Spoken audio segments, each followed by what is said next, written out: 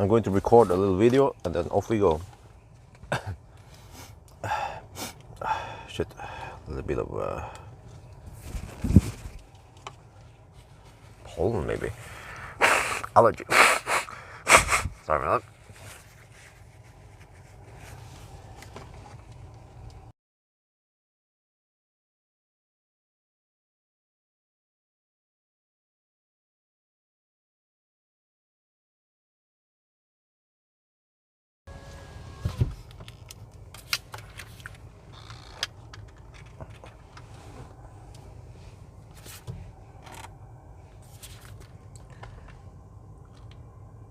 When it comes to consumption here while camping, we parked here with, wait, let me double check again. Was it 96%? Yeah, 96%.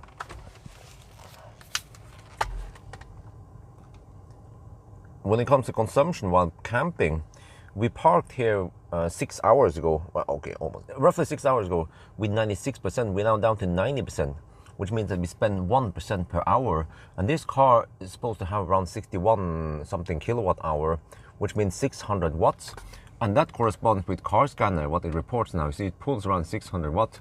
So through the night, well, actually, when it was colder, well, is it really? Yeah, it is actually 19. It's nice and warm. We have wind from the south now, which means we're going to get some headwind where we're going that direction. But yeah, I had it roughly at 27 in the beginning, right? But then in the early morning hours, just like an hour before I woke up, I turned it down because it was actually getting hot in the cabin. So, all right, that's it. You can probably camp for a long time, especially in summer. Winter, that's a different story. Well, okay, I think we're good to go now. The plan is that we're gonna try to do a charging test. Let me see how easy it is to find this. Well, maybe I have it in the history, recent. Circle K, yeah, this one. Okay, I want to go to Ionity and charge there and do a charging test, but I need to arrive there with 10%. We have 90% now, and I estimated that by the time we get there with some headwind and stuff, we might be at 10%. 262 kilometers away. We have 320 kilometers of claim range. All right, let's go. Go. Wow, that was fairly quick. Wait, what? Huh? What? No, why is it like this now? I wouldn't want it to be.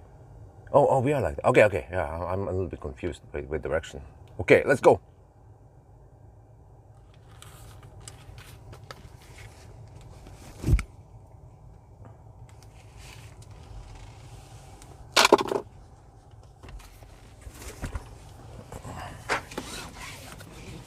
Alright, do we have sound? Sound check. We're gonna leave right about now. Need to get ready.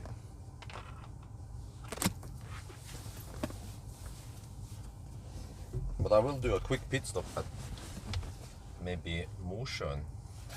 Take a little pee. Wait, or Mo i Rana. Okay, but I might go. Yeah, I might do it to Mo i Rana and then go straight. Yeah. But when it comes to recording, let me see. Oh.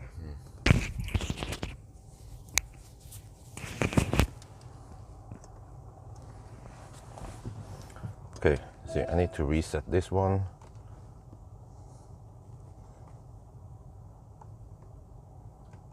From last charge, okay. It's actually very nice that you can reset from last charge, even though it's last charge.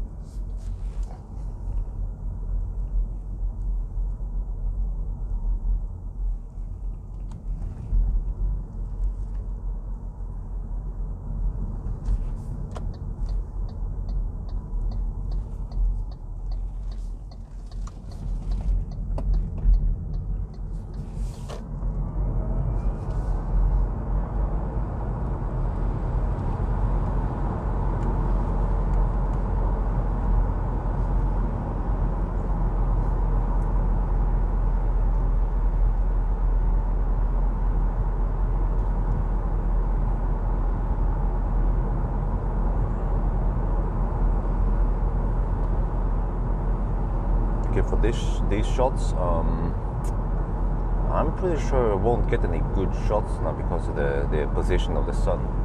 But it is cloudy, however, so I'm not shooting any 4K. But I need to get some drinks, maybe even, yeah, we'll see.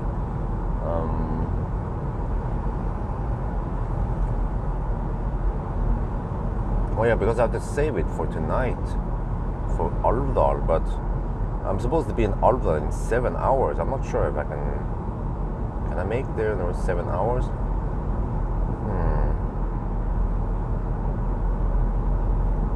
And record the last stretch from Alvdal to Elverum.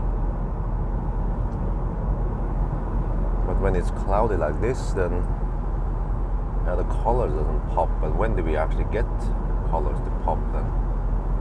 That's the thing. But yeah, that's the problem. If I want to record this stretch, I want to record it from Arctic Circle, not from Krokstrand.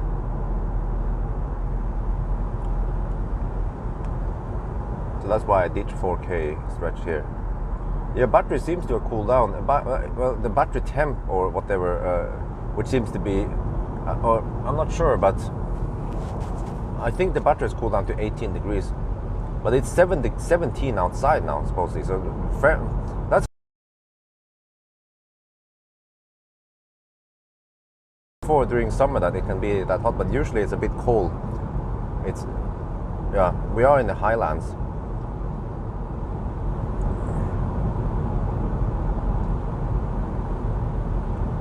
So we get some cloudy weather on the way south, well, partly cloudy, but eventually we get the sun in our face.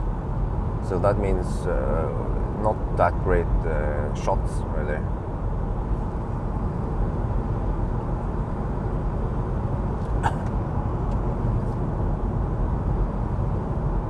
But I look at yesterday shot and it looks okay. Now the only problem is that my laptop, man, I don't know what the heck is wrong with my laptop from time to time. I always have it in the standby mode, or maybe I didn't. Oh, maybe I forgot that it was not in standby mode once. So I just pick it up and I put it in my laptop, in my backpack. And then when I took it up, pulled it out last night, it was at 5%. I was like, whoa, it's been running until battery is low. I was like, oh shit. Next time I should always check that it's off. From time to time I will have it running because I've been syncing some files via the cloud, and then I forget that it's on. Especially because it's not making any fan noise, but from time to time it will actually just turn itself on for some reason. And then the problem is that I did not bring the charger, the mobile charger. I have it. It's not that big, but normally I never use it for normal trips. But maybe I have to remember to always bring it now, in case I need to go on. Yeah. But I'm thinking about, okay, that one is a little unit I always have to bring. The problem is that I always have to bring it with me, even if I don't use the car. I mean, if I don't use it. And lots of press car. That's why I was fed up with bringing it in every press car I had, because I didn't use it 99% of the time. And especially when you get in some press cars, they have somewhat limited space in center console or whatever. And I always bring this bag with cables, extension for a 12-volt splitter. Yeah, some live stream equipment, microphone pouch, the mount for the phone holder, lots of stuff. So I tend to minimize, remove stuff that I never use or almost never use. Like USB-C, I have lots of cables, but USB, and I have one of two USB. I have several USB-C, USB-C cables because they are more common nowadays. But I also have USB-A, USB-C, because some cars, they don't have USB-C. And I also even have a USB-A, USB micro to charge Draghi if I need to. But I'm thinking about getting some PD stuff, power delivery. And the adapter I just happen to have, which is a 12-volt adapter to one USB-C, one USB-A. I think it's not that powerful and it's not that big. So I was thinking about getting another one that is more powerful and with power delivery. It's a little bit bigger, but it seems like the problem is that my cables are not PD standard. They're not thick enough. They're just regular USB-C. So I have to get PD cables, because then I will be carrying more or less the same equipment I'm normally carrying. They are just tiny bits better, a bit bigger, a couple of millimeters bigger. But then I have PD capable equipment, so I can charge my laptop. I tried to plug in my laptop on the USB-C, but it didn't charge at all. Even overnight, it didn't charge. So I was like, damn, whatever. That was a bit cumbersome, because when I wanted to start a new live stream session, I had to do it in my phone. Normally I do it on my laptop. It was a tiny screen on my phone, and well, I had to. Fortunately, with Opera, you can request the desktop version from the site. Whoa, whoa, whoa, whoa, whoa, whoa, what the heck?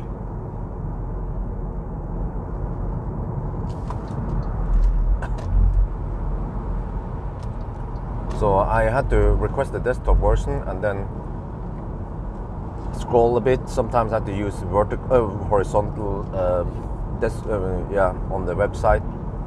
And then I managed to start prepare these two live stream sessions. Good morning. So yeah, maybe I'll do that. What I need is just one cable, a PD cable, and change the car adapter thing to a more powerful one, and that will be it. Then it should be able to charge, even though it will charge slow. But in case I need to, I don't have to bring extra equipment. Yeah, because this is sometimes something you guys don't notice, but I bring a bunch of stuff with me, some sunshade, some cables, some stuff. There's always this bag of equipment I carry with me between cars. The sleep was actually quite good. The car has flat floor. Fortunately, cars with not flat floor becomes a little bit cumbersome, but it is a bit tight. But fortunately, I managed to sleep diagonally and barely fitted there. I had roughly 175 centimeter space diagonally, and that was enough for one person. For two people, what you want to do is push the seat more forward, both of them, and then you have to pad something in the footwell, and then you'll probably have 190 centimeter, maybe, or maybe not, I'm not sure, because you can only push the seat a certain amount forward, which means that I haven't measured, but in this driver position, I might have only around 150 centimeters. So you can extend it maybe to around 170. So yeah, two long person might not be able to fit in here, but at least two medium-sized Asians will fit. But then you need to push the seat forward, and I didn't have to do anything. I was just bam. USB, Well, I also consider that I can get a 100-watt USB adapter, but that's another piece of equipment that takes up a little bit of space. And the problem is that in case some cars, like I said, they have tiny center console, and if I have too big stuff with me, it won't fit in the center console. I have to start splitting it or something like that. And after carrying all my shit, like my lap, the original Lenovo laptop charger, which is not USB-C, it's that squared plug, rectangular plug. Yeah, they have the rectangular plug. Before they used the round plug for a long time, and then they changed the rectangular plug. But nowadays, I think they only use USB-C.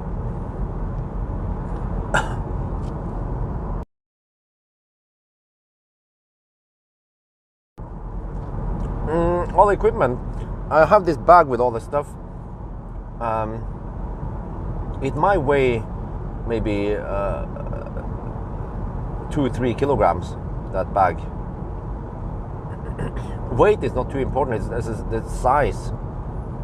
And I have to always bring all that stuff, connect everything in the car now. And then once I'm done, I disconnect everything tidy up. I don't just toss the cables in there. I kind of tidy them up around, yeah, and bring them with me to the next car. And I have so much stuff like phone holder, yeah, 2 phones, the live streaming phone, the car scanner, scan my Tesla phone with the cables. USB PD adapter square for all the, it's pretty convenient. Oh, yeah. So that's very convenient that you can use that USB-C for charging phone, for example. So I could buy one of those and charge a live streaming phone. Live streaming phone usually needs a lot of power. And then some cars, it depends. This is always the dilemma, because some cars, I can show here what I'm talking about, by the way. I have this one here, which is a USB. No, it's a 12 volt. It also shows voltage here in the display, and it's disconnected now. But you see, it has one USB-C, one USB-A, but this one is roughly 65 watt, I think. A trust or whatever. So it works okay. I mean, for live streaming phone, I get 10 watts or 20 watt or whatever on this cable, but it's not the PD cable. But it works great. It's enough to power the live streaming phone. This live streaming phone tends to be a bit thirsty. It needs to run. Yeah, okay. Like it wants to charge fast when I can, right? Because sometimes the phone overheats, and then it's not charging. And also another thing, yeah, what's important is that sometimes when I leave the car and the car is off, it won't be charging during a charging session or whatever. So then it discharges, and so the percent on the streaming phone might drop to 80%, 70%, and then it charges up. So with some cars, they charge slow. Maybe they provide only 1 amp or some shit, like 2 amp, but I want something like, I don't know, more than that. I don't know how many amps. But if I have that dedicated car adapter, it's just one extra piece of equipment, a little lump with some transformers and stuff. So I figure that the best deal is to just get a more powerful 12 volt cigarette lighter adapter that provides 100 watts or whatever it can output. But it's usually divided by the USB-A and USB-C. And also very nice for that adapter to have both USB-A, USB-C.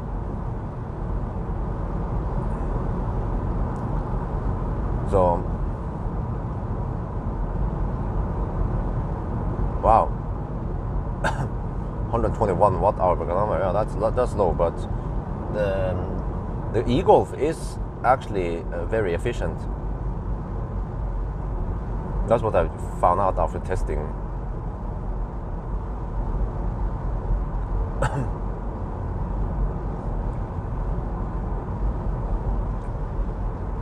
Well, okay, I ran out of drinks, so I want to get some, replenish my drinks. So Mo i Rana, but I'm now heading south, but I have to check here my direction. Yeah, it could work. But where do I start recording? I could try to start a 4K session. Well, actually, it might not work. No camping trick. This is the thing. Once you start the car, you press the brake, it goes on. There's no start-stop button. And then HVAC screen, everything is on. USB, everything is on. 12 volt outlet. And that's it. And then you just lock the car. And it stays on. It stayed on for 6 hours, no problem. So that was wonderful. And it didn't go, like, it didn't try to conserve energy and shut down or some shit like that. Like some cars, like I don't get it, man. Like, what was it? I think it was EQS, right? Humongous battery, but then it's being super stingy with the power. So after just 15 minutes, it would just power down everything. Like, why? You know, it is a huge battery. It would take forever to empty out that battery anyway. And then here it turns out that when I was camping, I used only 1% per hour for heating or cooling, around 600 watts. It's nothing. So after 6 hours of camping, I use 6%. It's a drop in the ocean. So EVs should be designed that if there is a if there is a start-stop button or a start engine button, lol, it should just stay on. Like the classic Ioniq, for example, it stays on when you power it on until you stop it. But many German cars, they tend to power down that shit after a while. Like MEB cars, Fat e-tron, why?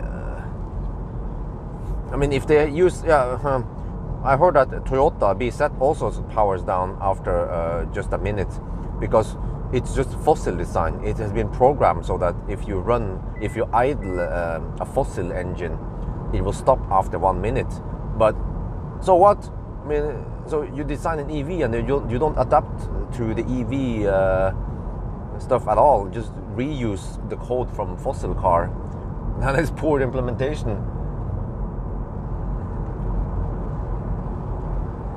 But then unless you go into my room mode, yeah, then the Toyota BZ keeps it on until you actually power it off again. So that's at least good. But and then for the MEB cars and like ID3, ID4 and the Fat e-tron, they still power down after half an hour, which is silly.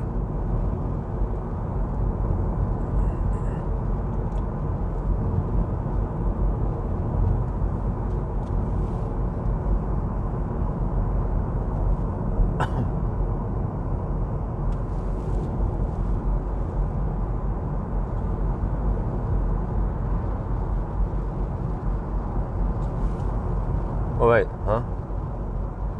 Oh, 100 watt on USB-C, damn, that's a lot. But the problem also is that if this is some kind of 12 volt outlet, I don't want to pull too much from it, because I'm also pulling, I'm pulling some power to this inverter actually, that then powers my camera. So my camcorder. The camcorder might pull, I'm not sure how much, 20 watts. So I don't want to blow the fuse on the 12 volts. So that's why I don't want to, maybe around 65, maybe 60 to 100 watts should be okay. Because most 12 volt outlets should have at least a 10 amp fuse. Most of them I've seen is roughly 180 watt max, which is 15 amp. Yeah, freaking ego, man. And also, like, why do we even need a start-stop button, right? Like, this MG4 doesn't have a start-stop button. You enter the car, you press the brake, it starts. Actually, if you don't press the brake, it doesn't start. But that's fine. It's just programmed like that. But Tesla and the Neo, once you open the door, it powers on. That's the way I like.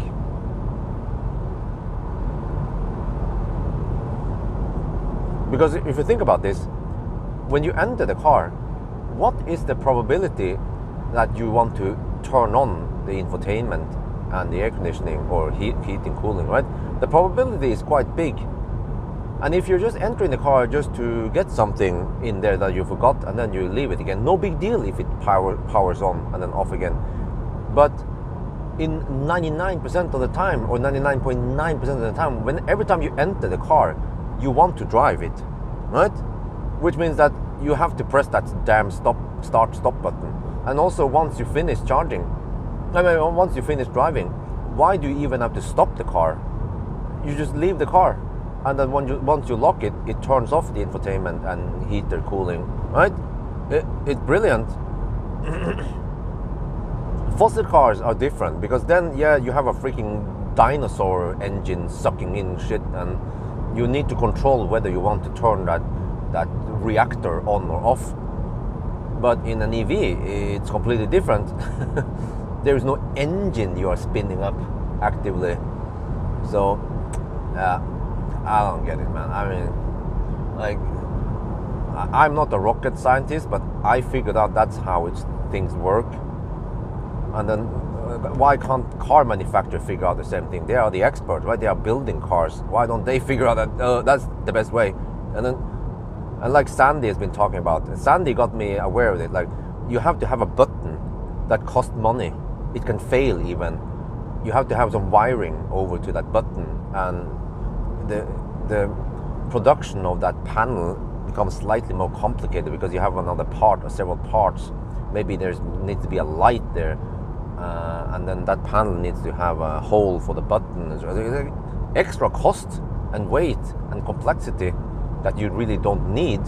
You know, that button is not needed in an EV. So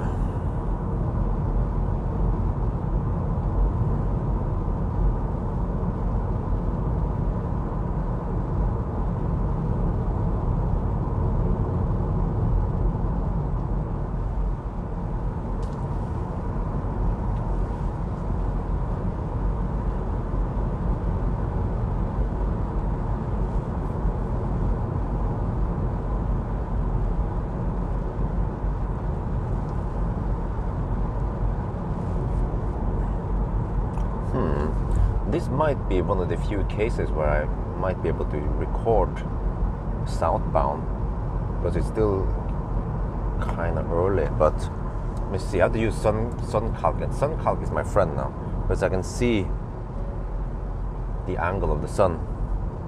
Oh, it's on the side. Yeah, that could. Why is the car driving so damn slow? What the heck, man?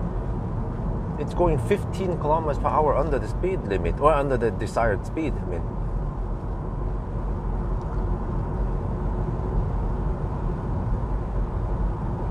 yeah, I think it should work. Once I get to Mosjøen, before Mosjøen, after Korgfjelltunnelen, I could record a segment, but it will only be from Korgfjelltunnelen to Mosjøen. Yeah, and then past Mosjøen, there is a stretch that is not very interesting. Oh, MG! Yo, what's up? No. I just said MG and then the thing just started. I was like, oh.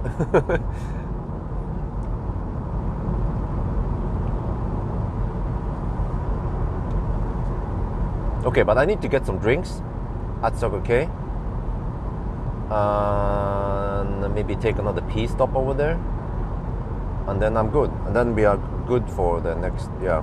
Because it's going to be around 200 kilometer stretch from Mo i Rana to Namsskogan.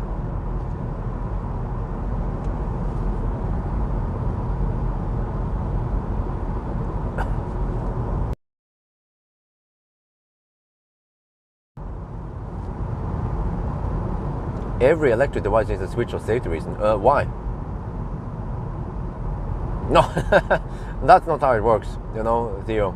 Because if a kid gets in the car, you try. Okay, tell me, Theo, how many million Teslas do we have around the world? How many kids accidentally got into a Tesla and started driving it? None, because they have to have the key there, and they have to be able to enter the car and then push the brake and then put the car and drive. If a kid can do that by accident, and also the kid, I mean, kids. Do you have kids? They press freaking everything.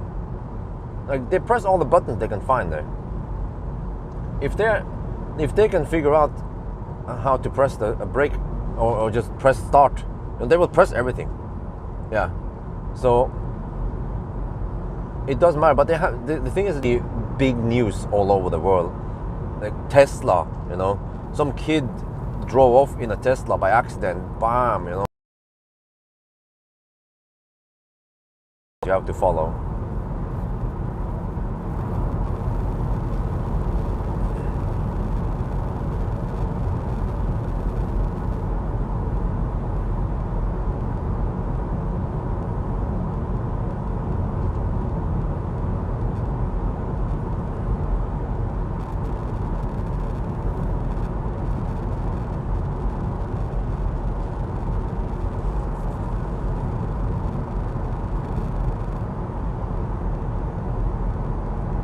back.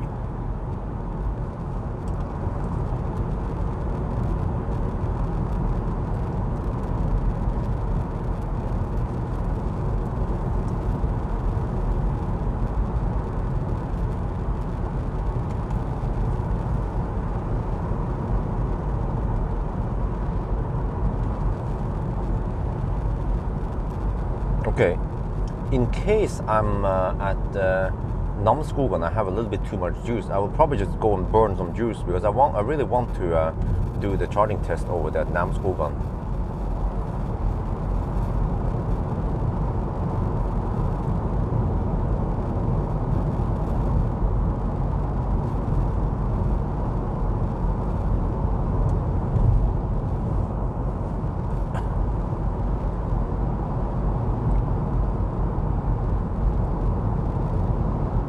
But yeah, okay, speaking of kids, well, if you have kids in that age, maybe you should consider pin to drive, so that, yeah, so it becomes harder. Well, that also, it's good to prevent stealing the car that easily.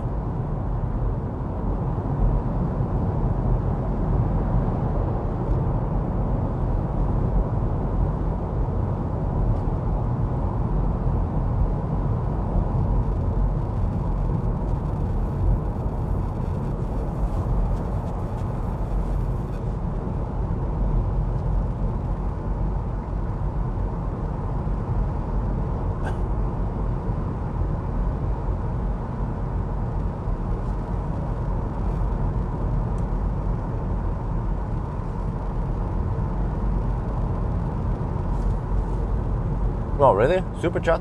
I thought Super Chat should you should be able to use Google Pay for Super Chat. It's Google's own invention anyway. That's a bit weird.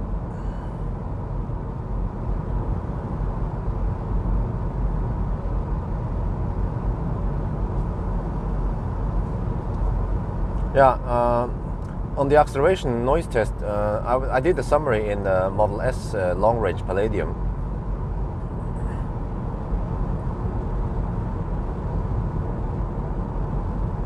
Oh yeah, I forgot it's Sunday, so there should be very little traffic. Yeah, until we arrive in Trøndelag, then we have Trønderstad.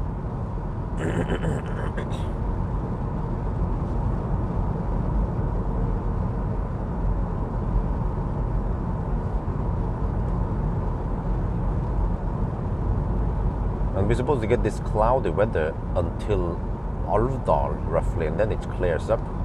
Or where was it? Yeah, in the Trøndelag somewhere. But eventually the sun will come from the south. Oh, it's okay, around 40-50% cloudy. Okay. Let me plan my stops here. Yeah, I think I want to stop. It's either a stop at Mo i Rana or Mosjøen. Probably stop at Mo i Rana. If I saw more EVs, EV apostrophe, that is so common. Is that spelling error or grammar error? No, that's spelling error. Yeah, a very common spelling error. Plural. But yeah, I see more EVs than before. It's always increasing, always increasing. Oh, these guys are passive, man. They're trying to overtake that, but they didn't. It is possibly the most misspell, or the most common misspelling, plural.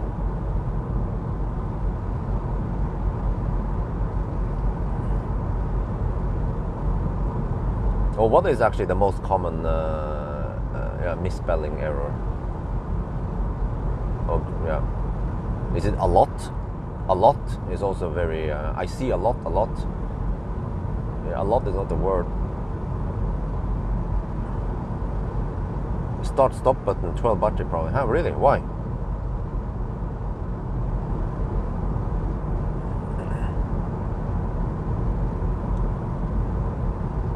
Quiet, yeah. It's a quiet car. Yeah, okay, yeah. Now I think that one is not too common, because I see the plural error like so often. Every time there is something like Teslas, EVs or something, they always misspell it. Like even natively speaking people, like Americans or Brits, or countries where they use English, they still misspell them. But I mean, even in Norway, people have many errors. Oh, that's a really slow poke. Holy crap, man. Oh, it's electric. Oh shit, electric van. Scheisse.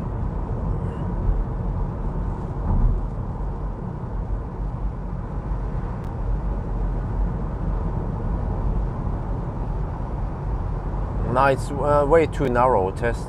Well, actually, no. Well, it's kind of, but I think you should go deeper, at least to 10% before you get a good result. Because I don't remember how e-golf is, but measuring from 99 to 44%, that's 55% of the battery. But it's usually at the bottom that shit happens. So some cars will drop way faster towards the end. Or many cars actually tend to be like that. They don't have a linear scale, which is a bummer. Because that's also another thing, by the way. State of charge scale should be linear. For a good EV, like a Tesla, lol, and state of charge scale should be linear. Like it's so common nowadays, or bad grammar is, it's not uncommon. Yeah, you should not have double negation. I also see that very often. It's not uncommon to have unlinear state of charge scale, and it's not good, because if you look at the percent and you think, oh, we spend half the battery, we have half battery left. No, you don't. You have only around 45% left.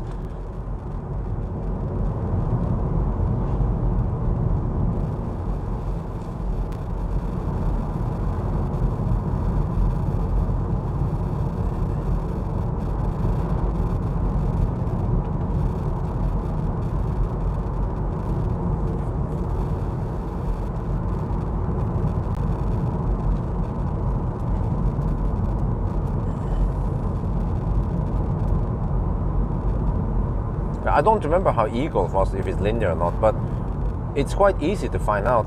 For example, if you charge to 100% and you use 50% of the battery, and then you calculate, it will look like you have more energy than you really have.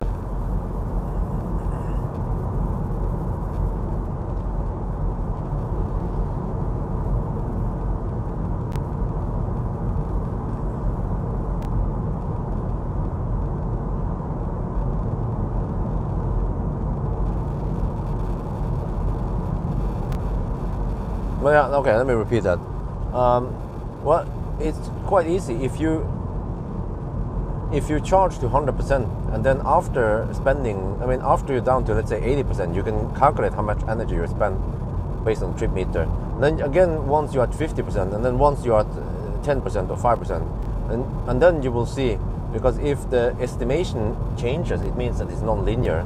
But for a Tesla, if you calculate like that, it will be dead stable all the way down to 0.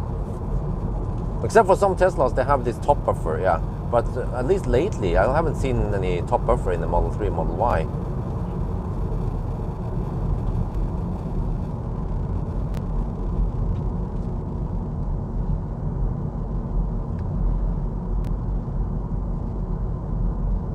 And also, I suspect that because the state of charge scale is non-linear,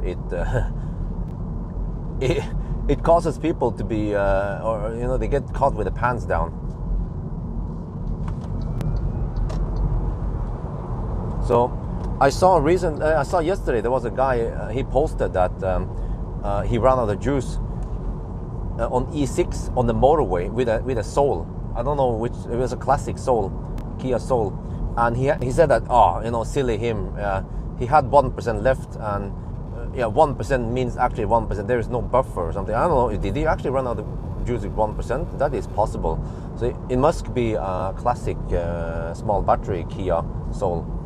But he ran out of juice just 1 kilometer away from Circle K Minnesund. But there was an uphill.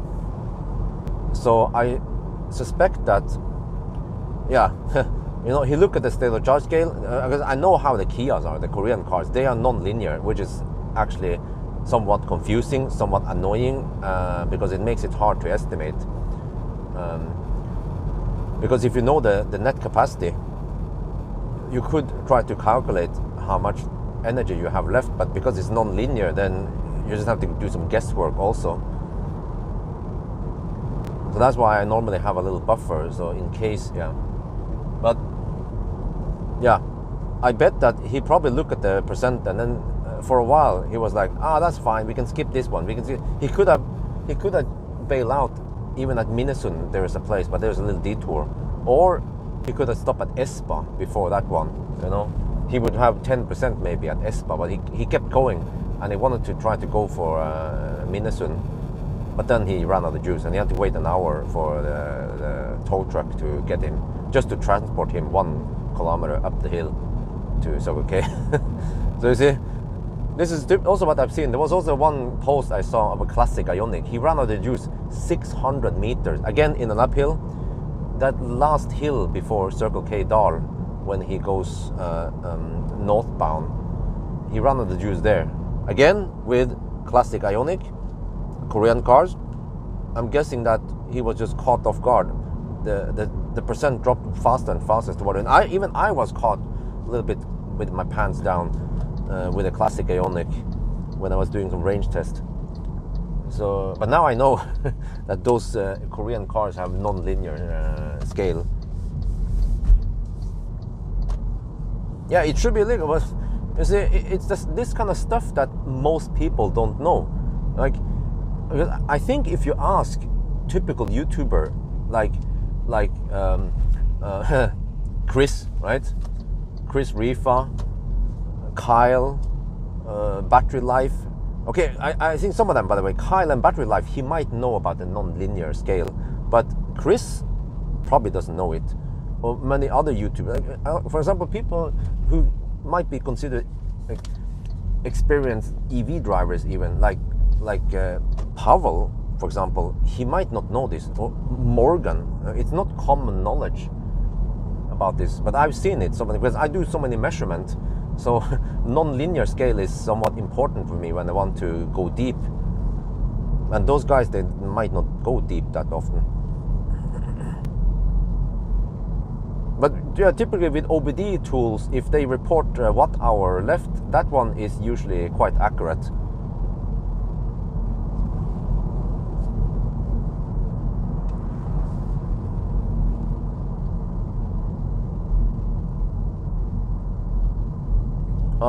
I haven't done any underreporting test, or yeah.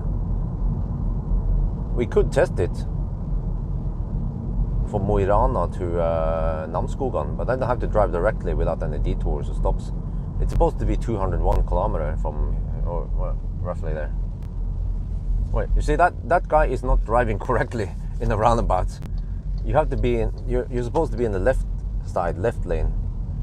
He was on the right, because he was usually applying typical logic. If you want to go straight, in most cases, you have to stay on the right side like he did. But in that case, you actually have to stay on the left. So most Norwegians don't get the roundabout right.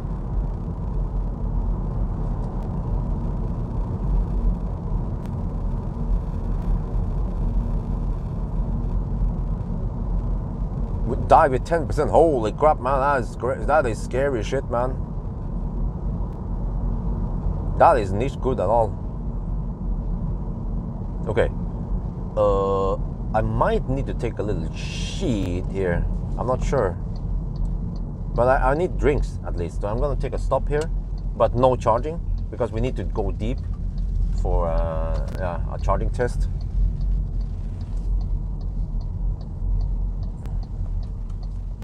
Oh, it's a Polestar PP with the upgrade. I see the white emblem. Okay. Let's see. Let me just park. Wait, I could need a little cleanup also. I see it now. But let me park over here so I don't block for any cars. Oh, I can use this one. Yeah, yeah. Let's do it here for you.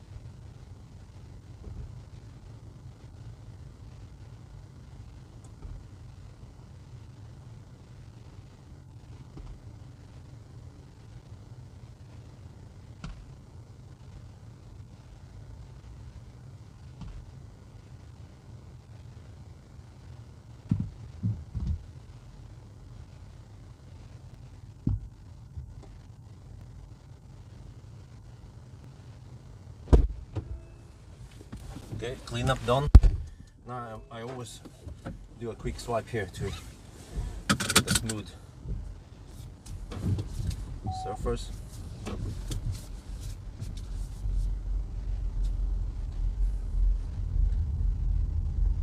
Okay, I want to face away from the sun so I don't heat up anything.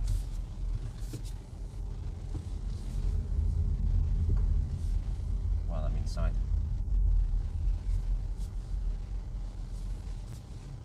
Yeah, that one had soap in it. It's not common.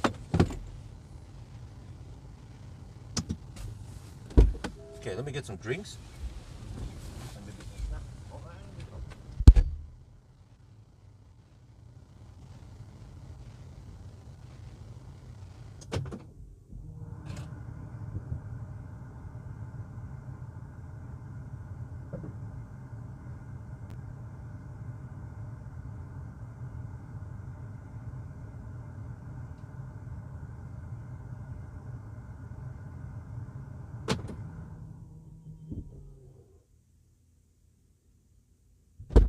This is strange. You see, I don't want the thing to beep, so I will disconnect the OBD. Suddenly the alarm might go while I'm gone. Okay.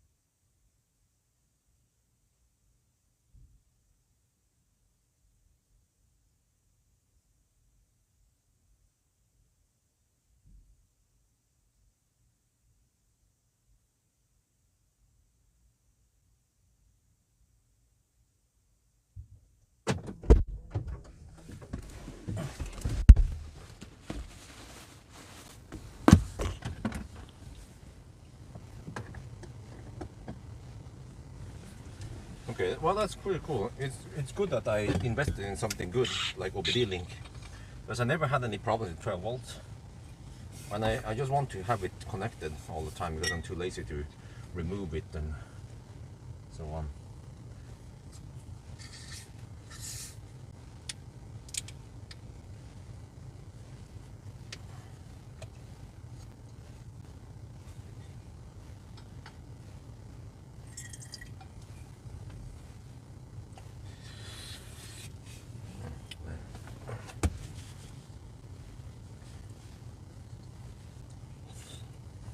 When I come to the north, summer feels like I want to go even further north. Let's say Tromsø, Lyngen North, but what are we supposed to do there? We went to Lyngen North in summer, but we're not turgåere, so we're supposed to walk triple on there.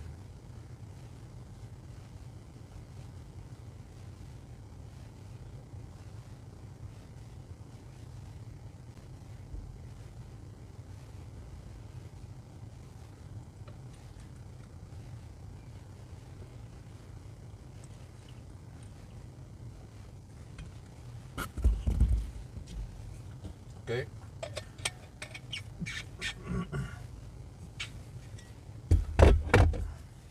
Drink has been replenished.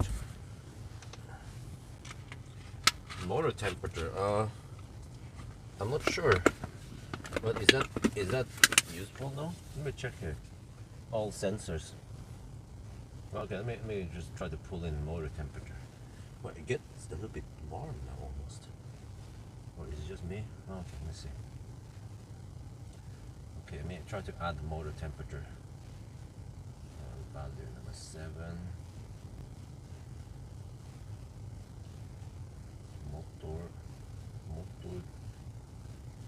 Motor temp. Okay. 33 degrees Celsius. Alright, let's just keep it over here. Okay, do I need? Yeah, I'm gonna take off the jacket. Man's not hot. Okay. Okay, this is gonna be a long drive, so I'm prepared now for a long drive. I guess we can do a distance check. It's supposed to be exactly 201 kilometers from here to Namsskogan. Yeah, let's see then. Motor torque. Torque also, let me see.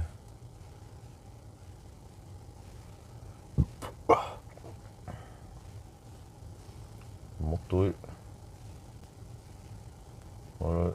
torque. Okay, I have also that one available. Okay, let's go. This is gonna be a long drive. But when it comes to video, that's also something I have to consider. Do I want to record video or not? Wait, is it really 21 degrees Celsius outside? What? Yeah, it feels nice and warm. It's we have hot winds from the south now. Maybe the hot wind from Morocco is coming here. So we have a headwind on the way back.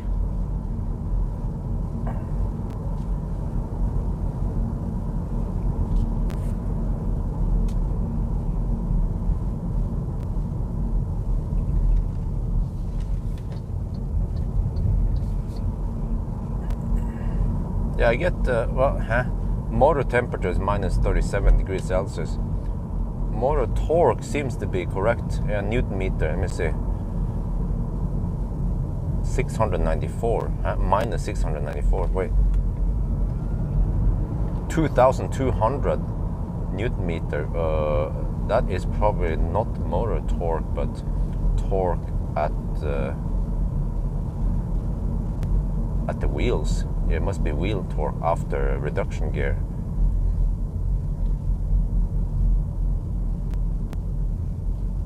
Well, the kWh seems to be operational now.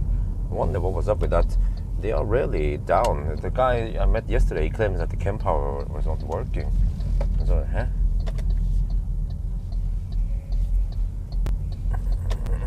Okay, I need to do some hammering here.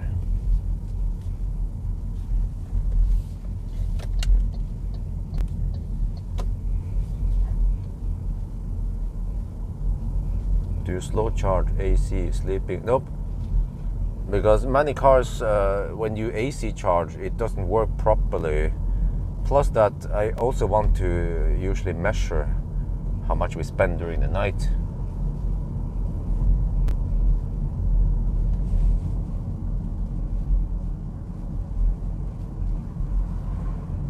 Okay, that guy is kind of blocking it. Okay.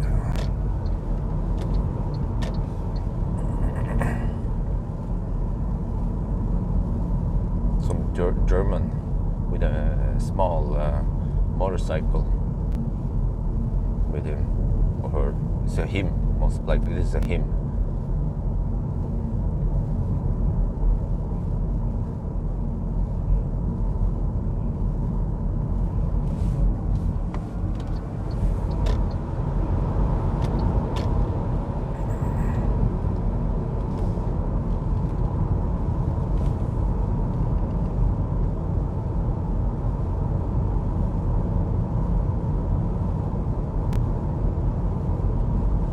Yeah, oh yeah, there could be maintenance at night because it was late.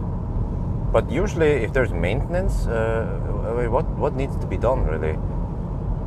Rebooting? Oh, no wind over here at least. But I look in the wind map, it's supposed to be headwind.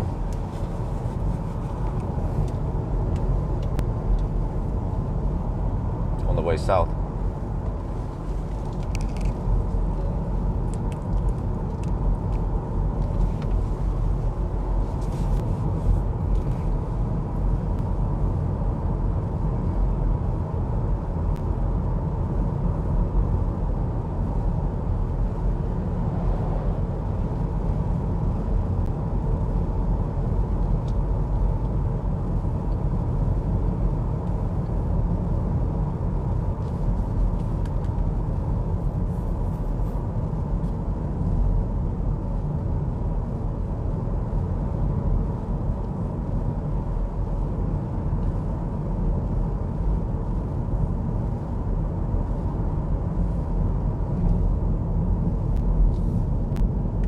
Oh wow, very little traffic on a Sunday morning. Yeah, this is usually how it is, right? It's in the north, so it's not very crowded over here. No Stau.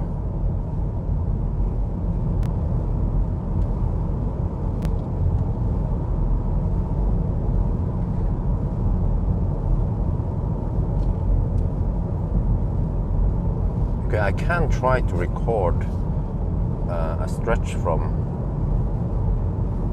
Let me see. Do I have enough space though? I could try to record from. Those are nice over here, but yeah, after Korgentunnel to Mosjøen, this is a short one. And then it doesn't get too interesting until after Trones. Yeah. No, Trofors, I mean Trofors. And then it opens up. That stretch is nice. Until Namsskogan. Yeah, Trofors, Namsskogan, maybe.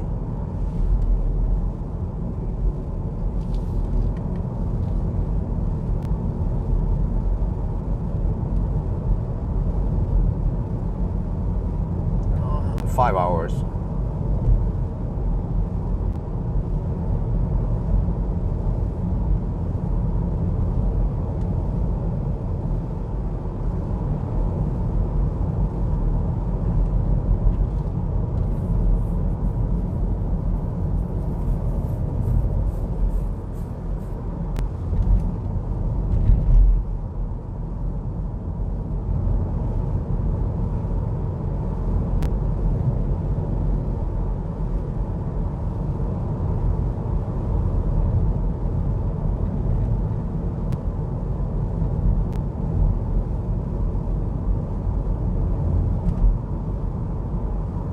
What's so funny?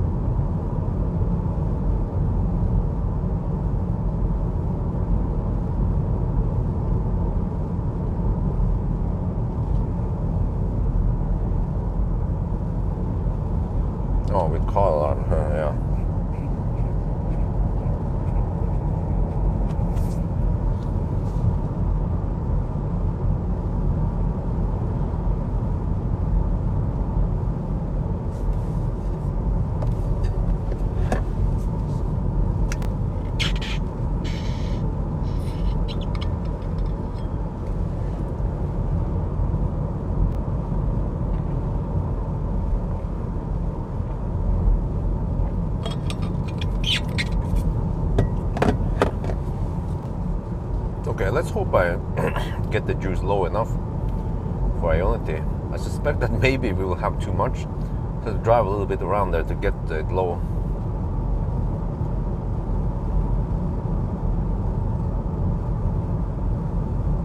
Or I could try to time it for clat instead.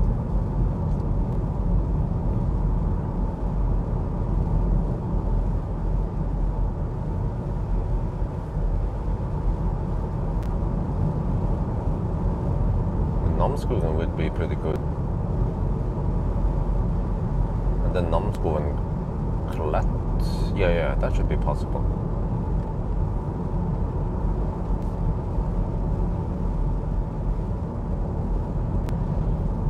Oh shit, there's a Toyota in front. Musk Hammer Toyota.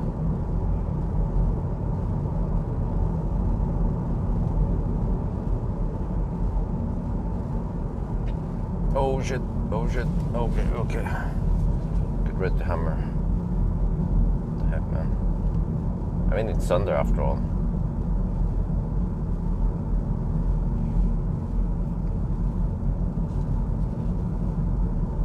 Oh, it's a Prius. Oh shit.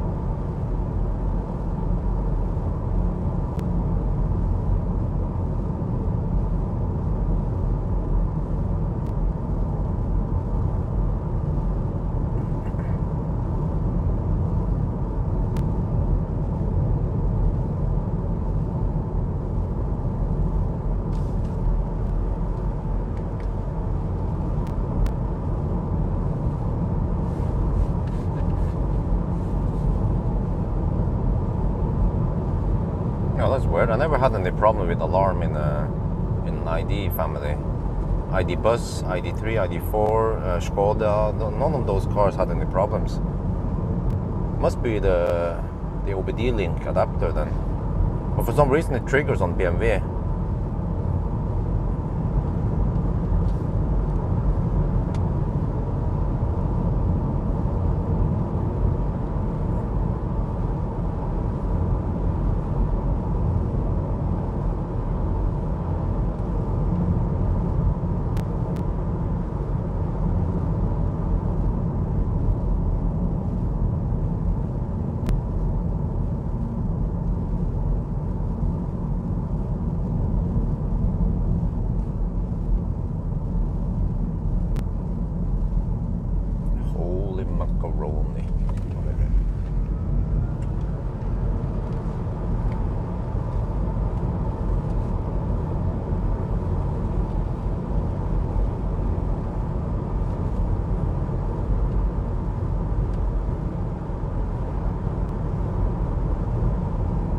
Nice and calm over here in Mo i Rana.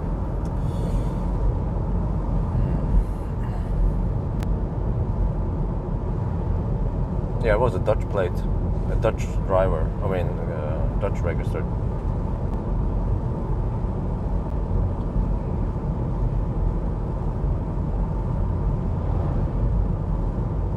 Maybe they don't have twisty roads and mountains in Netherlands. Actually, they don't. They don't have mountains. This is way too tall for them.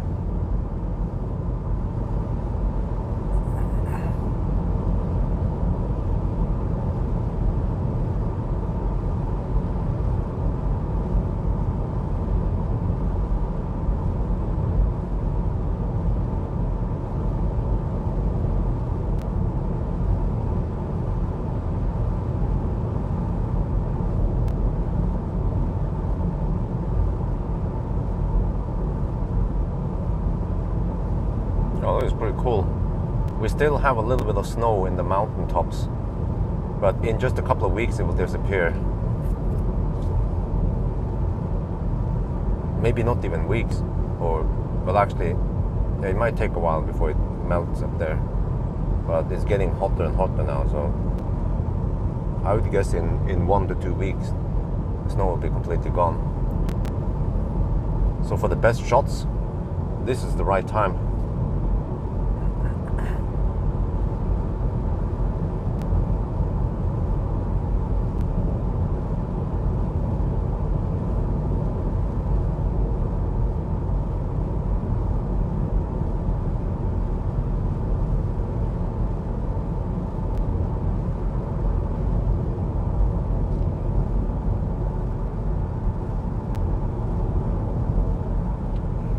Dunlop?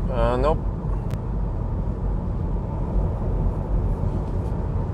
I used many different tires over the years, but not Dunlop, from what I remember.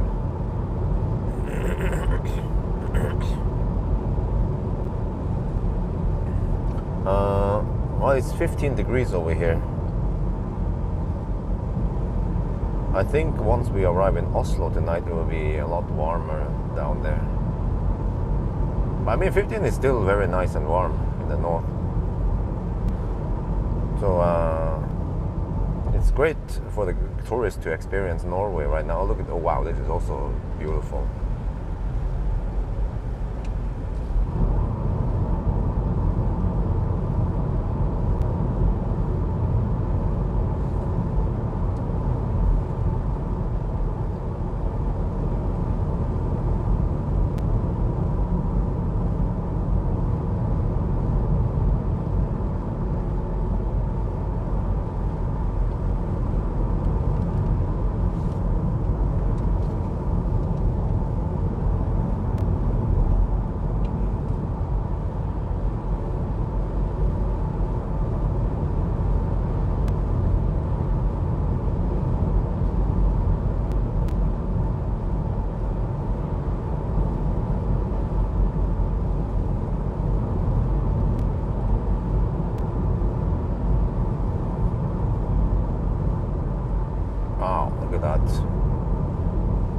A long waterfall from the mountain that goes into, wait, it just ends, and then there's some snow there.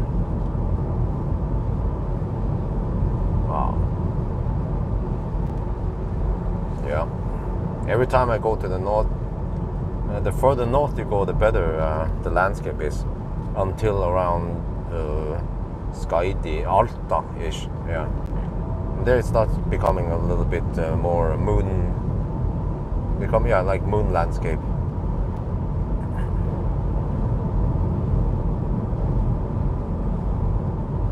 But the best view or the best mountains are, in my opinion, the Lyngen Alps. They are just stunning.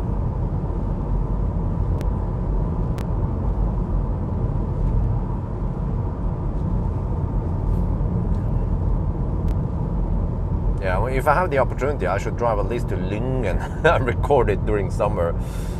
4K around Lyngen, from yeah, maybe from Alta to Tromsø, that drive. But it needs to be done at the correct time of the day, right weather. Let's see, heading south, then I need to do that early morning then. Yeah, morning hours. Oh, dropout coming.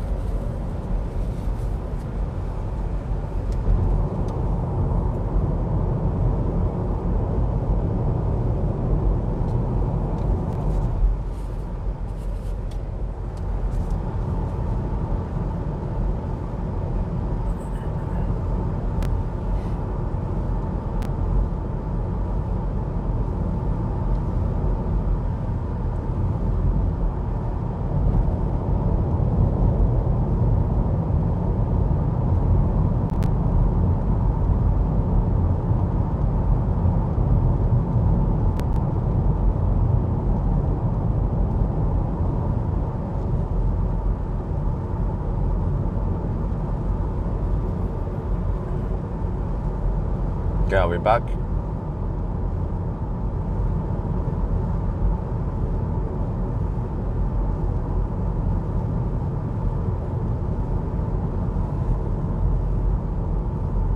Going back. Why don't I live in the north? Well, if you ever noticed, the press events, they tend to be around Oslo.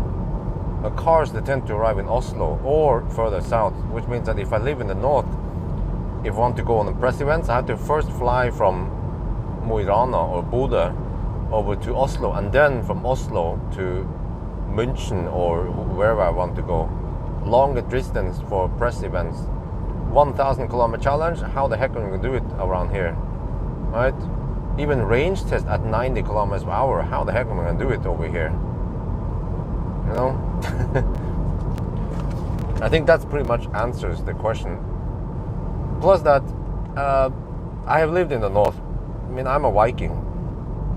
Like when other people freezes, I still think it's okay. Like yesterday, up on the mountain, it was 4 degrees Celsius, and it was fine.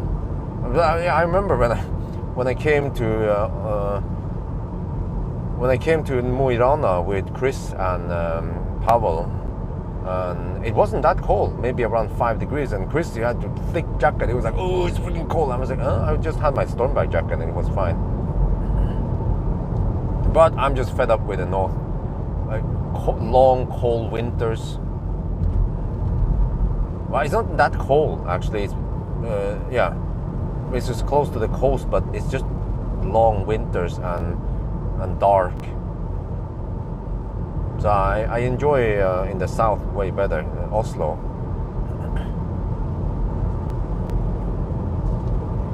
Cabin in the north, it will be way too far to travel. If you want a cabin, you want to usually have it in close proximity to your home. Like people who have cabins, they usually travel only 2-3 hours to the cabin. No, because why would I want a cabin here, right? If you have a cabin, you want to use it. And if you need to travel 15 hours by car or fly over there, then that's not good. If I want to come in the north here, it's waste of money to have a cabin if I don't use it regularly. Then it's easier to just rent hotel or a camp, cabin at the campsite, camping plus, or even Airbnb. The cabin requires some maintenance, which I don't have time for anyway, and it's too far away anyway.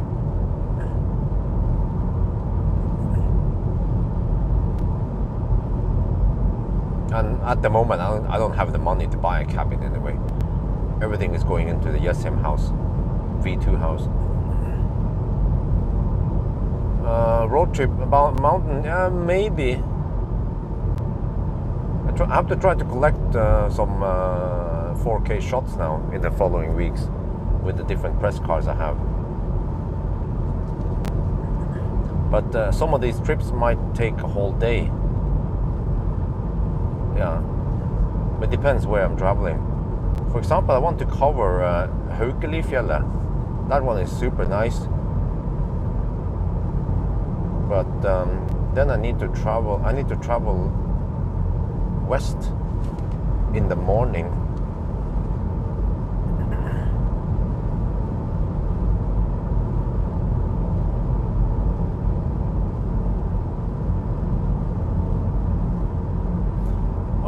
I'm not totally convinced that retiring in Thailand is the best. You probably haven't been there, right?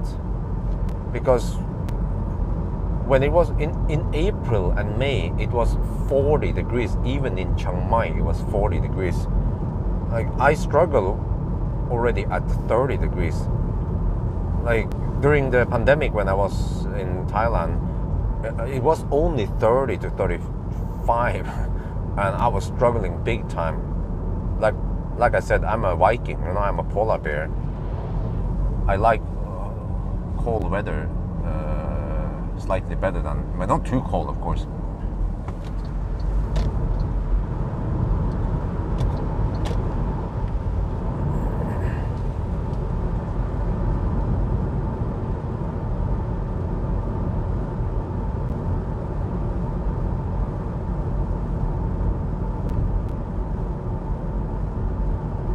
For the land, enough, yeah.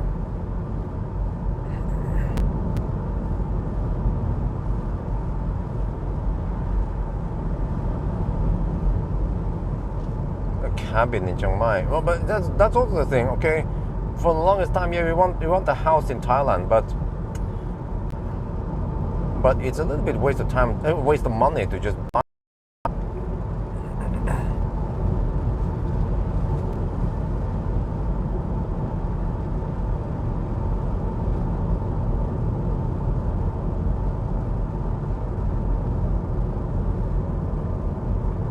But yeah, also heat stroke is not good, I heard. So in Thailand, I mean, once I retire, I will probably stay there. Okay, rain season is not that hot, so I could stay there maybe 6 months of the year. But then I'll probably go, yeah, well, and then for the rest of the year, I'll be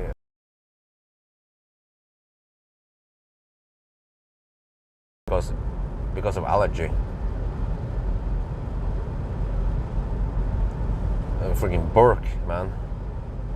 And then Thailand's too hot, too damn hot. So maybe Spain or south of Italy would be good, or California.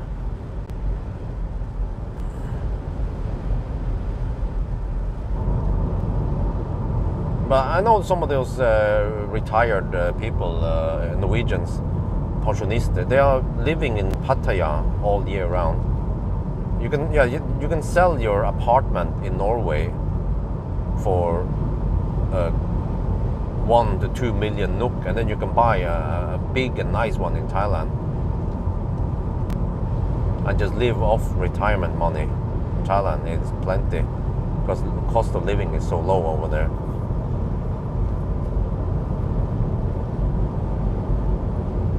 Okay, now we feel the wind.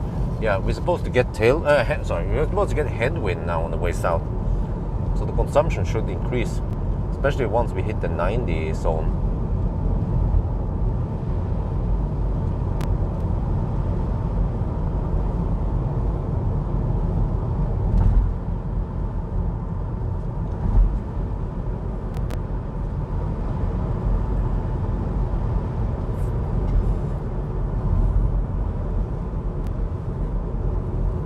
I've actually not rented anything for that last.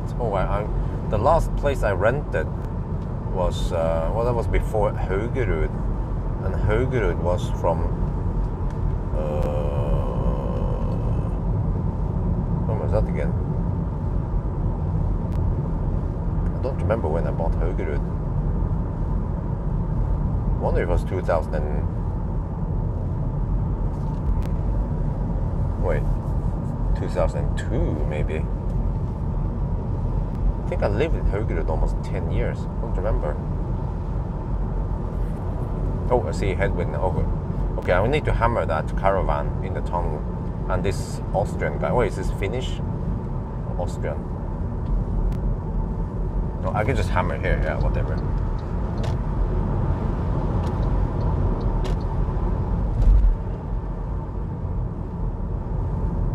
I can just hammer these guys before the tunnel.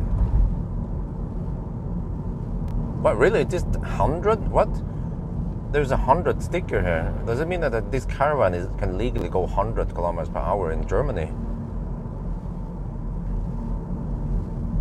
Whoa, it's slow. Holy macaroni, slow. Okay. He's using all his 70 horsepower. Okay, let's go.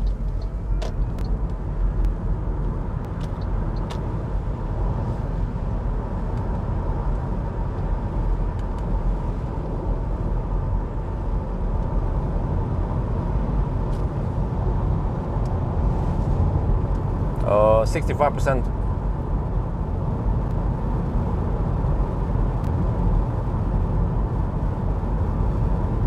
Well, Croatia has joined Schengen now and maybe also adapted to Euro.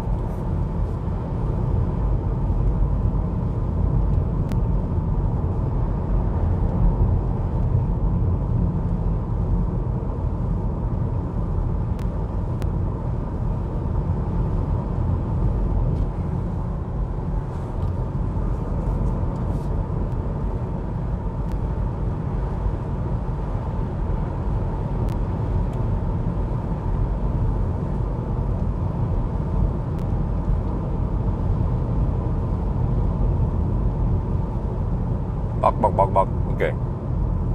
Welcome to Korgen.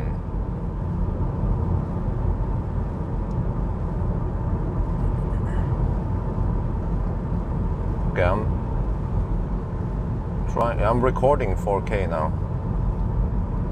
I'll record this one until Motion. Motion approach is quite awesome. And see, we have a little bit of cloud, so maybe we get an okay shot here. The southbound is always tricky.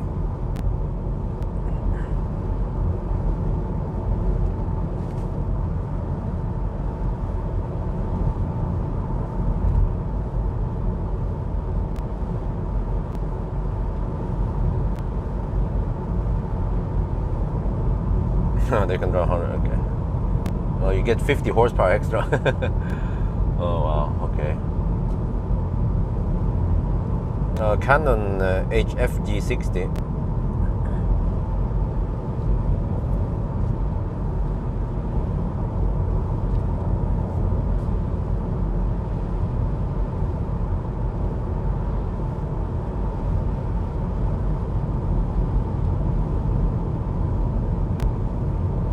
Well, that would be the most pointless channel ever, tunnel driving.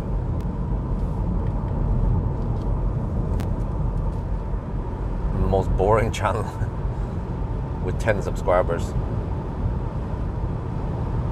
and they're all from that boring company. Okay, interesting. Now we get headwind.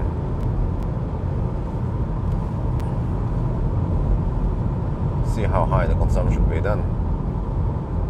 Because we were probably riding on the tailwind many places yesterday, but what comes up must go down, right?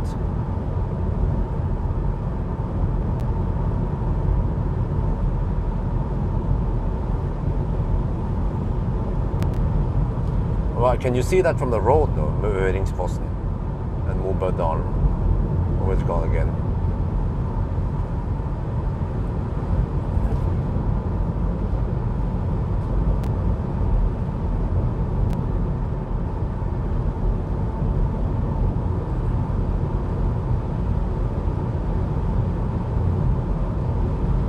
Okay, we have a long stretch now. 147 kilometers. Oh, but there are some high-speed stretches. Yeah, that's right. But the car claims 2 hours and 4 minutes. That means around 70 kilometers per hour average speed. Now, I can normally average around 85 on this stretch. Huh, what?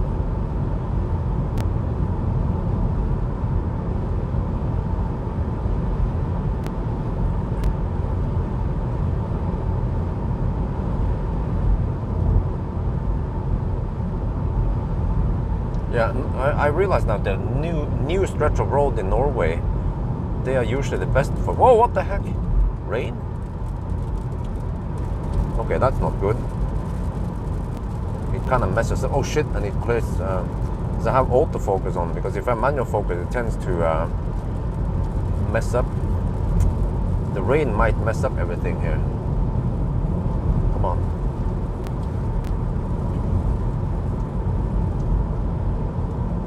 Because if I use manual focus, it tends to slip. I'm not sure what's up with that. So the focus slips over time and it comes out of focus. That's why I tend to use autofocus. So it gonna, if it slips, it will just re-lock back to where it should be.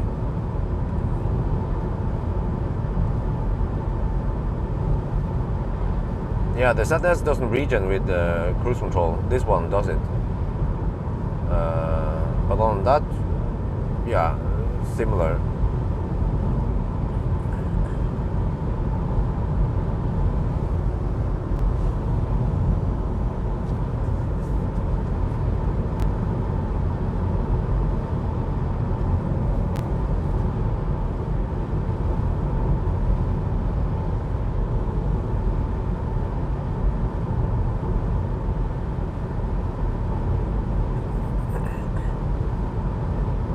.4K 4K channel for landscape.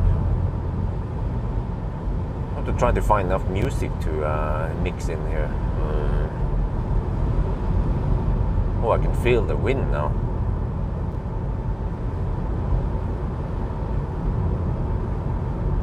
Oh, there's so much fiddle heads around here. Well, we tasted it, and at least it's like falt ikke smak. It didn't fell into taste. Yeah, literally. We didn't like it. It has this strong earthy flavor.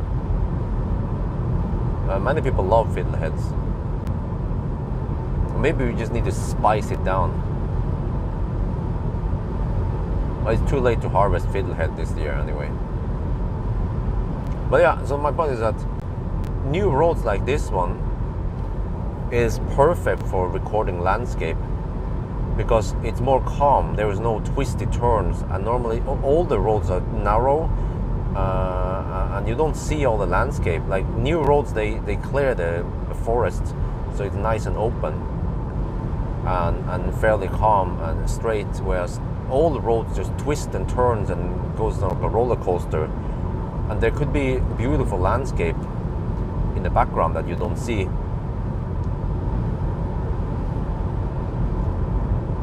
This one out of three for about the same price. Good question. It depends if you need the space or if you want sportiness or an efficiency.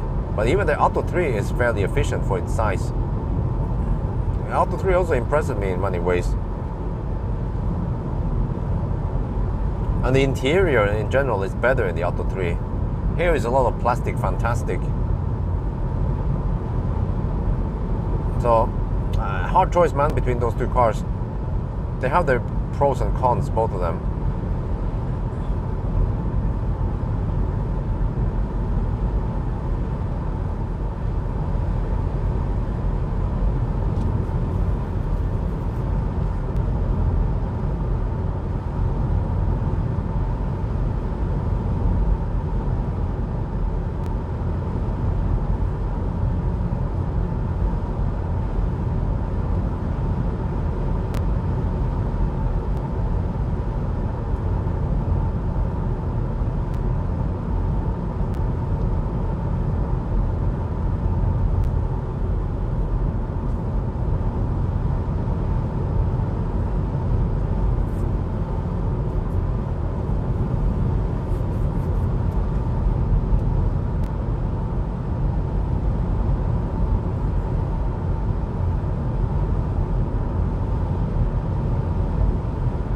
Wait, but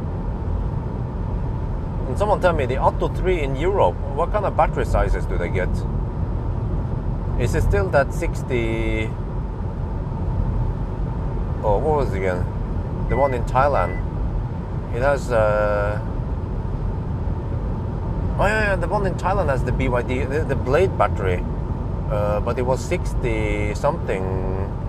Don't remember. 63, wasn't it? 63 kilowatt hour Blade battery.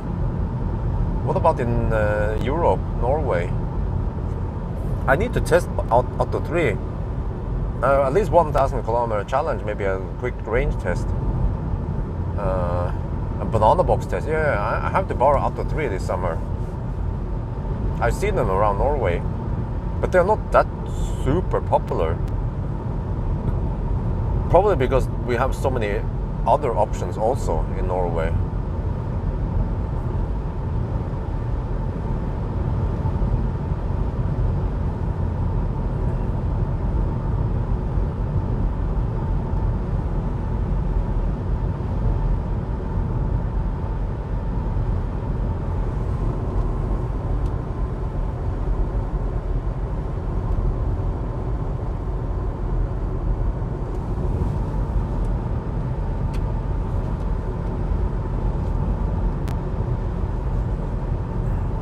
Only 791. Wow, okay, that's not much at all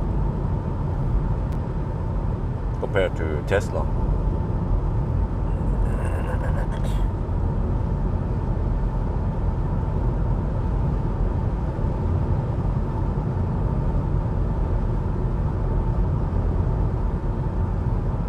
Yeah, what is an Atto? Just like, what is a Kona? Or what is a Pace, right?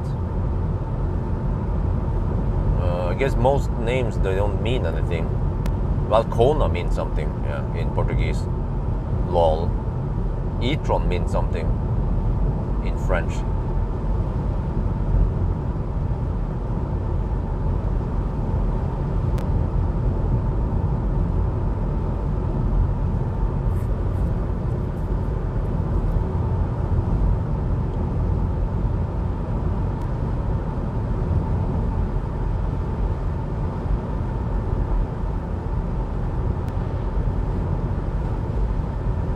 I'm getting a little bit hungry. I will have some reheated pizza in about 1.5 hours at Nammerskogan while I'm doing the charging test.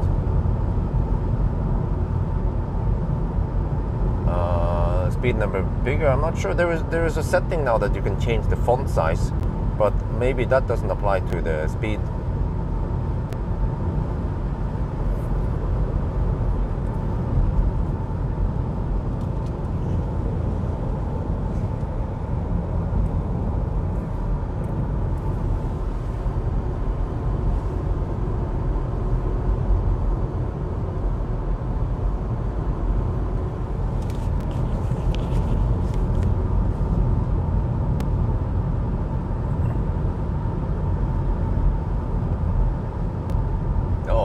Slow Volvo coming.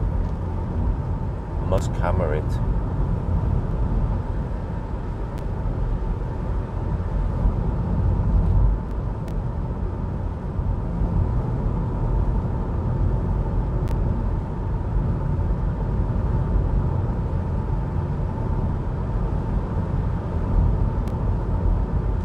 Yeah, this road is getting beaten down now. It's not that old.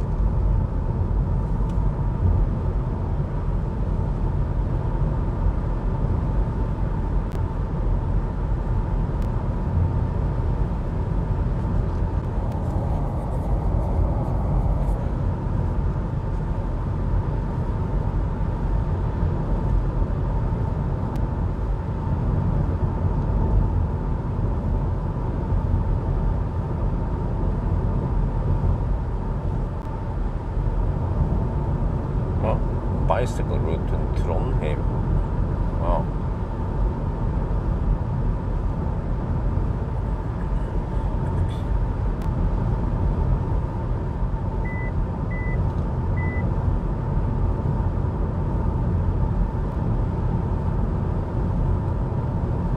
Trollsing, yeah. This is the beginning. Still more to come. Wait, did I record the way up yet? Oh, yeah, I think I did. Yeah. But then not the rest of the trip. Oh, what the heck is that? Coal rolling? Shit, need to pass that guy. Hey, oh man, he slows down in the. Oh, holy shit! He slows down in the tunnel like a typical Norwegian Nissan. Oh shit! He was going at good pace before the tunnel. Holy crap, he slows down now a lot.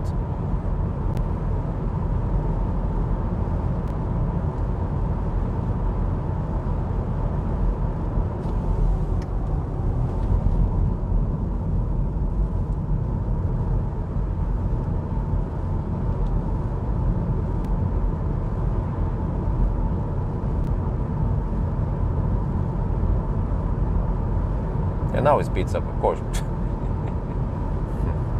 Okay, but must hammer. Let me see. Oh shit! No, there is no possibility to hammer yet.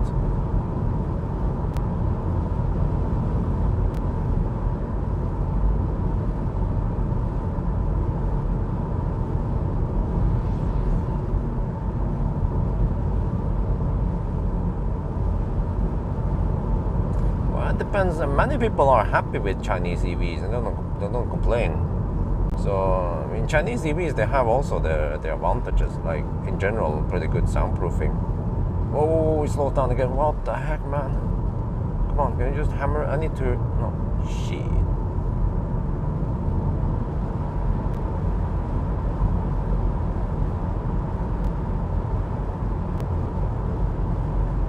Okay, there's the pass sign. All right, downshift. Build up some turbo pressure.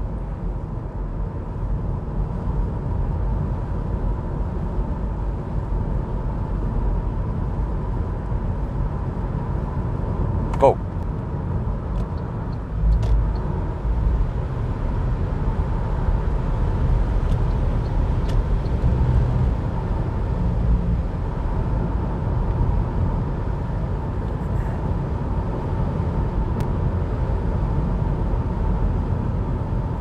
Freaking Nissan, man.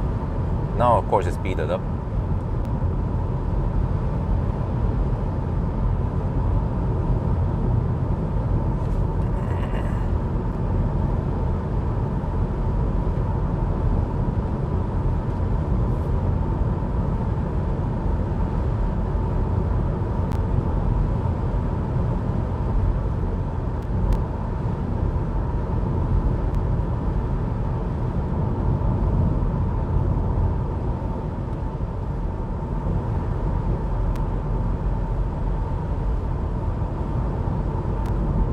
And actually, he speeded up once he saw that I was trying to overtake him. Because I noticed that it took a little bit longer than expected. Okay, but we're almost in Mosjøen now. So let's see now. What do I do? What the plan? I have to think that I have to stop the recording, but not right there. I have to pass Mosjøen a little bit, cover some of the beautiful mountains. And then I stop the recording. And then we might switch back to 1080p for a while until Trofors.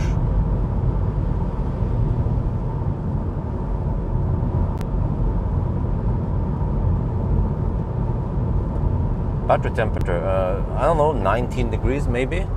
It's reported as battery temp, but I'm not sure. That looks like coolant because it changes fairly fast. When we are charging at least, so it can't be battery temperature. And then preheating, no, I don't know. Motor temperature is minus 37 degrees Celsius. That one is useless. Torque, I'm also not sure, so I might just remove those two numbers. It claims 485 Newton meter, which doesn't make any sense. It must be wheel torque, not motor torque.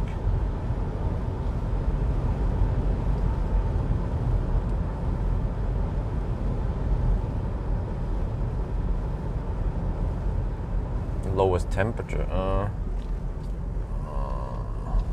guess.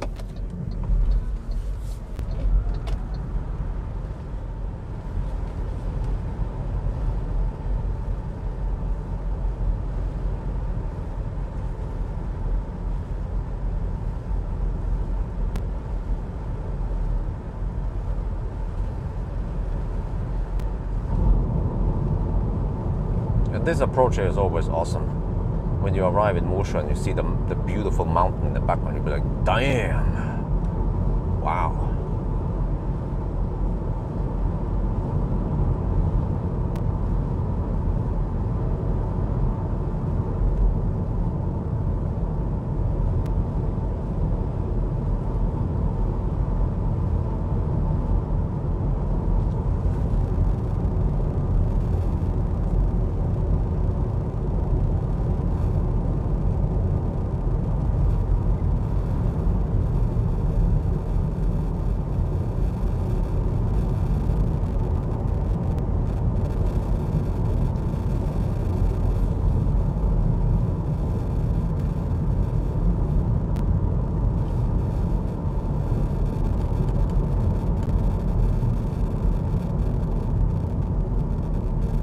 Welcome to Mosjøen, also known as Vefsn.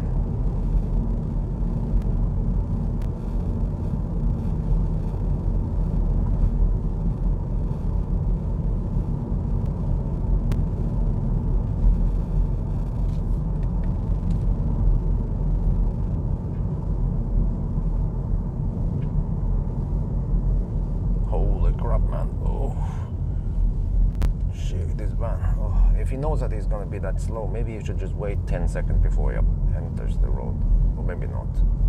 Whatever. Let's slow. Let's hypermile here. Yeah, why not? Oh, this is really hypermile speed. We're doing 35 kilometers per hour. Yeah, 40 now. Okay, good. Trying to burn some energy here by the time I arrive at Ionity. Wait, damn, there's a lot of cars I need to hammer. Okay, let me see. Well, the beautiful landscape kind of ends here, but okay, let me drive 5 more minutes before I stop the recording.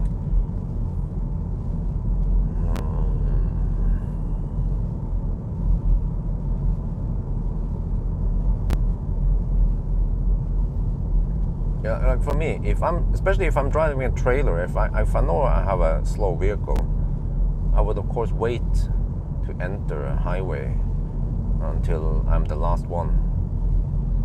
But some guys, they just squeeze in there and then slowpoke. I don't understand it.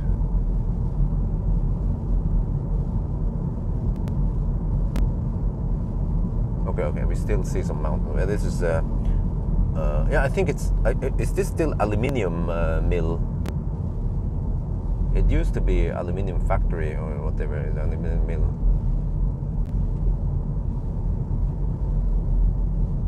Mosjøen transport, Aluka Mosjøen. Yeah, I wonder if it's still that. Because I've seen they have been producing wind turbine parts. Wind turbines, are they made of aluminium or aluminum? Yeah, there's I think a difference between aluminium and yeah. Nisse in 4K, yeah, that would be a good one, man. But the problem is that most people don't understand what Nisse is, except for Norwegians.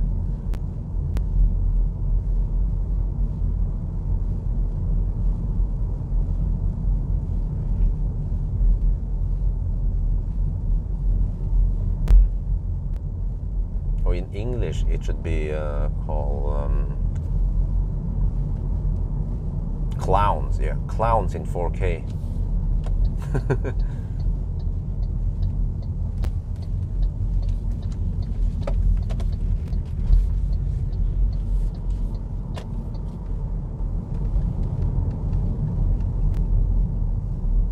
Oh, it's from Estonia. Wow.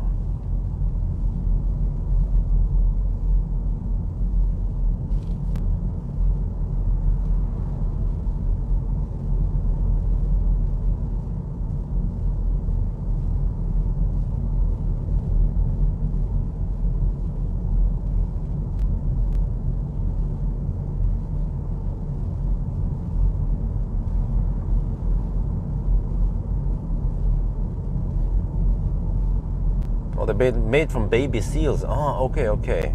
And polar bears, maybe. Polar bear cubs.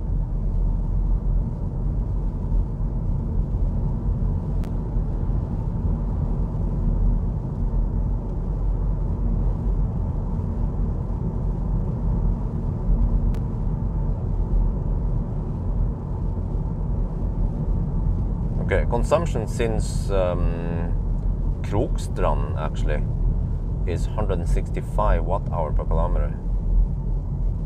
Okay, let me see. Okay, I'm gonna stop the recording here before the roundabout. Zoop. Okay. And then we have to hammer that dude. Like seriously. Holy macaroni, man. Oh, it goes that way. Oh, good.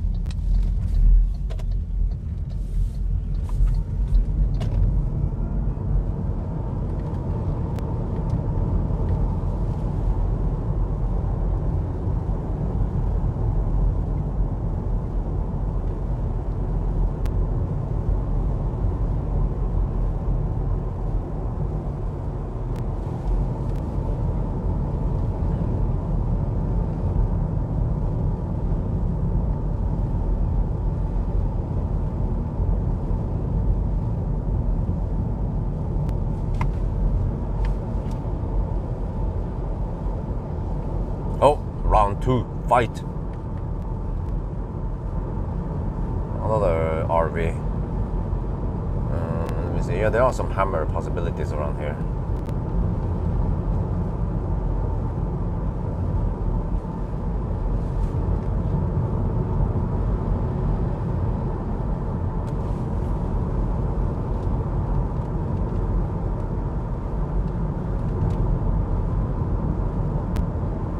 Wait, is that a BYD Auto 3?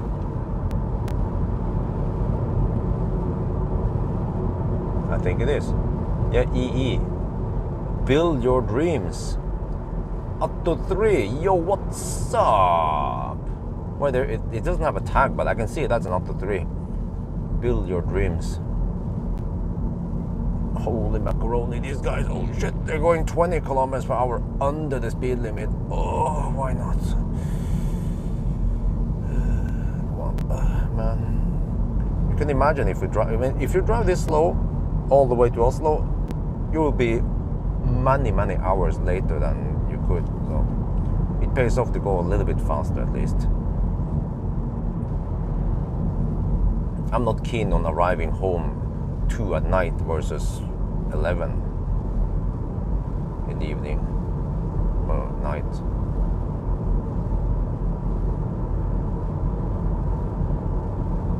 Motion is, I don't know what's rolling, but in case, okay. Well, let me see, if the Auto 3 hammer, trigger hammer, happy, or will he just camp? Okay, but I'm gonna hammer once I can. And there are some hammer stretches around here, fortunately. It doesn't seem like the BYD wants the hammer, or maybe he doesn't know about the hammer switches. But let me see, there's one coming up soon.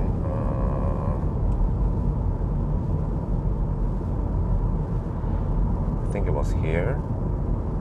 Yeah, here. There's a truck, but I don't care.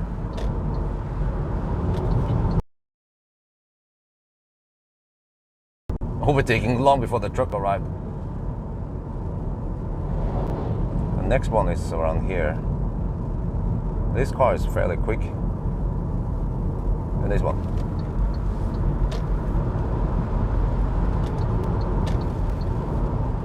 And then we take the last one here. Well, I could just do it here, yeah, why not? Since I already have the momentum. Don, D-O-N.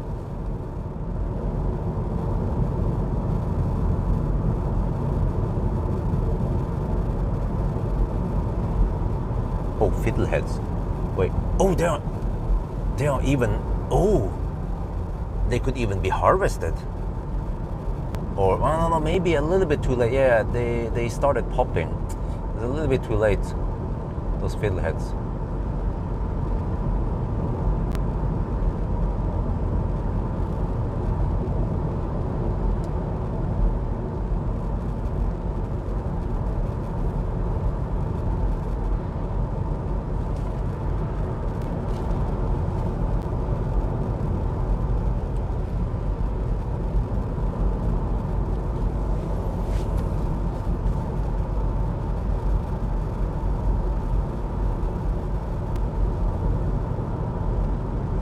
Yeah, MG is a sport. Yeah, exactly.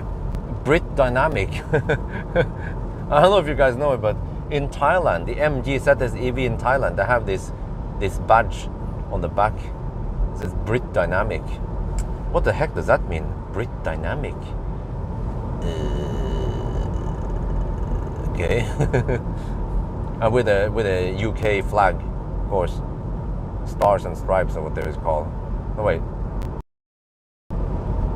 The British flag and the Brit Dynamic. Okay. I think in Thailand they're trying to make MG appear as a British brand, not a Chinese brand. Union Jack, yeah, thank you, of course. How can I forget?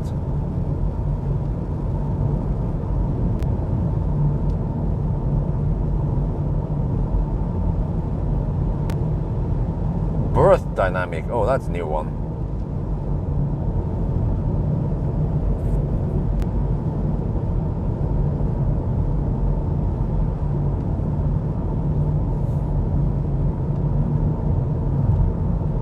Oh, more hammering coming. Man, the hammer per hour HPH is quite high now.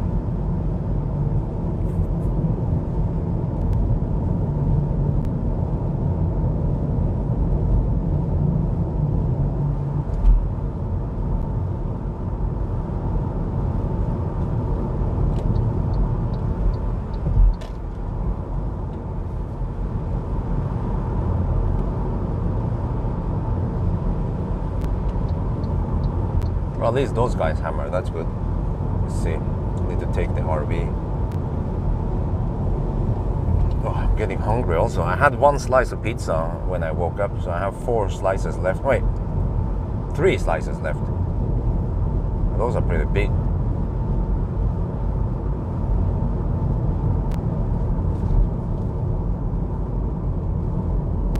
Wait, this one is German register, but this is an L. Which region is just the L? Wait.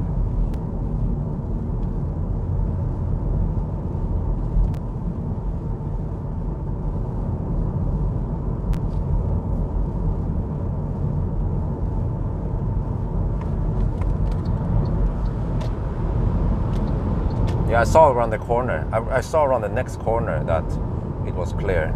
Yeah, I saw around this one. That's why I went for it.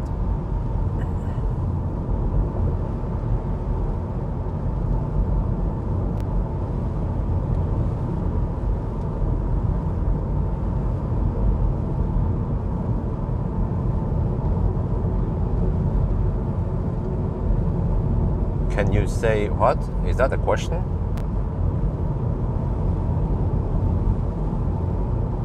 Leipzig, okay. Wait, let me guess here. Leipzig, I'm trying to remember. That's in the south, is it? Middle or south, I feel like. Southeast, maybe. No, wait. But at least it's definitely not in the north. East Germany, okay.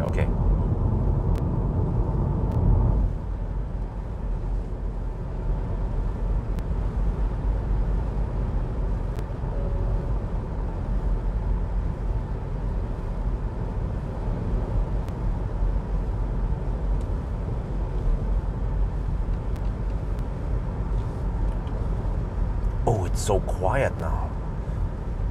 Nice and smooth. Oh. This is what you get when you have an EQS. Oh.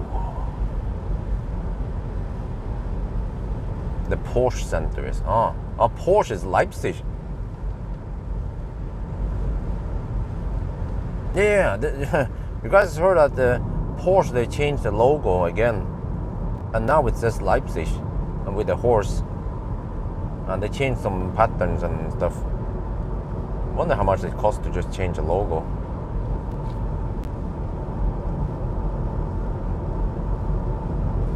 Oh, the badge. The badger. Okay. Volvo S90. Damn, this must be expensive stuff, man. How big is the engine? Let me check some vehicle data here. JD82698. JD82698. Volvo X90. That's not too common. I mean, or not common in Norway. Probably because it's very expensive.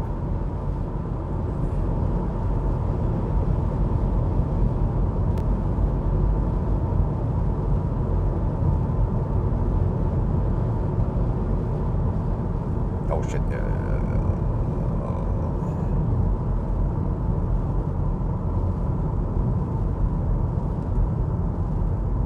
No, they never set up speed camera by the side of the road. Well, very rarely. But no, they don't set up temporary speed cameras. They never do that. It's the permanent ones, or they use laser. I had to get past this Mazda. He's doing some yo-yo driving. Drive slow in the curves, drive fast in the straight.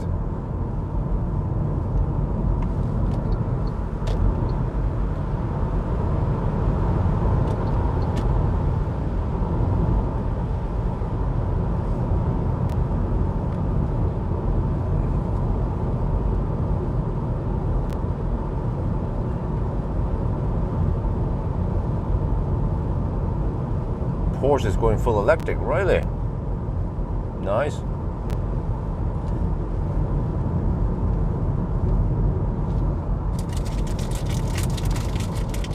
Uh, 98 kilometers left. Wow, I see a lot of RVs. The invasion of the RVs in Norway.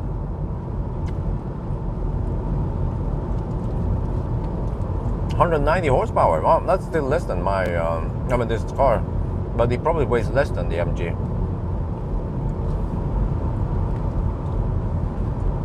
I have 204 horsepower, huh?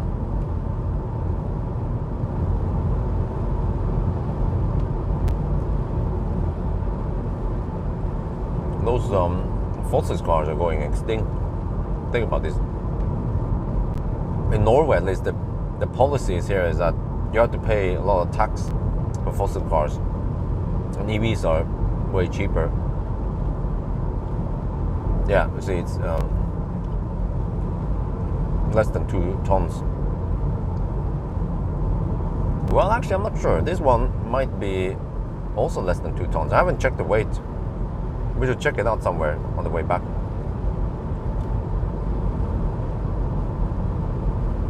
Oh, it's diesel. Oh, okay. Wait, what? Huh?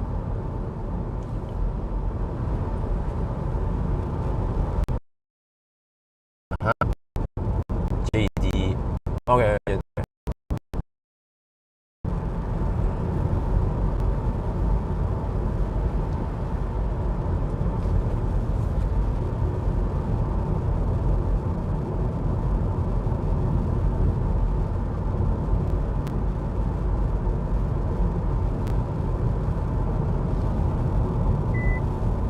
Synthetic fuel. How what? Wait, so car manufacturers, they're trying to hold on to the business. Same with oil companies. But it's a losing game. When it comes to oil companies, they just have to shift over to I don't know what else. We always need oil for something, plastic or other stuff. But when it comes to providing fuel for the cars, that's a losing game. Eventually, more and more cars will be fully electric.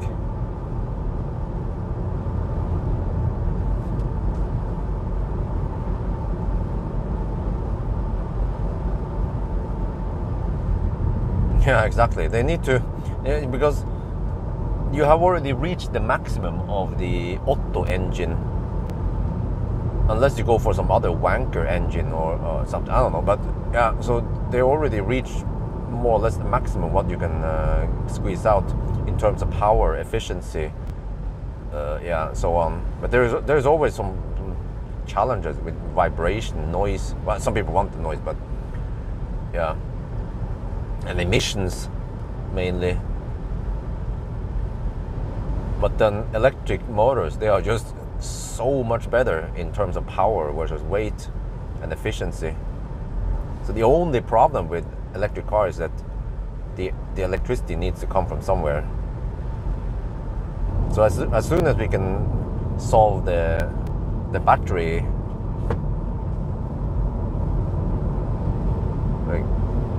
limitation, then it's game over, because electricity is just superior. When they already solved it with trains decades or centuries ago, right? Well, actually maybe not, but electric trains are just superior to diesel trains. As long as you have the infrastructure, then no problem.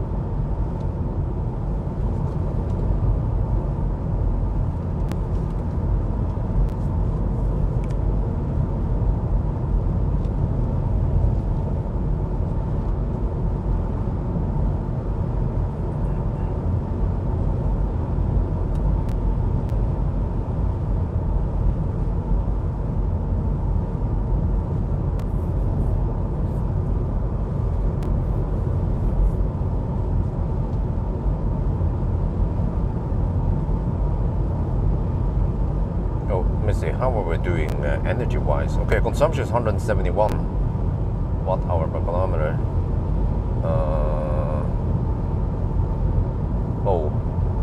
Okay, we might arrive with a little bit more than 10%, maybe almost 15%. Okay, in that case, what I might want to do is check the trip meter and then drive a little loop just so I can get it down to 10% for the recording. Because then I can just relax for the remaining trip, so I don't have to time it to get 10% at arrival, because it might be hard with the following legs. Or maybe the easiest one is Alvdal. Yeah. Try to time it, but then also have to consider elevation change, so on. Yeah, just finish it here, and then I don't have to worry about the recording it, the charging test.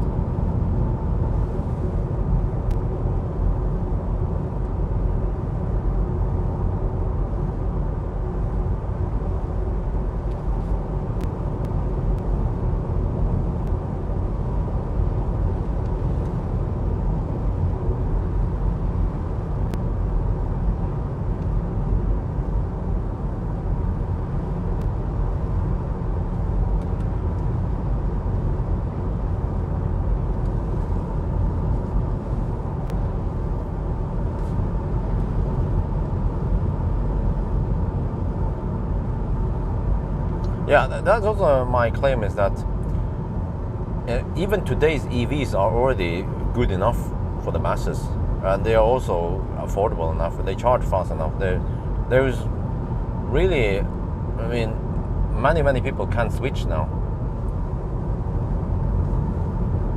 They are affordable. They go fast. They charge fast. They solve many of the initial problems. They don't rapid gate or do weird shit like that. They have battery heating.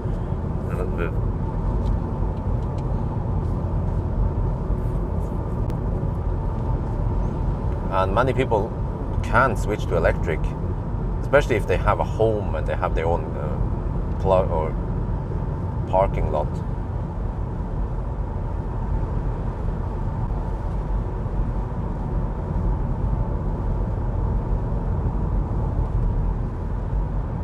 But why save fossil cars? I mean, it's a technology that is worse. Shouldn't be any reason to hold on to that technology. Should just work towards getting rid of it. Just like, for example, the halogen light and the incandescent light, what they're called. Just move over to LED. It's a way better technology. It has lots of advantages. Better lifetime, way better energy efficiency. It doesn't get hot.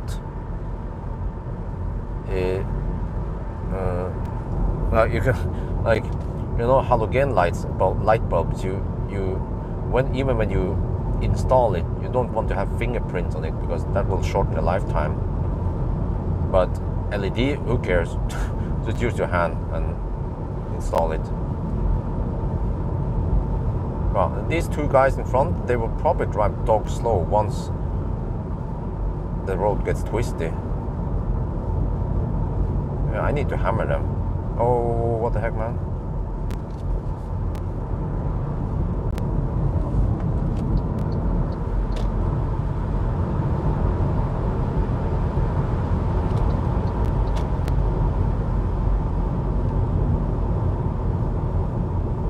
I'm trying to burn enough juice now, so get it down to 10% at Namsskogan.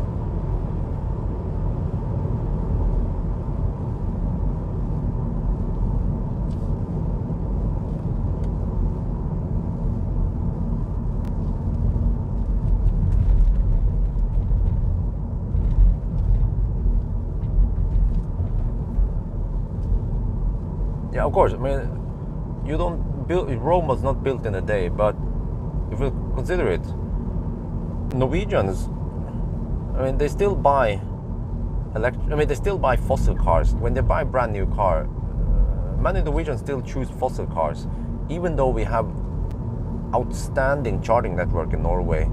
And even if they have a home and they have, I mean, a house, for example, they can charge at home, right? And they don't drive that far. And even if they drive far, no problem. Like, for example, you can take that Volvo V9, the Volvo S90 owner.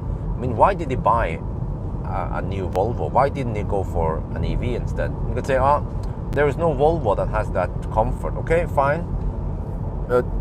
Maybe he could have bought an EQS instead, or something else, right? A BMW or whatever, you know. Plenty of options if he doesn't want to have a Tesla or Volvo. And then I bet when he travels far, he will still have to stop and chill a bit. Maybe he's even a smoker, so he doesn't want to smoke in the car, so he smokes outside. You can always plan and stop at some fast charger. And if traveling speed is important for you, then go for a Tesla or go for something that charges fast and has good range, good efficiency. But I think it boils down to stubbornness, or just the fact, yeah, they're a fat e-tron, that they think that they can't live with an EV. But if they actually try, give it a try, they'll figure out that it's plenty, no problem.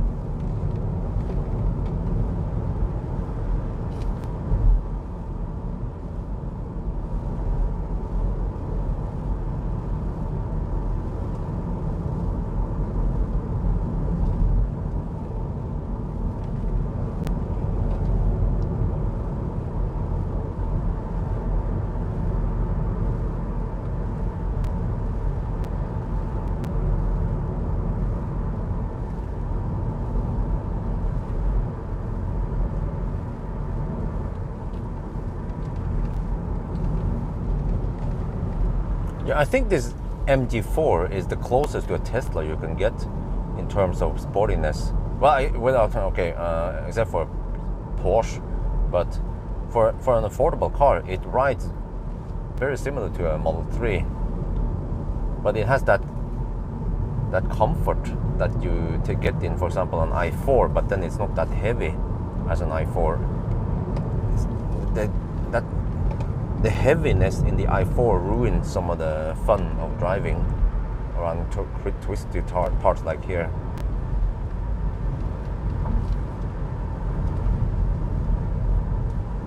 So this is quite a fun car to drive.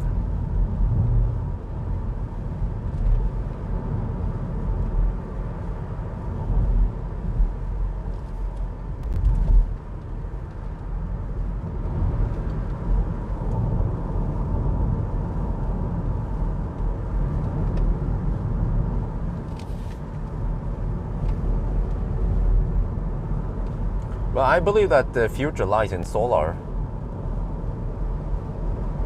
I mean, I was close to getting solar at my home because I wanted solar roof.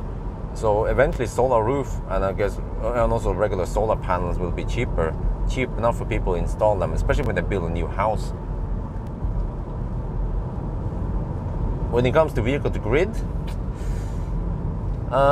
if you have two-way inverter, you could, but then the charging hardware needs to also be able to take it. But then you need different charging station so that you can receive power also, not just send.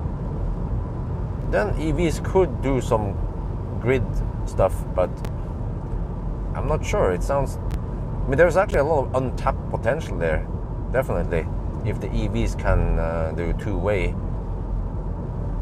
You can even make money on EVs. If you don't use the battery, you could help stabilize the grid or even out discharge. And especially if you have something like a LFP battery, you don't care about cycles. You have plenty. You'll be making money while you're not using the car, and if range is not critical.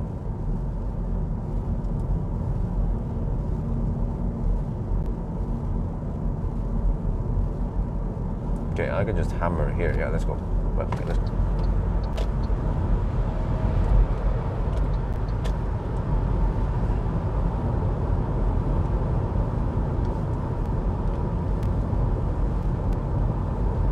But that's the thing, though. Today, the grid companies and the every country has not adopted, or even the hardware. Nothing has been adopted for grid balancing or whatever you want to do, right? In the EVs, they are just one way. You charge it and that's it. But there's a lot of unused potential, or there's a lot of, like, you can utilize every EV battery out there, especially one day when every car is an EV.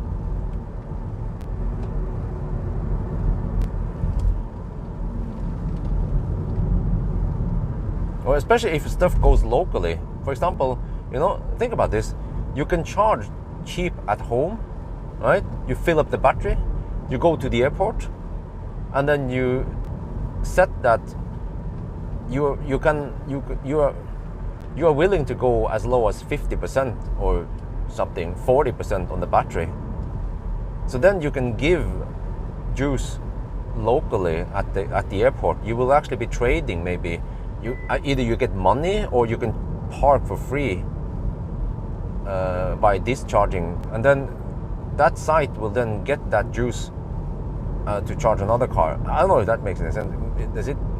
Will it actually be profitable?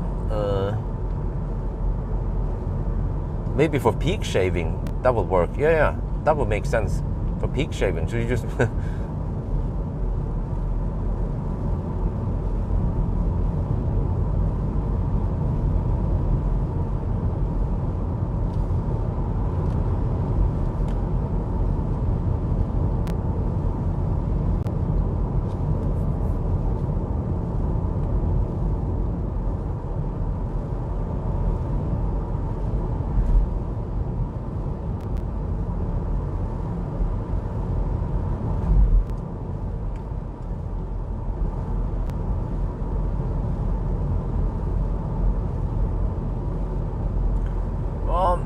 vehicle to grid lead to more degradation. Yeah, but it's just a matter of how much cycle do you actually use, right?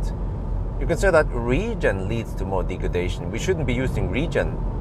Well, but if it doesn't hurt the battery that much, then why not? And especially if you're making money, it depends. Like if you can make a lot of money from vehicle to grid, then maybe you don't care. And like I said, as long as you have LFP, then the LFP has so good lifetime that some vehicle to grid doesn't really make any dent on the degradation.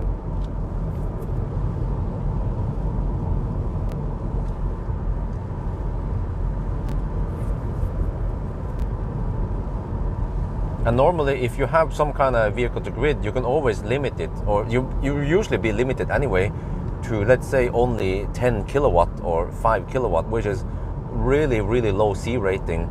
And you can also just limit it to between 20 and 80%. So the amount, or I mean, the cycles you apply via vehicle to grid might be ultra low or very nice to the battery, versus when you're driving.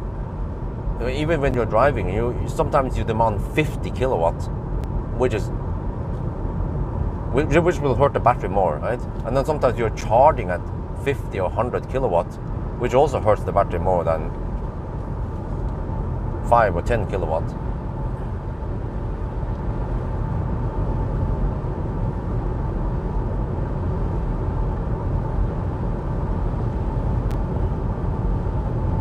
But on the other hand, but if you say the regen is good, well, but is it? Because if you regen at, like some cars, like the Kia, it regens at 220 kilowatt. How healthy is it to regen that much? Even if it's for only 5 or 10 seconds, versus limiting the regen to, let's say, 70, 80 kilowatts.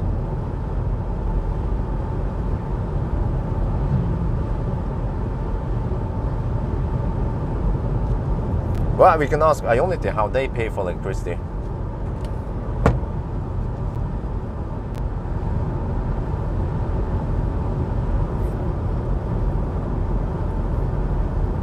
But they have to pay for peak power. It's different for businesses how they pay versus private. I don't remember how it was.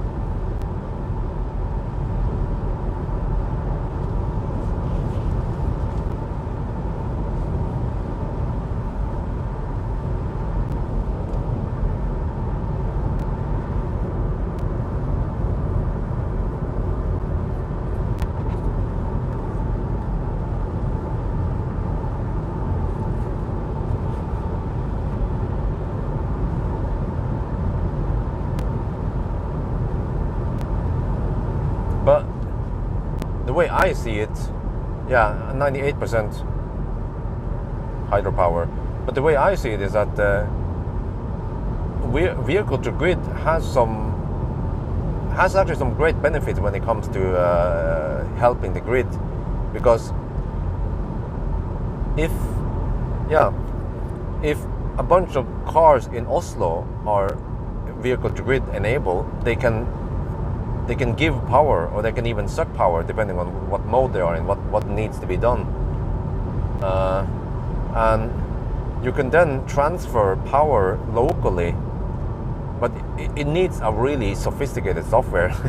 But a Tesla connected in Oslo can then give power to another Tesla or whatever near Oslo. So you only use that area, and then so you don't send electricity. Well, I mean, technically you don't do that anyway. As long as it's in the grid, then it's just in the grid, right? But it means that as long as you have enough cars in that pool around Oslo, then you can help balance the grid, or you can minimize the load between the cities. So you mean that the big power lines get less traffic or less power. That means, helping the grid in the future. But I feel like today the hardware is not ready. The car manufacturers are not ready for it. The grid companies, nobody is prepared for it. Nissan tried, but it was probably too early. It was premature, the technology. But I mean, I believe that it still has a future, or it's useful in the future.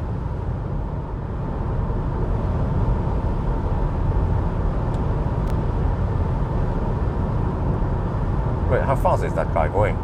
I need to measure his speed in case he for some reason wants to go faster than me. Nope, okay.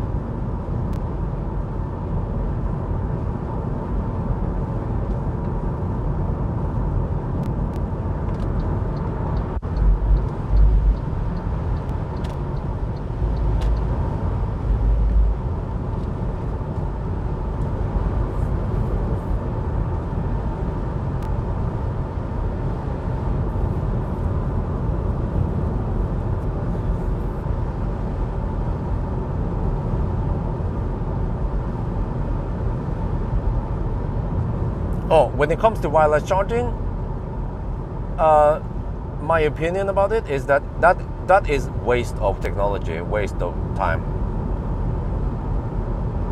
Because the plug is well defined and it works great, and it doesn't take that long to just plug it in. You know, when you think about this, when you plug in at an Ionity or somewhere, what is the problem really? Well, it's a freaking app and so like. I mean, for Tesla, the user experience is superb. If you have connected everything, if you have the profile in Tesla and all that stuff, as long as it's set up, then you just plug it in and it works really great. But wireless, you have to be within in that area for charging, and there is extra hardware involved that costs a lot of money. Eventually, yeah, the cost will go down, but there's still needs to have that plate. I don't really see why that technology will have any advantages versus just plug. You know, actually, just wireless charging could be a podcast.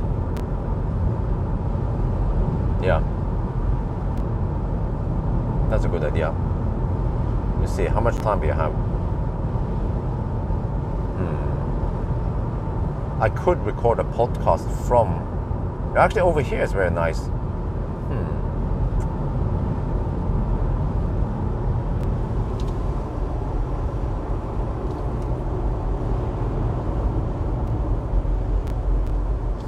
Yeah, I have roughly half an hour left.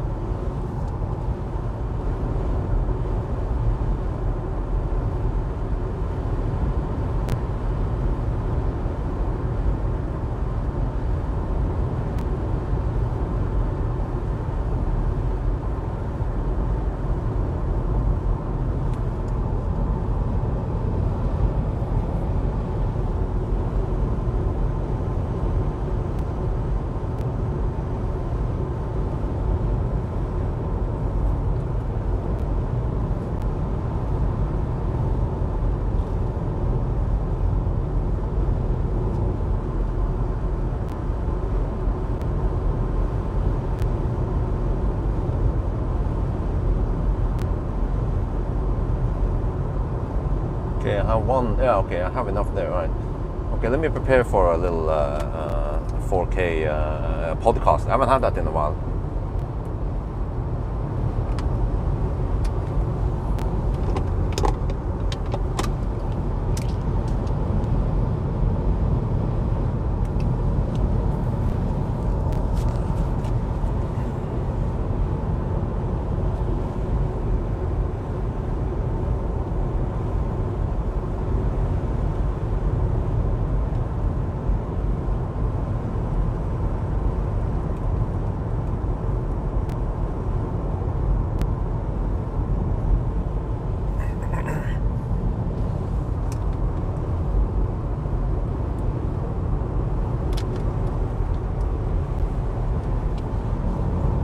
Yo, what's up? We are now in an MG4, 64 kilowatt hour. We are traveling, well, this is called Svenningdal. Yeah, we are in the north in Norway now, heading towards Ionity, Namsskogan actually. And yeah, today I want to have another 4K podcast. I haven't had it in a while. We were having a little chat in the live stream, and then someone mentioned wireless charging, and that got me thinking, yeah, wireless charging. I mean, I had some videos. Oh, let me put on the cover here. I had some videos in the past about it. Wireless charging on EVs. Is that going to be the future or not? Well, my claim is that no, it's not the future. So, yeah, okay. So this is my opinion about this. A little bit of experience, at least with some wireless charging, but mostly from cable charging. My claim is that wireless charging for cars is a dead end. Maybe except for some places. Yeah, I'll come back to that. For example, buses, that might make sense, because when you are on a bus stop, if you park right where you're supposed to park, you could get some charging while, yeah.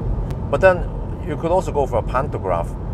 I'm not sure which technology is the most expensive one, pantograph or wireless charging pad? No. And then what about charging power? Because already nowadays, many electric buses, they already have a pantograph solution, but they might not have a wireless charging solution. But okay, back to cars at least. Yeah, you know, the idea sounds great, because think about this: you already have wireless charging on your phone. Very convenient. You just lay it down somewhere and then it charges. No need to plug it in, right? And then toothbrush. But I think toothbrush, the reason why it's wireless is because of it's in a wet environment. You have induction charging there, which makes sense. So you can clean the toothbrush. It would be weird to have a plug to plug it in. But so if it makes sense for toothbrushes and phones, it should also make sense for cars, right? Or does it? Because in a phone, it makes sense, since you might pick up the phone and then use it and then put it back there, and then the wireless charging plate there, or the technology, is already built in. It's small, or it doesn't cost that much. So that's why wireless charging on phone is nice. And also Apple, they could even remove the whole thing about Apple, by the way. From what we heard, some people say, oh, Apple gonna have USB-C finally. No, they will just conform to the regulation. They might remove the lightning plug and just go for wireless charging only, and they will have no charging plug at all and only rely on MagSafe.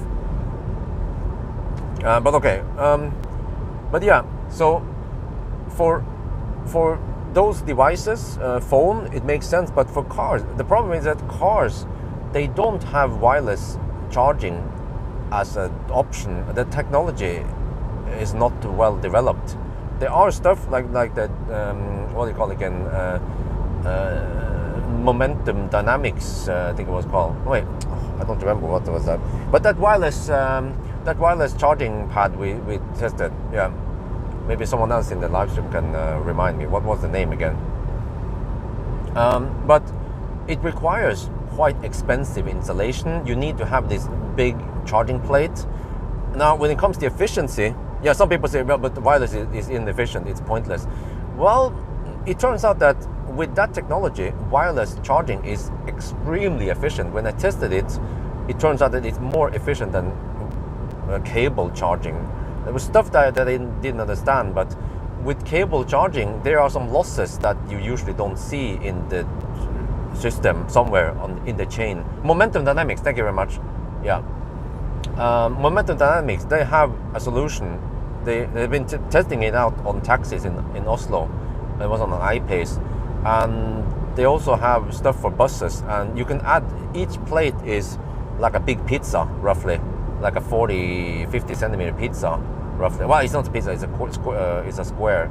And then they can supply with 75 kilowatt. So if you want 300 kilowatt in a bus, you just have 4 of those. And in a bus, you have plenty of space. But in a private, I mean, in a regular car, for now at least, you usually have space for only one. And then you get 75 kilowatt. Yeah, I know that 75 kilowatt is not going to cut it in 2023. People expect 150, 200, 300 kilowatts.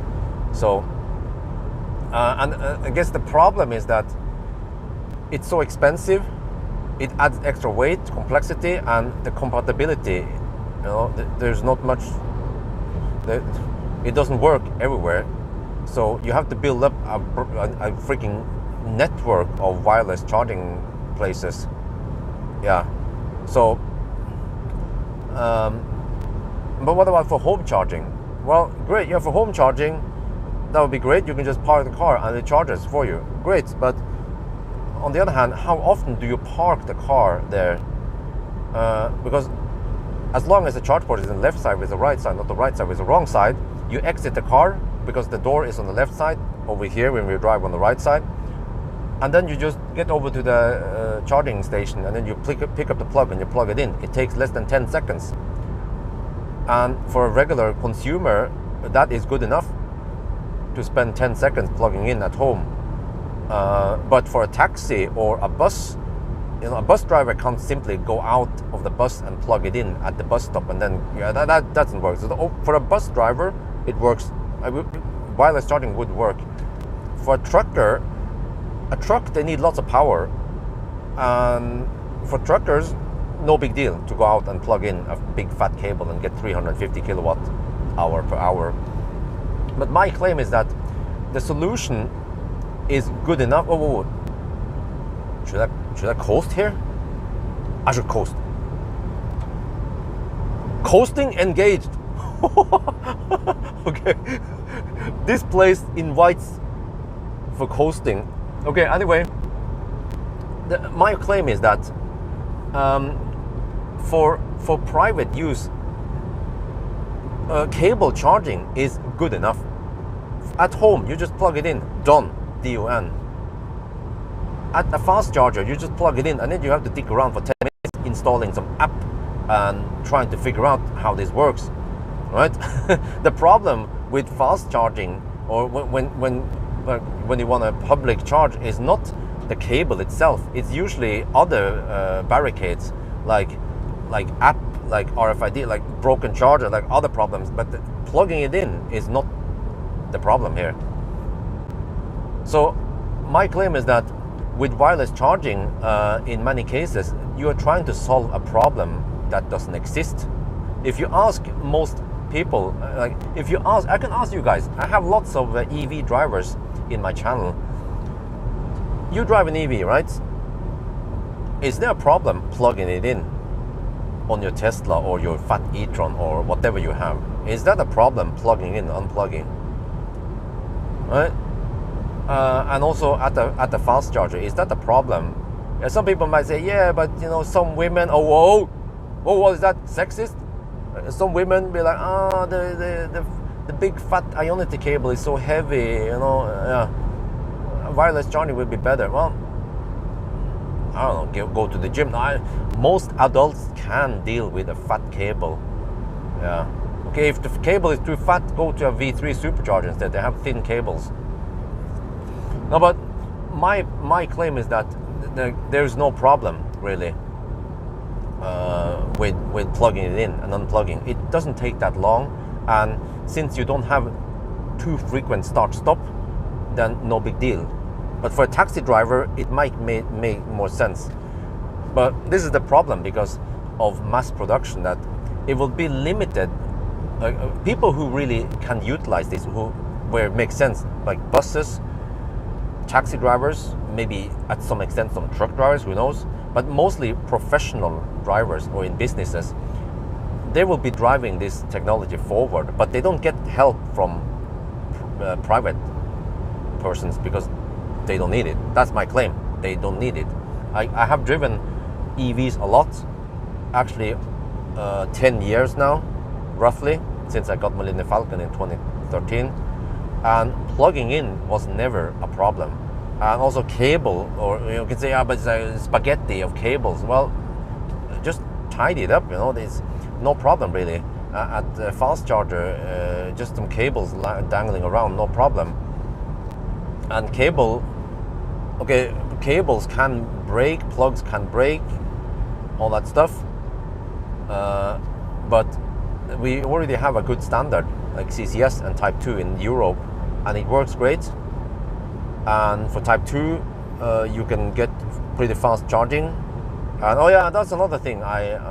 When we read about efficiency, those other solutions, not the one from what's it called again, Momentum Dynamics, the other solutions, supposedly they are very inefficient for home charging, I heard. So for example, if you're on 7.4, also another problem, those other solutions, they have very limited power, like around 7 kilowatt only, and some shitty efficiency, because maybe they work differently or different frequency or something, and it becomes inefficient.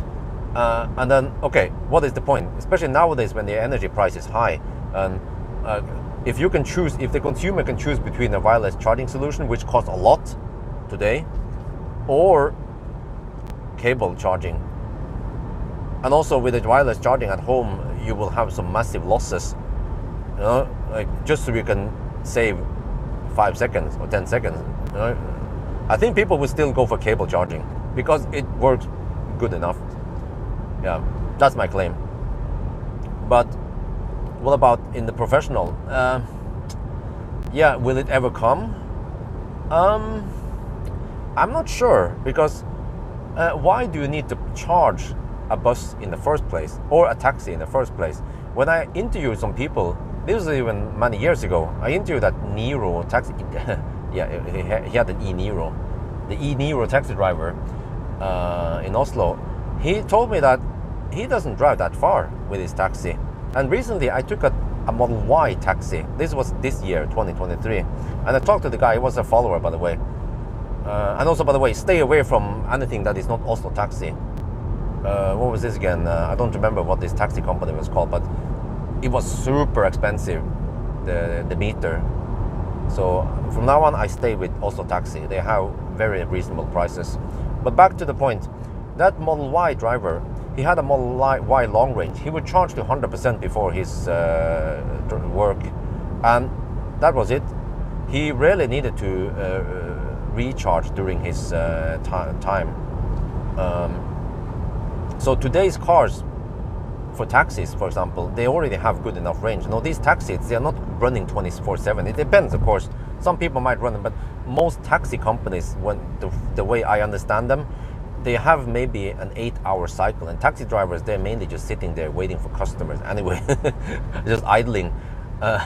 So, which means that how often does a taxi driver have to go outside and then plug it in? Not that much. And if they do, if you ask a taxi driver, they will probably say no big deal, because they want to go out and stretch a leg anyway, and then maybe go to a gas station and pee, and right. So even if a taxi driver needs to plug it in and top up during the day, no big deal. So then, okay, maybe in the case of taxi, wireless charging is not really needed. Well, but then what about that project they have in Oslo with Momentum Dynamics? Is it really something that taxi drivers really want? They desire it? It's a must-have to make the life of a taxi driver better? I'm not sure. I'm really not sure about that. And as we get better and better range nowadays, then I mean, even a Tesla has already around 400-500 kilometers of range, typically in mixed driving in city. Like, I even seen some EQE, EQS taxis. Then we're talking about freaking 600-700 kilometers of range in city, mixed driving. So to me, it sounds like, yeah, maybe 5 years ago, the range on EVs were so shitty, at least the affordable ones, that you want to have some kind of wireless charging. But as time passes, then EVs get better and better. So then the need for wireless charging for taxi is not there anymore, right? What about buses? Well, the same for buses. Batteries are getting better and better, higher and higher energy density. So buses will also need less top up. And even today's buses, they already have good enough range. The ones that we use in Oslo, they don't have to top up. Once they are finished with the cycle, then they charge at the depot. And I even believe that the buses today, they are not maybe the most optimal one. Maybe they can improve the efficiency even further. You know, this is BYD. Think about this. BYD makes many of the buses. We have VDL also. Do they actually have the most efficient way of doing things when it comes to HVAC, when it comes to heat scavenging? Maybe there's even more you can achieve there, right? Yeah, who knows what is possible. So, which means that you could improve other technologies like battery technology or heat scavenging, or making the buses more efficient, and then reduce the amount of need to top up, and then maybe you don't need to have wireless charging in the bus, because by the end of the day, who is paying for the bill? Who is paying for the wireless charging? The customers. You know, they just have to increase the ticket price. So then customers will be paying higher price. Oh, great, you have a wireless charging bus, but what if you can choose a bus that has a cable plug, or longer range, bigger battery, with slightly less seating space, I think customers, they care about cost. Companies care about cost. So basically, and also trucks, same there. If they need to stop, well, they have mandatory stops anyway. They have to stop after some hours of driving, and they have to rest, and then they can plug in. And from what I asked some guy who is a truck, I think it was a bus driver. Yeah. He said that charging should not count as working. Yeah, because when you are a truck driver, the mandatory stop, you are not allowed to work. You can't even strap, or you can't even tighten the straps on the cargo. That is work. You must rest. But plugging in is not counted as work, fortunately. So for trucks, probably not needed to have wireless charging. Well, then that boils down to that wireless charging might be a dead end. It might be a technology that is not needed, just like hydrogen. You're trying to solve a problem that is not there. I'm just tossing out some ideas here, you know. I'm not saying that what I say is correct. I'm just saying, think about this, consider that. Does it make sense? You know, to me, it sounds like wireless charging is pointless, really. But I would like to hear your opinion. Maybe I'm totally wrong. Maybe I'm a noob. Maybe I don't know how this shit works. But I have to say one thing, just empathize one more thing here, is that when I tested that one, momentum dynamics, the wireless charging was in fact more efficient than wired charging. Many people didn't believe me, but at least when I did that test, it shows that.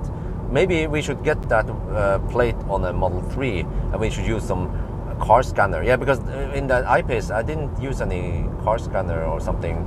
But yeah, maybe if we try again in Tesla with Scan My Tesla, and we look at the BMS and we look at the energy we spend versus whatever, what we put in there.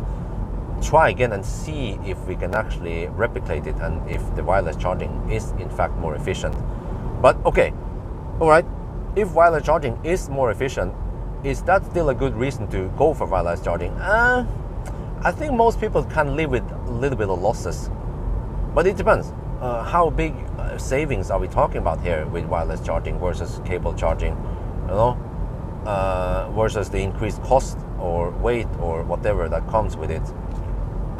And then, okay, you can always say, just like hydrogen. You know, we had a little hydrogen discussion. Like, yeah, but wireless charging will get better when more and more people use them. Yeah, and then the cost goes down.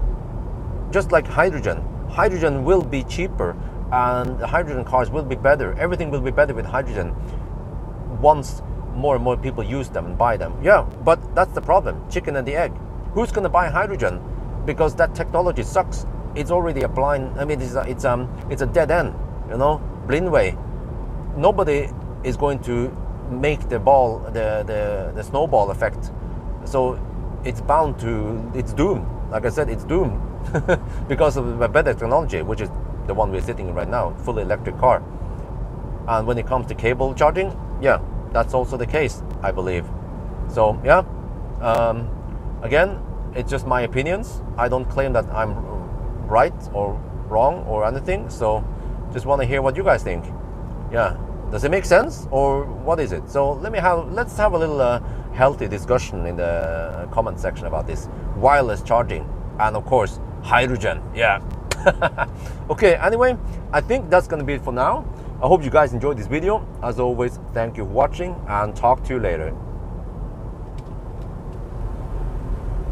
Oh, that was a lot. I had to really focus on trying to nail the facts, but also try to get a good flow.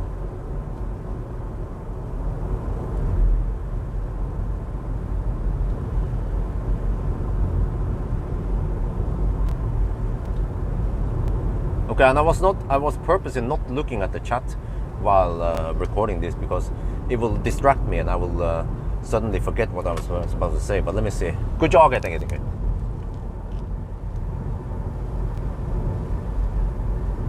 But I mean, it's true. Okay, well, this could lead. I mean, this could lead to less sales for momentum dynamics. But I mean, if they are really trying to develop a solution, charging solution that is doomed to work, I mean, even then what is the point, right? It's just waste of time and money. But again, like I said in the video, I don't know. Like there might be stuff I didn't think about, so please enlighten me. But it's not like, you know, because some people, you know, every time I claim something like oh, you know, this is good in Tesla, but this is bad in the Chinese car or something else, right? They'll be like, oh, Bjorn, you're Tesla fanboys. Like when I still claim that the charge port on the left side is the right side, because that's where you exit. In many places, you have tight spaces, and having the charge port on the same side as the door is actually a great advantage. Like I don't understand why charge port on the right side makes any sense. Some people say, oh, but it's for street parking. No, but you can just have a longer cable, and you don't dick around at the charge port too long, right? Just plug it in and get the heck out of there. And then, yeah, whatever. It's a long discussion. It's a pointless discussion. But when it comes to cable charging, yeah, to me it sounds like a little bit pointless, really. But I should also make another talk about vehicle to grid, because I think, yeah, previously I have not seen the point of vehicle to grid, but recently I started changing my opinions about it, and I believe that vehicle to grid has a value, especially when you have a huge population of electric cars. There's a lot of untapped resource there. The only problem is that it needs to be implemented. And yeah, and then the cost of it. But at least over there, I believe that with vehicle to grid, as long as we have enough cars using it, it will bring the cost down. And there are some benefits because the grid eventually will take a big hit once masses uses electric cars and they need to charge. But on the other hand, the solution to the grid problem can be solved with other things without, and it can now, you know, solar can greatly improve the grid problem. Oh, what does that woman say? Wait, shit, I have 21% battery and we are 21 kilometers away. Shit, I think we don't have enough. I mean, we will not go deep enough. Yeah, exactly. I believe that battery storage and solar, and even just battery storage, could make some magic here.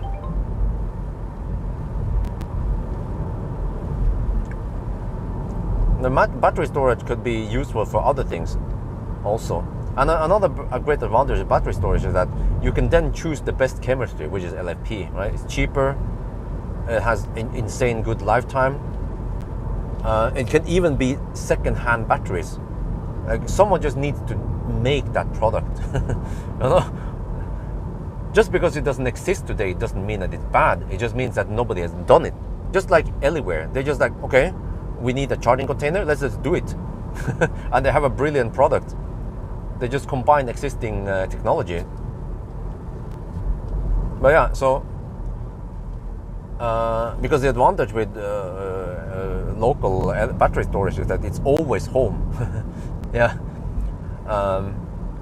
and man, I can have so many paths here. For example, solar car. My opinion about solar cars is that it's waste of time, man. Waste of resources. Like solar should be on an optimal place, like on a roof, not in a freaking car. Yeah.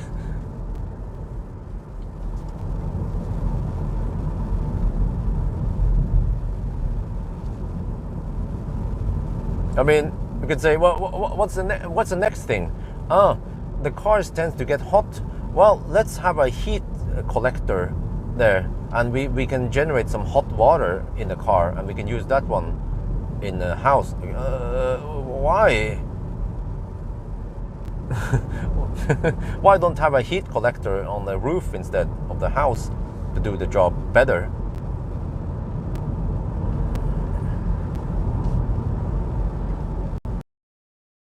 In home batteries, it has great benefits, but we need to have good systems for it. Some kind of inverter. Well, inverters are already dirt cheap. Well, I mean, not dirt cheap, but the inverters are quite common. So you just need an inverter, battery, and that's pretty much it. And you can do a lot of peak shaving, and also that's the thing. So just with battery and a home battery, you can already shave off peak. So usually when you need high power, you just use your local battery as an accumulator.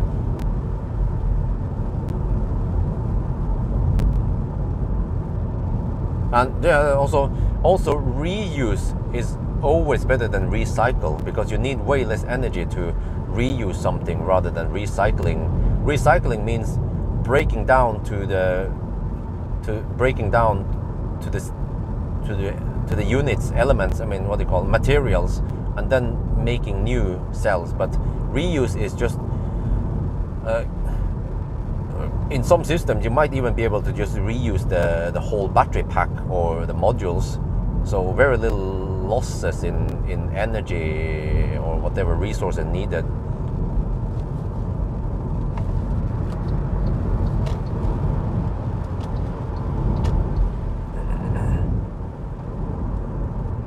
I need to try to burn some juice. Oh,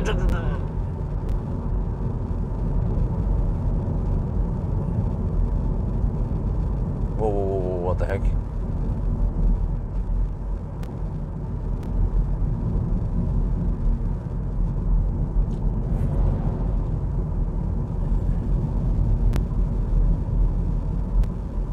Okay, 15 kilometers left. In case we have a little bit too much juice, then I could...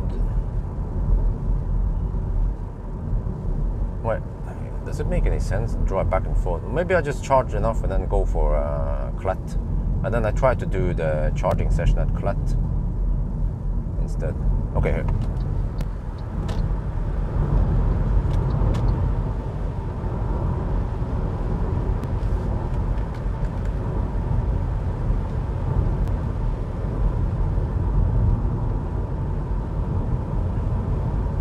Okay, well, maybe vehicle grid is a losing game. It's actually pointless, because when I think about this, the cars needs to have a retrofit. They need to have the vehicle to grid capability, which is extra hassle, simply because of how EVs are designed.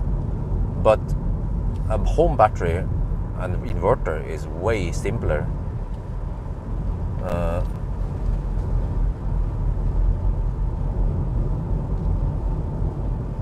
I mean, I'm just thinking about the EcoFlow, but I think the price on the EcoFlow is a bit high because it's portable and has some Wi-Fi stuff.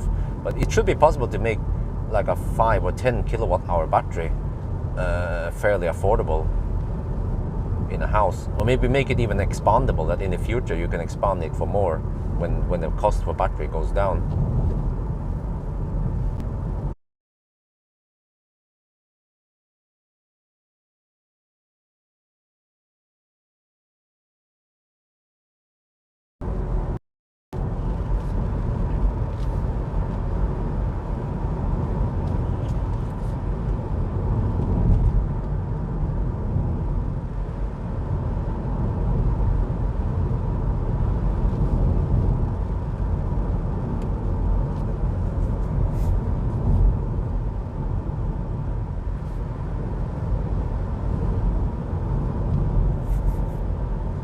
Are we back now?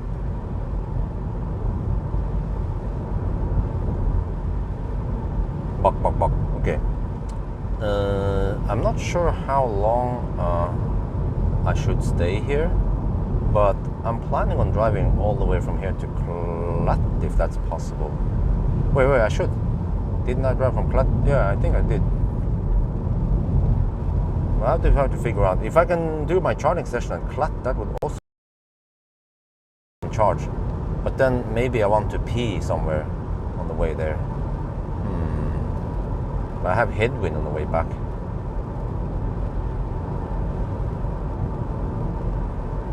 So I might just charge normally now, because we will arrive with 16%. So we have a little bit too much juice, but I don't want to waste time driving back and forth.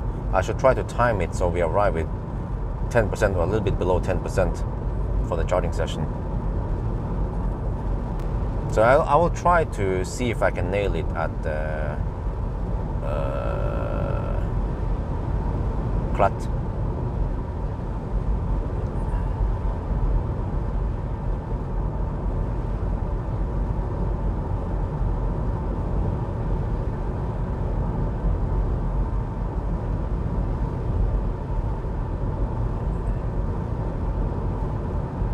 Okay, we're almost at Ionte. We're gonna have my little lunch break now, eat the remaining pizza. Probably gonna charge a while, but not too long, hopefully. Maybe half an hour or whatever is needed to drive the distance to Klat and not get too much juice. Oh yeah, I have to be careful also. I might even have to stop charging if I'm not done eating. But I'll just limit how many pieces I eat so that we try to time it so I don't lose too much time.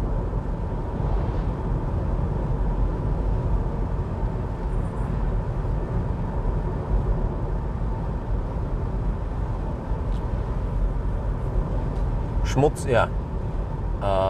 This time I've tried to park close to the thing because I have to walk a while to get over. There is no cleaning equipment right where the chargers are. I have to walk over to the gas pumps, and it's a little bit far away.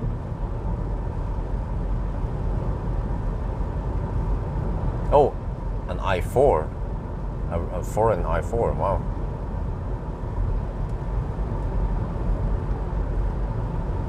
Well, you see, that i4 could have been a fossil BMW, but the i4 is good enough so that you can buy one and you can travel across Europe with it, no problem.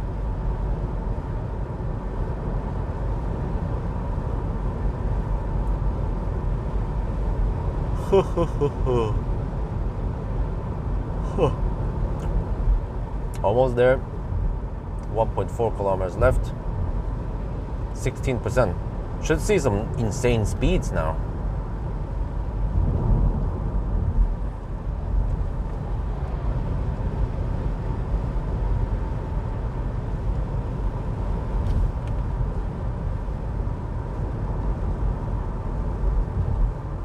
Wait, I want to face away from the sun here, if I can.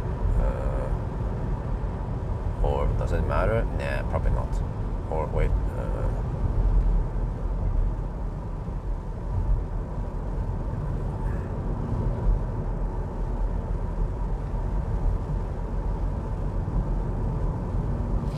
Okay. Let's see. Prepare for arrival.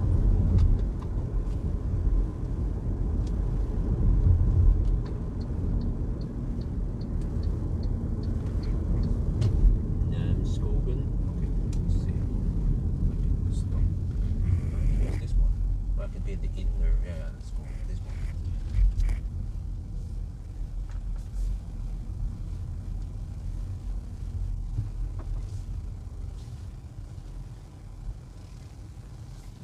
Right, we have arrived. Record some data. 16%. Battery is at 22 degrees, I think. Namskogan. Wait, oh shit, I didn't get the temperature there. Oh, crap. So in the past, I just have to guess the temperature. Okay.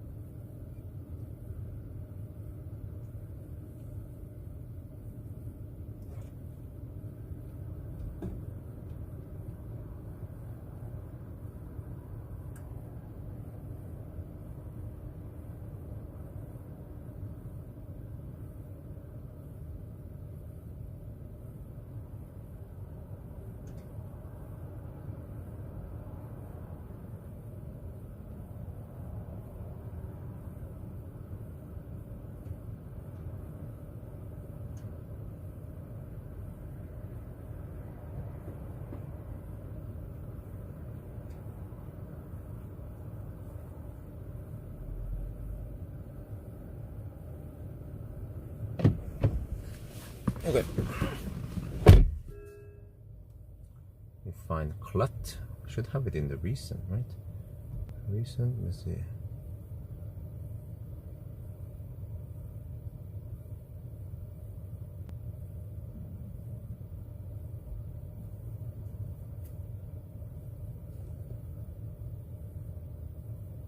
$283 kilometers. Oh, that's far.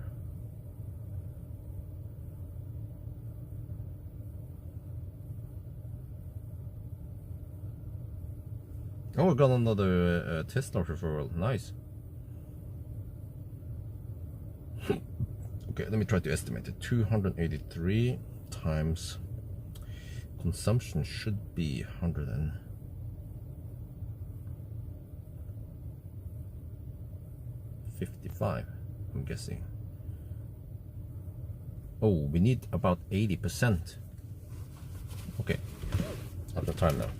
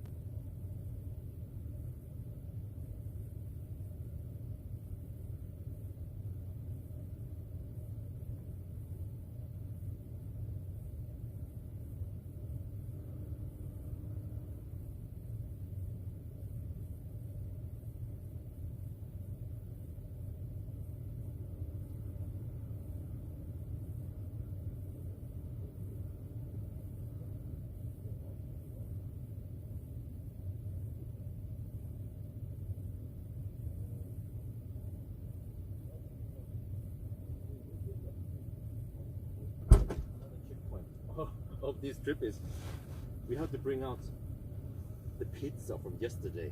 Oh, the pizza tastes almost better the day after.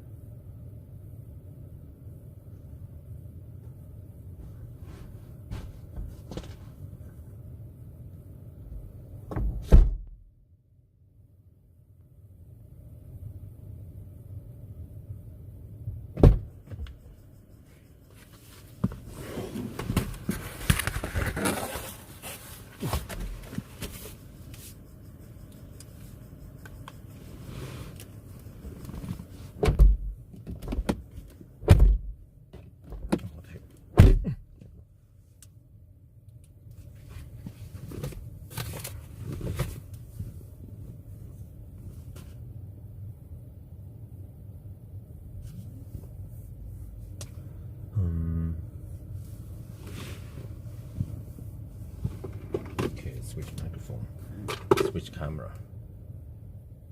Oh, look at that speed, man. Because I need 80%, supposedly. If I don't have enough juice, I can always top up, so I get enough juice for a clut. I wonder if that's the plan. Do the charging test at clut. This car charges fairly quick to 90% anyway, so it's no big deal.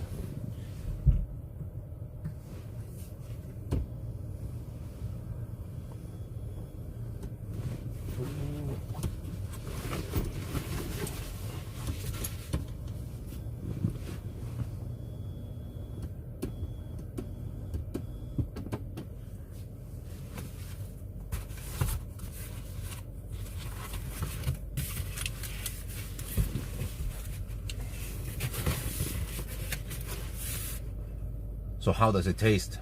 The pizza that is cold now. Let's try.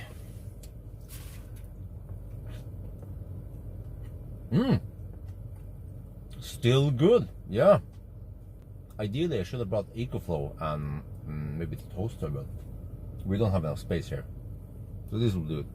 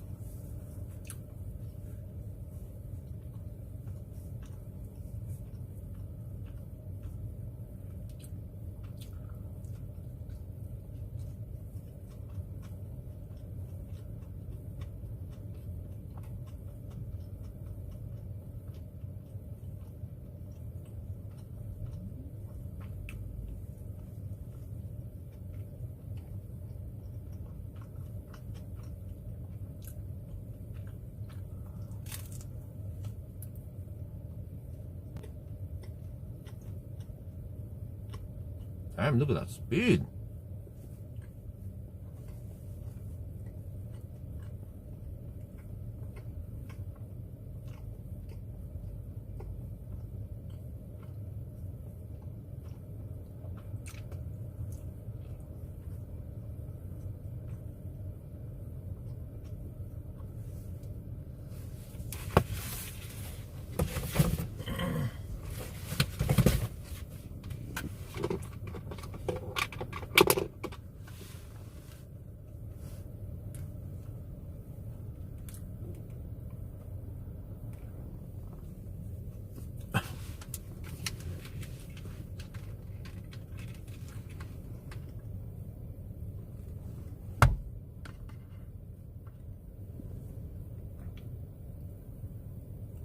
Wow, look at this charging speed, 40%, and we're still taking 135 kilowatts. And I'm not sure if this is bat temp. It seems to be battery inlet, even though it's okay. Yeah, you see, it changes way too fast. But you see, I'm now eating pizza. I'm sitting here with HVAC on, nice and cool in here. It's 22 degrees outside, and the battery is not rapid gating. Does this mean that Chinese technology is better than Korean technology? Because the Korean cars, Kia, Hyundai, they rapid gate if you have HVAC on while charging. Someone tell me. And it's not slow charging, it's freaking fast charging here. Wow, I need to record a charging session. Maybe not today because I arrived at 16%, but maybe today, but not this one. I will try to do this, try to record a session at Klett or Alvdal. Yeah.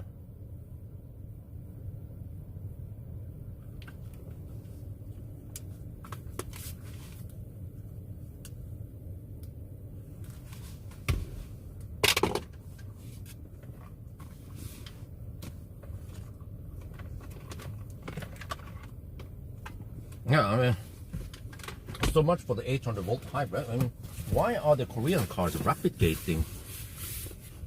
Well, it's just charging while having HVAC on, huh? Look at that speed, 46%. This thing is crazy. E-tron, go home.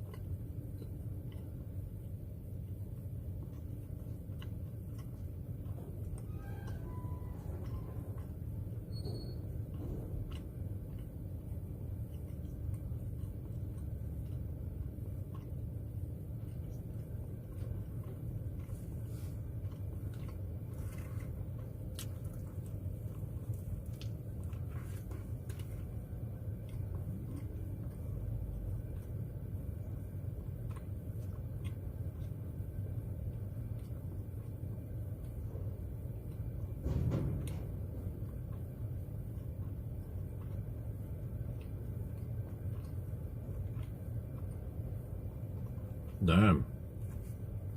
Until 50%.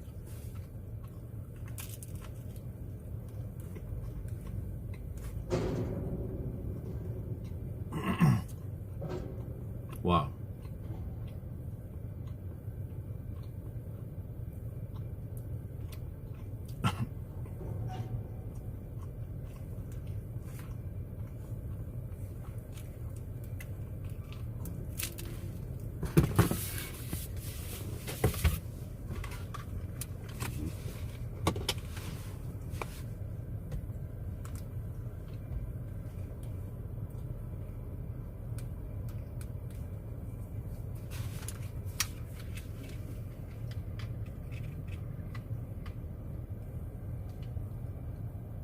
What? Look at this.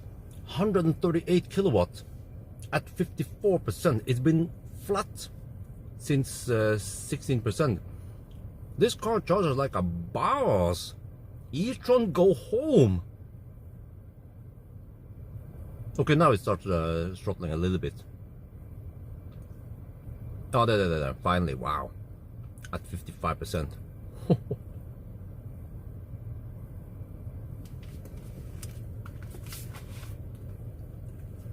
Circle K, Mo i Rana. It's a special one they only have there. They don't have it in other Circle Ks.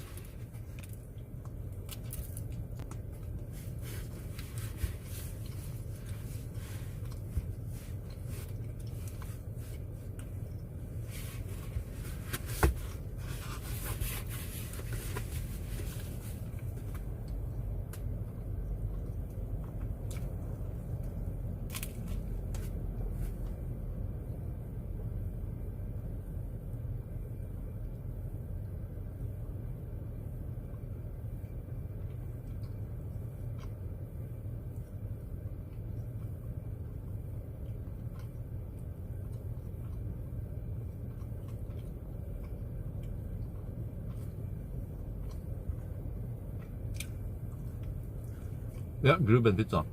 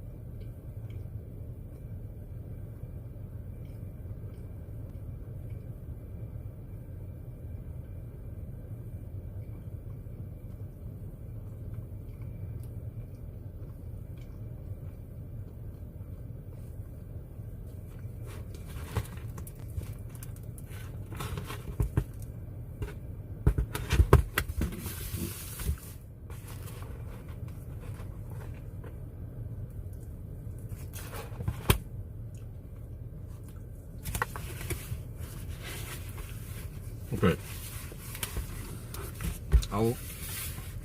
I'll save the last piece because I don't think I have enough time now.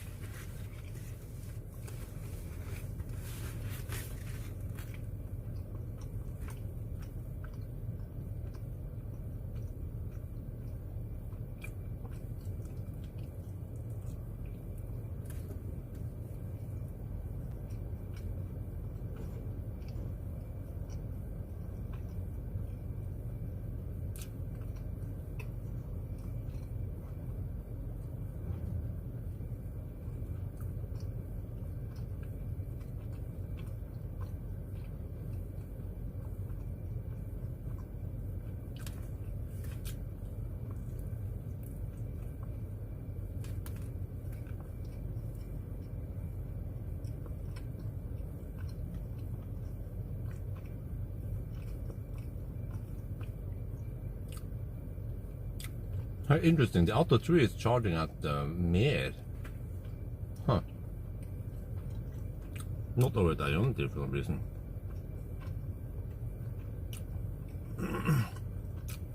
I'm not sure. I haven't paid attention what kind of wheels we have.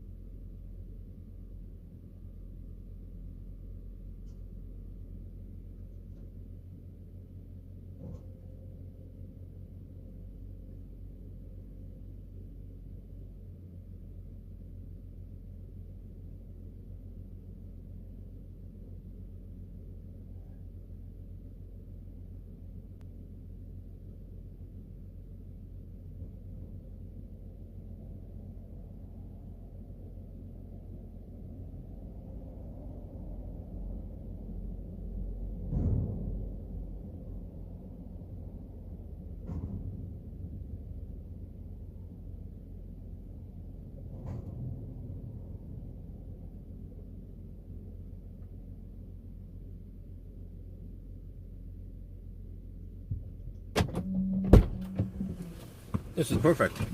We are good to go. Yeah, we need 80%. Let's get ready.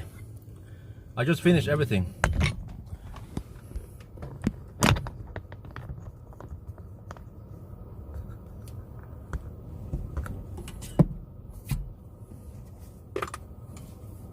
Yep, 80%.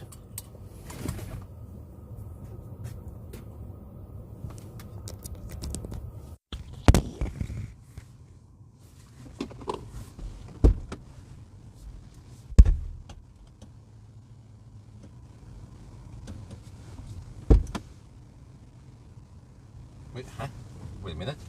The car claims 274 kilometers, and then we have... No, that can't be right. We did more suddenly. It's got me a little bit unsure. Let me calculate again. Oh wait, maybe we will need more than I expected. Yeah, because of headwind.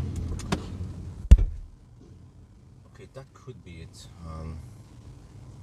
Maybe the consumption will be 160 times 283. It's still, it should still be fine. We might arrive with 5% instead of 10%, or yeah, still no big deal. It has to be dog slow, because we'll be entering slow. We go from no man's land to slow man's land.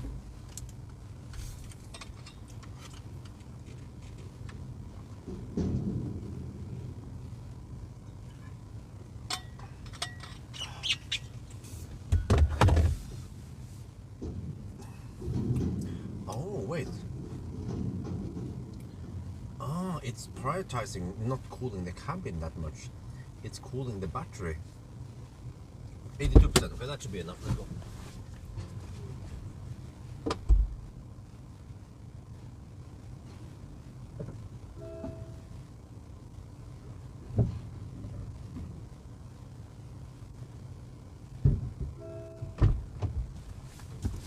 Okay. In case I have... in case I don't have enough, I will always just I can always just top up a little bit. Let's go. That was around 26 minutes. I wonder why the Atto 3 is charging on Mer and not Ionity, because Mer is more expensive and slower, just 50 kilowatt. Atto 3 can at least take 85 kilowatt.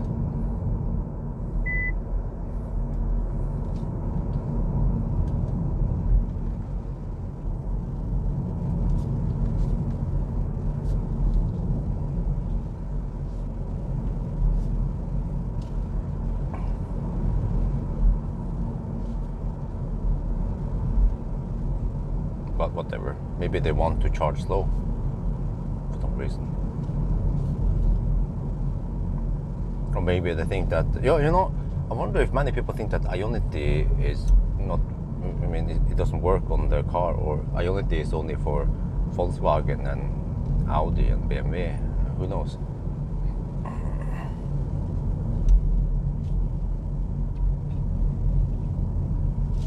Yeah, you know.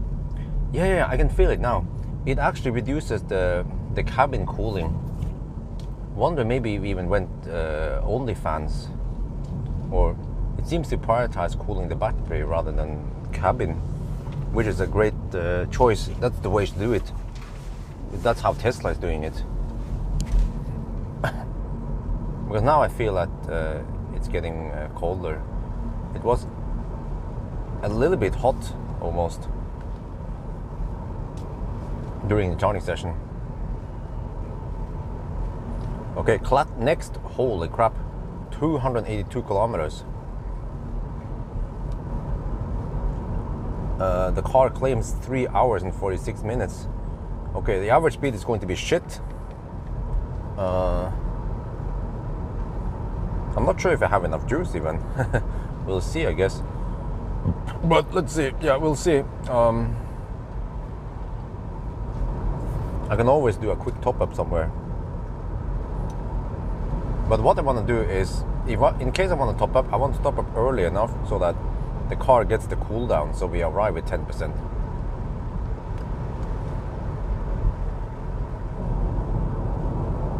Let's say I top up at Stjørdal and then go to Klatt.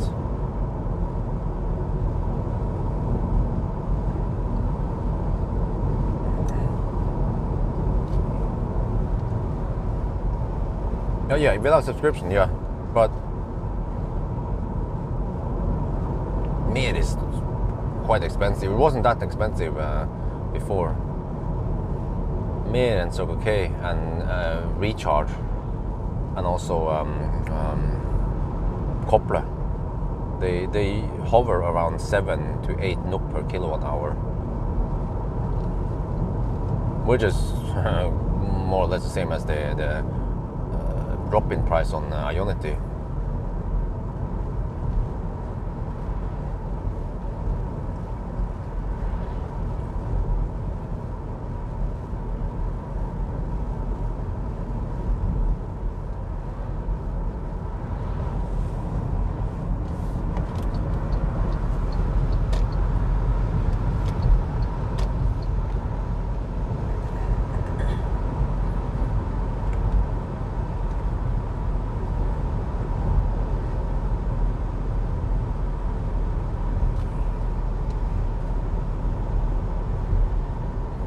Shell at Stjørdal at Kempower now. Shell, oh, over there. Oh wow. You see, chicken and the egg. We get more and more chargers, and we get more and more cars. So then it makes more sense. Or the recharge or charge point operators, they can put up more chargers because they have more coverage or more sessions. More and more people are charging there. So it becomes profitable to put up more chargers.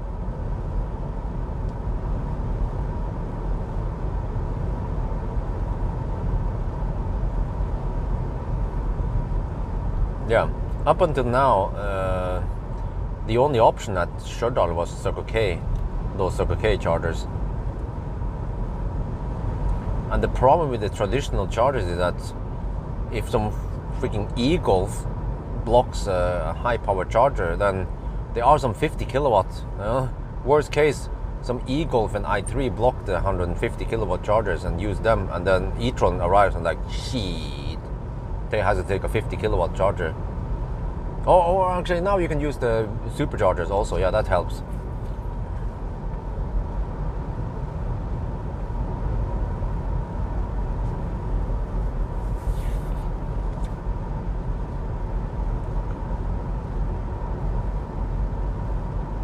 Wow, there's just so many Kempower sites everywhere. Only 300 amp max, or some places 375, yeah, max. But in Finland, or actually also a few places in Norway, they have 500 amp max, but with thermal throttling. But that's usually no problem.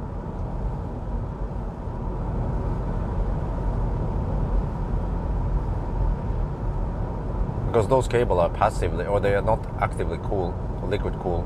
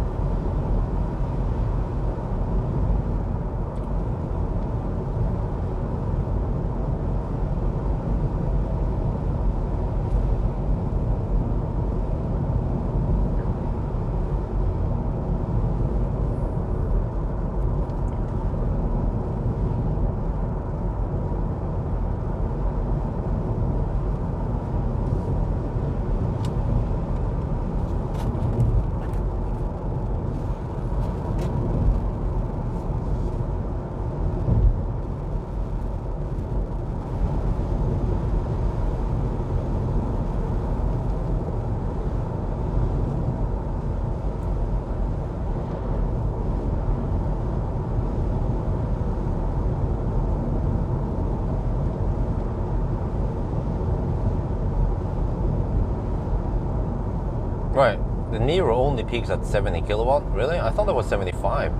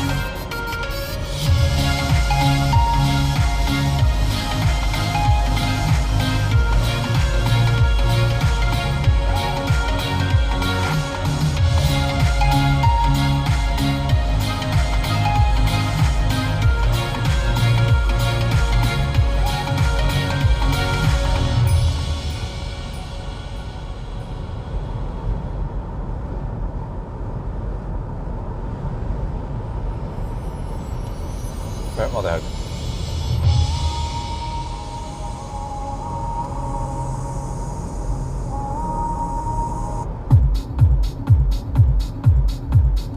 Man.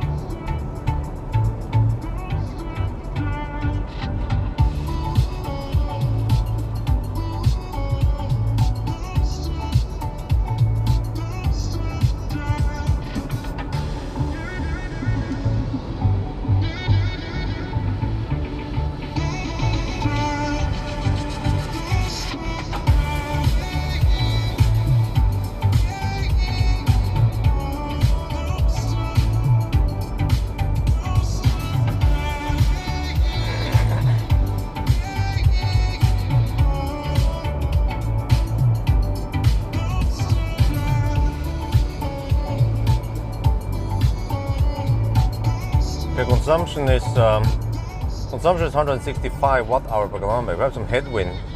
I'm expecting around 160 watt-hour per kilometer all the way to Stjørdal. I mean to Klett. Because soon enough it will be, well, actually in a while after Steinkjer it will be dog slow. Like we'll be cruising at 60, 70 kilometers per hour. Maybe I miscalculated a little bit because I forgot that they have some 90 zones around Grong also. But no big deal. If we don't have enough, just top up quickly somewhere.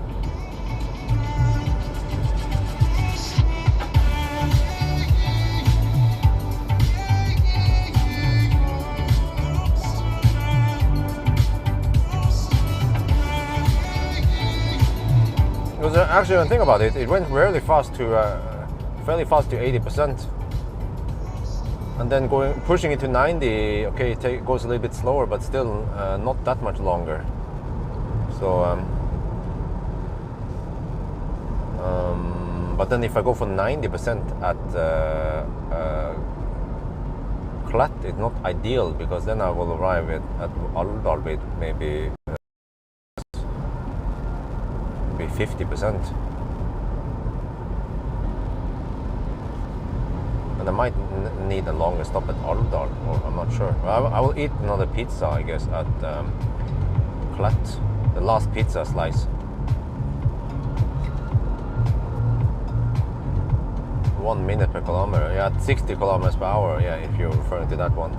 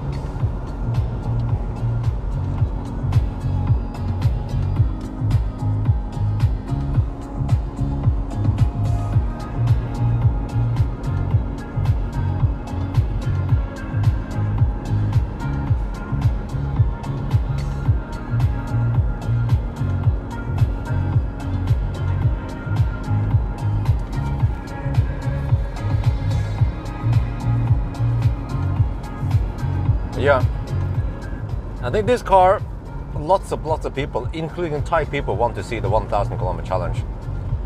So I have to make sure to make that one in Thai also. Maybe I'll do it Monday to Tuesday night. Just wonder if there will be any Baustelle on the Swedish side.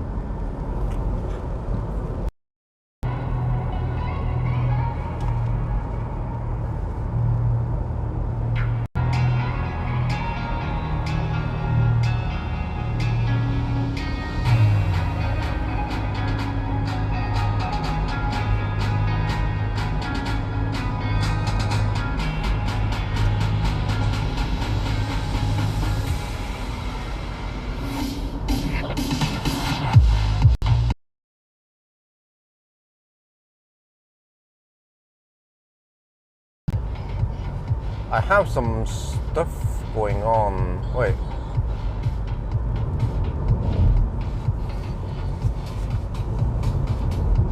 I have stuff I need to do next week.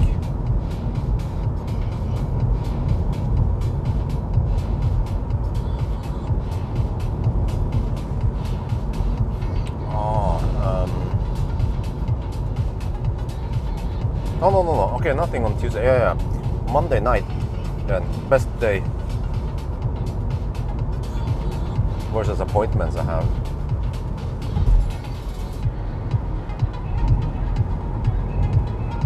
We have to check weather. But I think weather should be okay Monday night.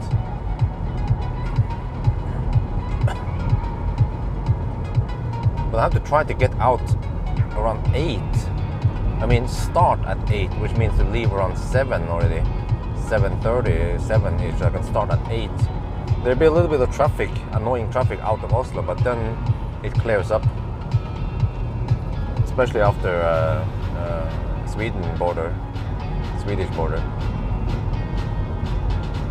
Because if I start at 8, I should be finishing at around 6 in the morning, and I will avoid most of the stau.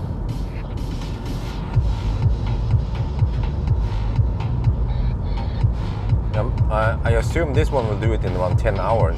Wait, it could even be faster, yeah. Wow.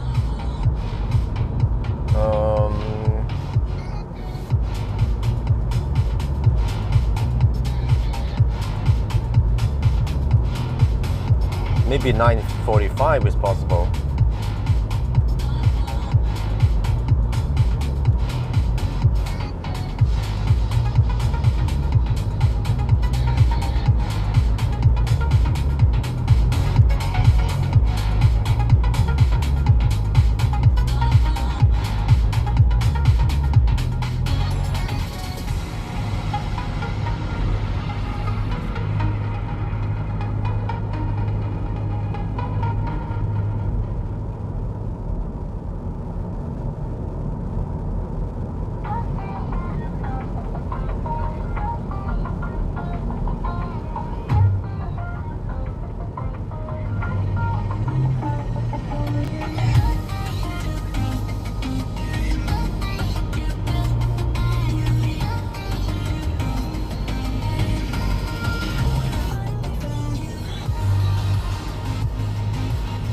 Okay, Trones, right?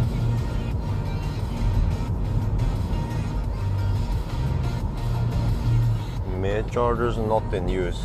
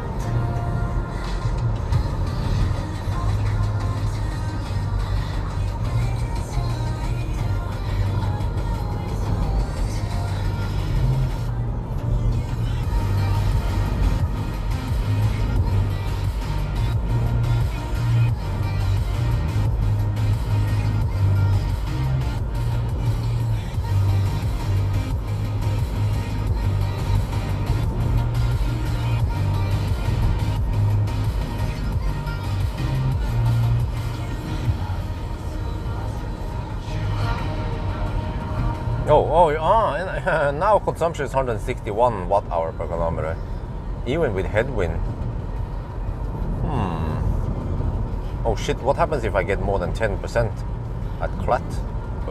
Because I did charge you 83%. Okay, but then Alvdal is my last chance. Well, unless I stop at Elverum.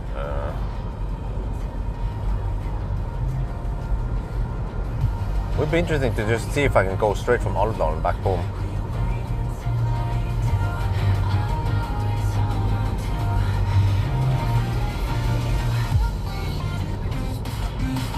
Oh, but in that case, yeah, if I want to go from Alvdal straight home, I need close to 100% or maybe 100%. That would take forever. I'll probably just, for the charging test, I only charge at 90% and then leave not long after. MG is a good car, absolutely.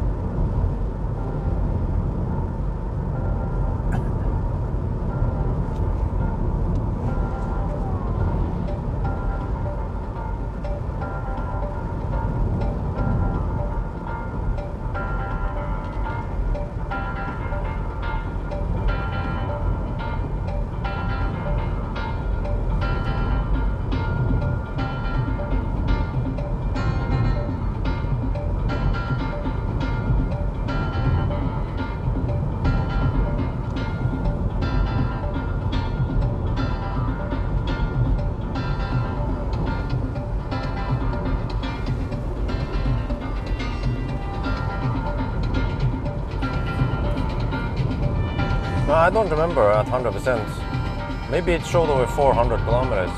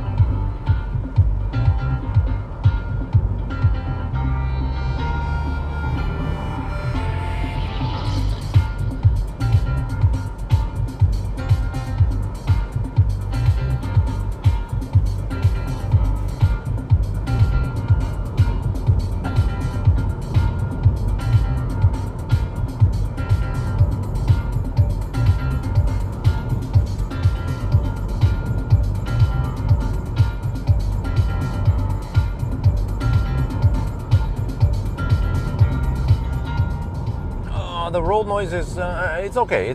It's roughly average. Not great, not bad.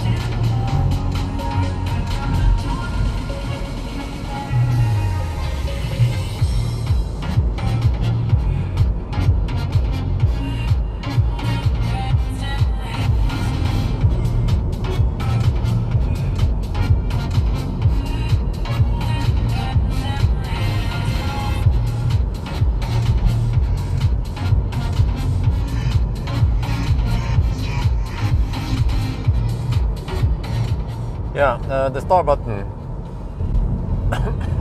Right side is for adjusting HVAC, left side is for 360 camera.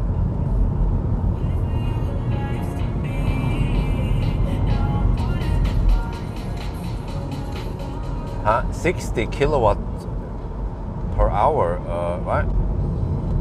You mean kilowatt hour, right?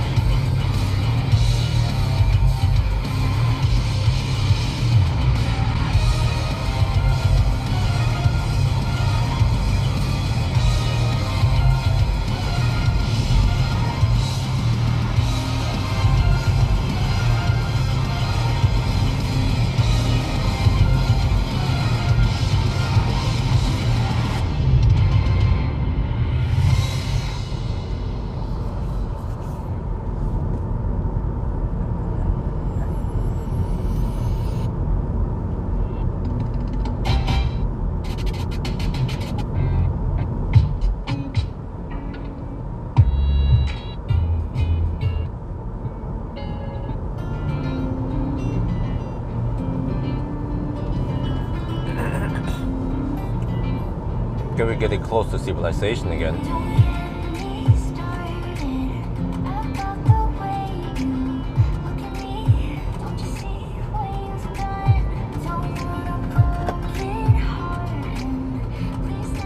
Yeah, it's supposed to be. Let me pause it for a bit. It's supposed to be cloudy, right? I wonder how much traffic we have now. Sunday. Oh, it's 2 in the afternoon.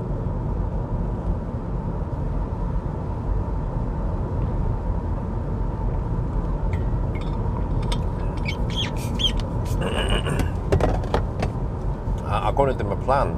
I'm supposed to be in Alvdal at 6.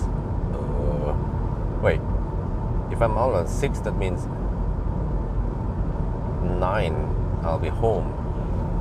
But it seems like I won't be. I will be a lot later than that. Maybe possibly even 8. Then I'll be home by 11. So if it's 2 now, then I'll be in Klet 3, 4, 5. A little bit past 5. Then 6, 7, 8. Yeah, oh shit. I'll be in Odder around 8. I'll be leaving Odder around 8. Oh shit. Okay. Try to not spend too much time. Seems like traveling here takes a lot of time. So if I can get away with, let's say, just like I did with a Trollstigen trip, that was a lot shorter. I could go somewhere else, not to Arctic Circle. But now we're taking the trip. But if I go on several Arctic Circle trip, it'll be a little bit repetitive again. So maybe I'll try to drive somewhere else.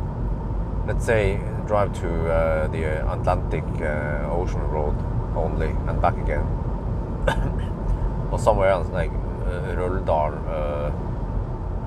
that direction and back again. So it would be more like only a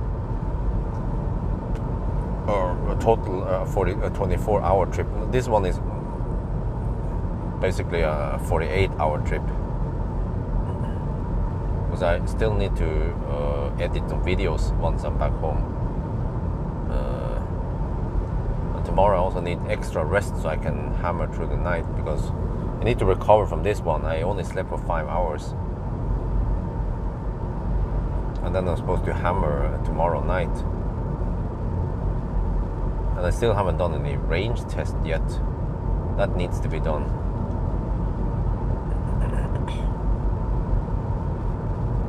Also haven't been able to test battery capacity properly. Yeah, Bergen. Yeah, I could also go take a route to Bergen.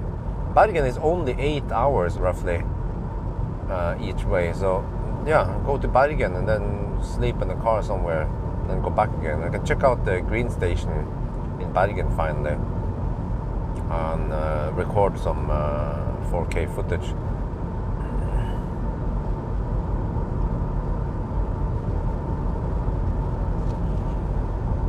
Well, that's the plan, yeah. What was that, a question or a statement about the 1,000 kilometer? I can't tell, man. Some people, sometimes it's clear that that's a question, but sometimes it's not that clear.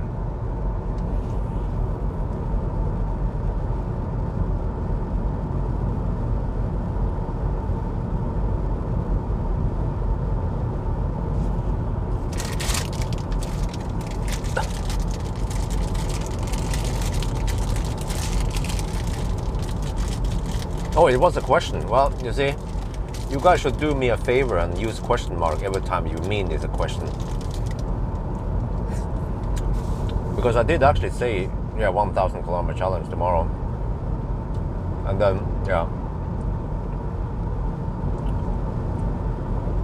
there's a lot of lazy people in here not using question mark. But yeah, like I said, tomorrow night, that's the plan. Monday night to Tuesday, but we have to deal with morningstau, especially Göteborg. So usually I tend to start around 10, but it's not ideal. But 8 means there is a bunch of Norwegian left lane huggers on the road still, from Oslo to usually from Oslo to Moss.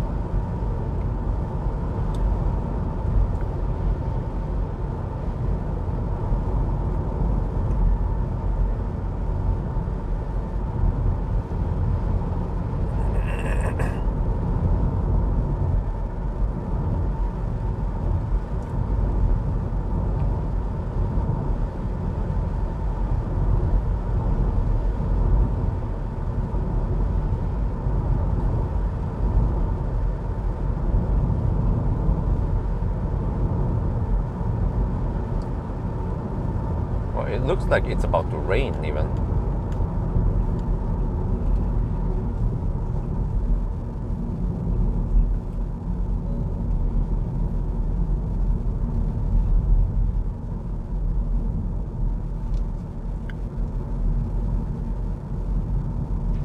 I just wonder how tired I'll be tonight since didn't get that much sleep. Actually, I woke up because okay, I mean it was okay to sleep there.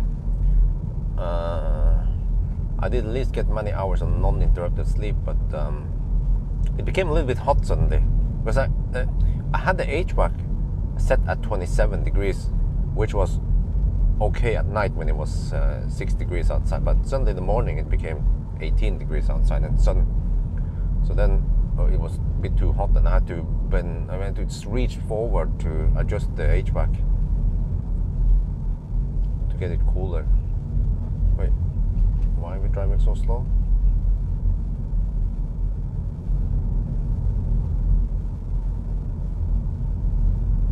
Oh, okay.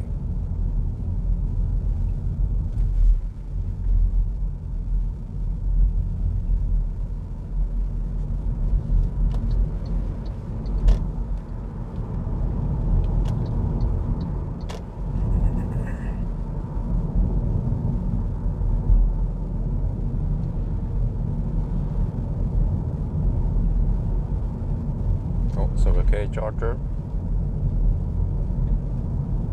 50 kilowatts still, hard on.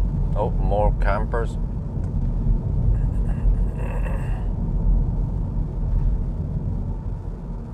EX30, yeah. Well, it's there. So once it's ready, I don't know, next year or something, I'll grab it. I'm always testing new cars coming out. It's good that there's always a new EV out there I can test, so I have something to do.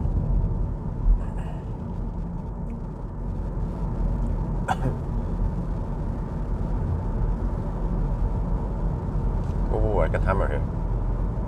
Let's get ready. Oh, what the heck, man? What is this all about? There's a whole bunch of cars I need to hammer. But I have to go a long stretch, so I better start working. Oh, consumption is only 157 despite headwind. Wow. Not too bad. Oh, I see, there's a camper. Okay. Let's get in front of the truck at least. Oh, even that guy's hammering. Oh, shit. That is a sign that it's clear there. Yeah. Oh. Whoa. What the heck, man?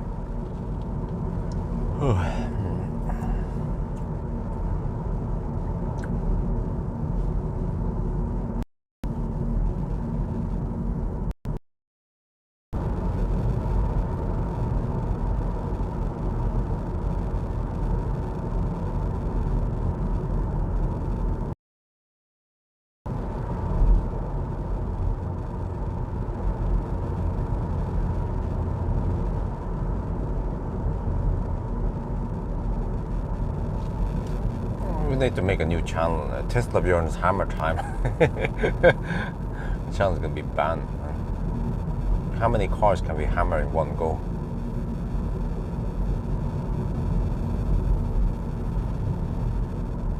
Yeah, but it's not like it's that hard to hammer these guys because they're driving so slow. Like it's almost as if you're overtaking a tractor. Wait, is that a sign or a vehicle? Oh, it's a sign. Okay, my bad.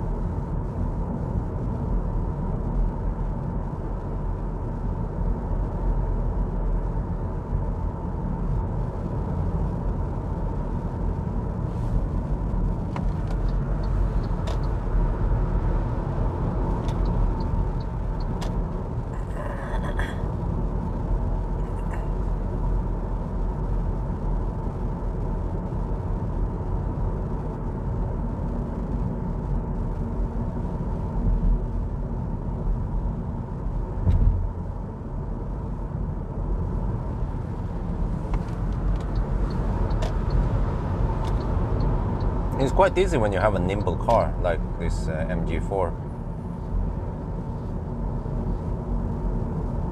And even 200 horsepower is okay.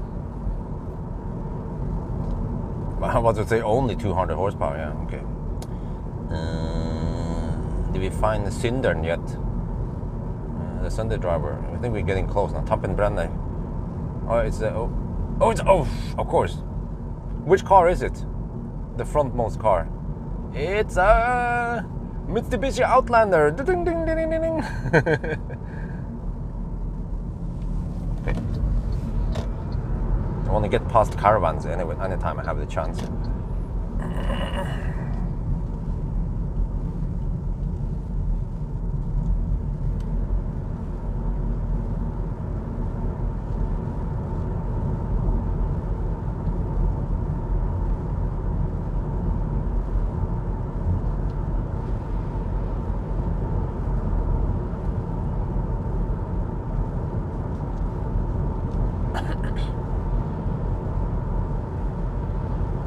Well, you know what? To be honest, I almost feel like Model S with 100 kilowatt hour or EQS with 120 kilowatt hour is a bit overkill. As long as you make those cars efficient, then yeah, even around 80, 90 kilowatt hour would have been sufficient. But of course, as long as you make thirsty cars, then you need big batteries.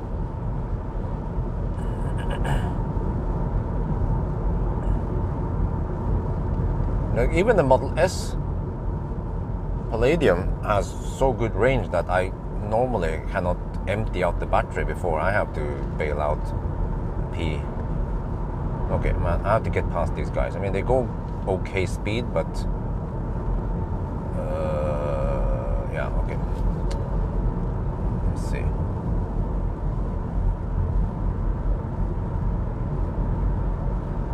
I feel like the trailer boys wants to hammer.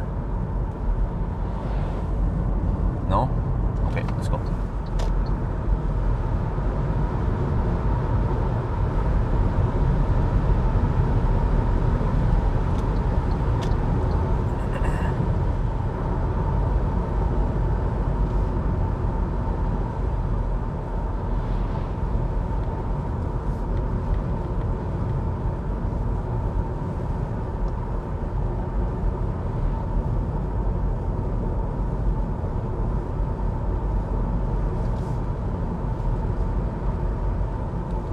What the heck? 440 watt hour per kilometer. Okay, well, at 120 kilometers per hour. At least it's not as high as Optimus Prime with a trailer. Well, I never tried 120 with a trailer before.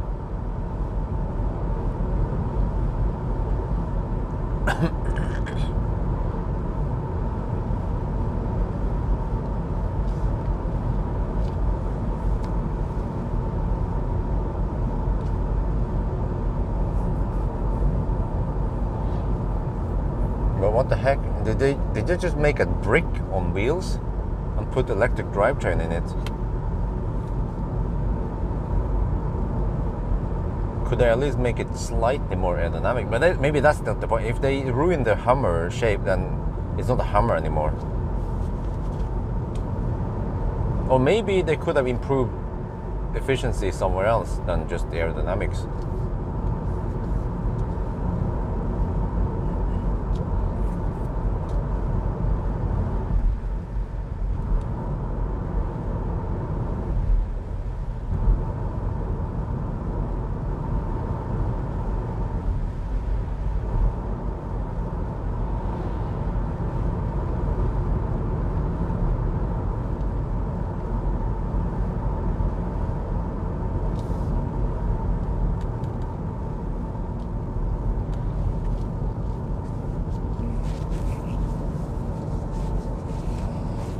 $213 kilowatt hour.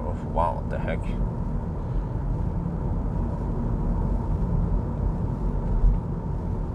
That's massive. Like a truck battery. That means that the gross capacity must be more like 250 to 230 maybe.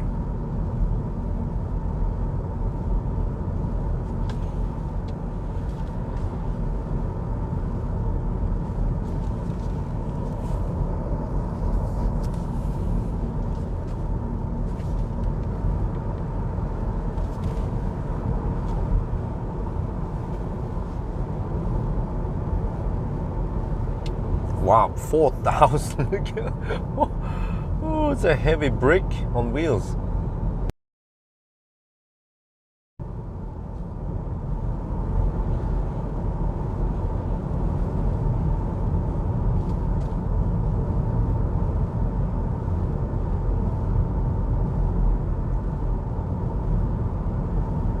Well, I can't use a regular B license plate, driver's license on it. I need C, right?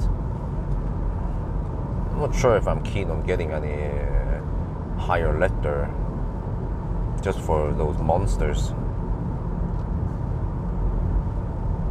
Doing fine just with B.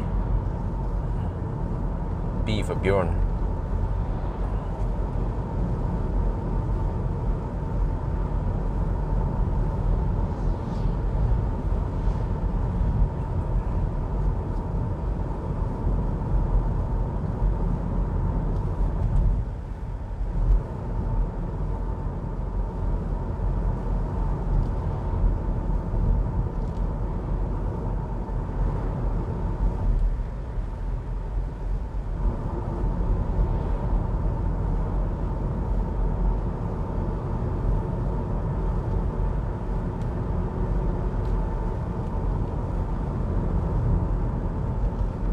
Welcome to Grong.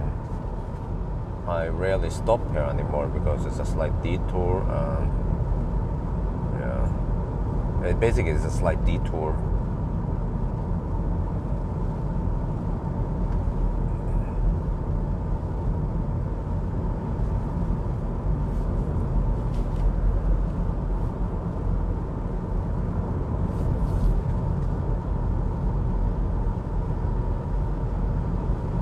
Phantom braking, yes, plenty. Almost as frequent as, roughly as frequent as a Tesla.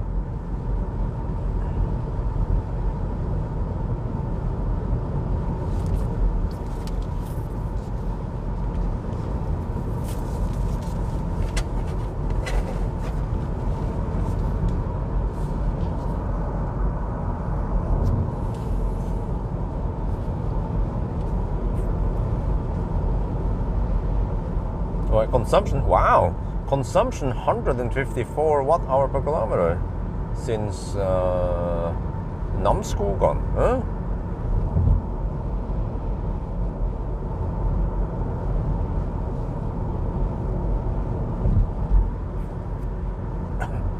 Maybe I'm just too used to thirsty SUVs nowadays. Okay, I mean, compared to Model 3, it's not that low.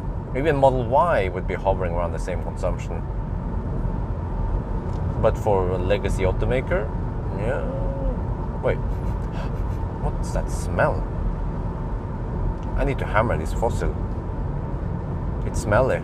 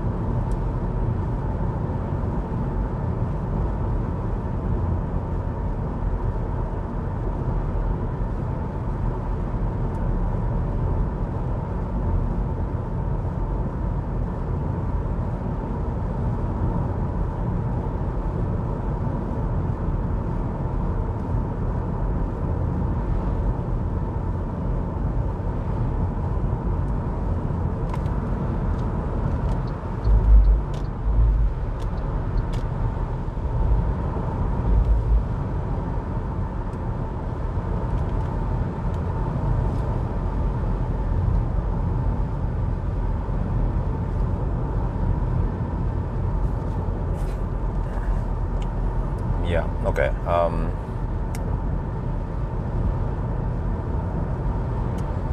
Okay, first of all, let me think here. Do I really want to go to the Arctic Circle again? Maybe not this summer. Maybe I'll focus on other shorter trips instead. That doesn't take 2 full days. I mean, we have seen it now. We've seen the north, okay, fine. Still have lots of other places to go. Bergen, Ålesund, or Atlantic Road, Røldal. I can take a little loop. Yeah, I could go on the way back and go another way around.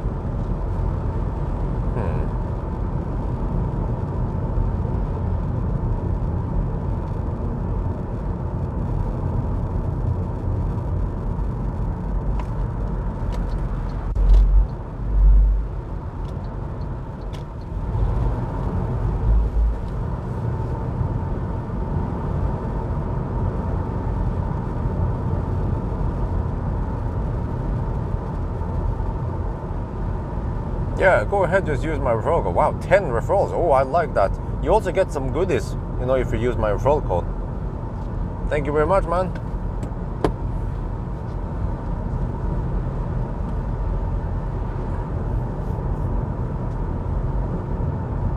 Yeah, I mean, nice scenery, time consuming, but that's the thing, because, okay, we can do it now, but if I do it again, it would be more or less the same scenery, right? But if I go to Bergen or other places, I can collect more 4K shots there. But also, and the thing is that I don't even know if the 4K video, 4K channel will get any views at all.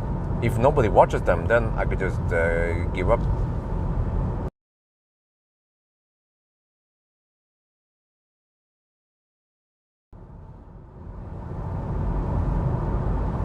So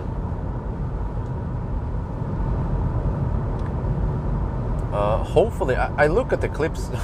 Well, the laptop was low on battery. I look at it briefly only, but I have to look at it again at home tonight to check if the shots are okay.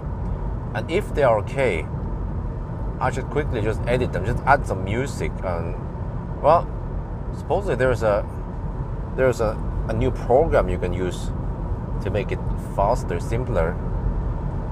But maybe I'll just edit it in Premiere anyway, and then export it.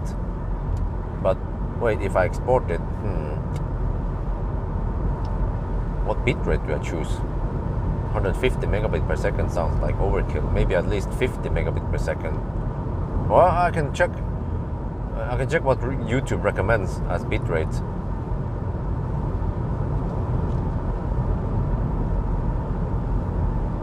I think it should be at least 40-50 megabit per second for 4K. And that makes it slightly faster to upload and process, or at least upload. So, well, you can imagine trying to upload a 110 gigabyte file if it's uncompressed, I mean raw from the camera. How many hours are we talking about there? You just have to do it overnight.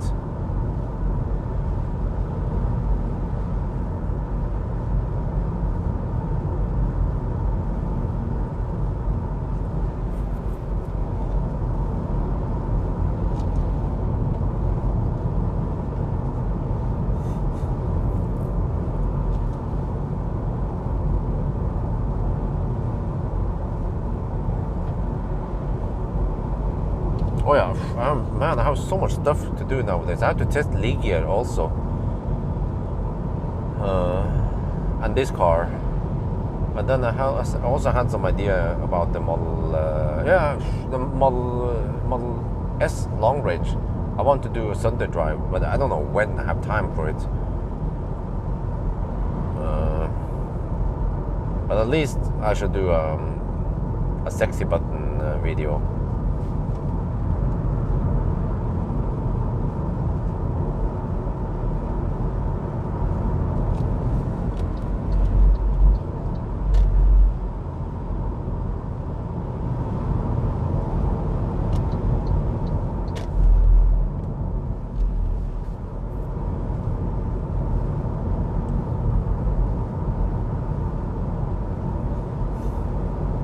Oh, the seats. This one, you don't get sweaty in these seats. That's good. Model 3 seats tends to make you. Model 3, Model Y tends to make you sweaty. But they are both nice and comfy. Perfect firmness, not too hard, so it doesn't give me a butt. It doesn't make me butt hurt. And they also have some okay side support. not too flat, but also not too bucket. So at least for me, it works great.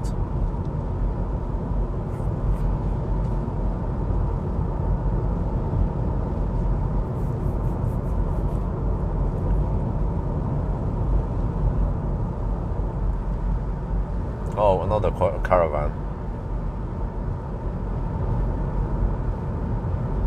Oh, caravan season is here. Freaking caravans everywhere, man. Caravans and RVs.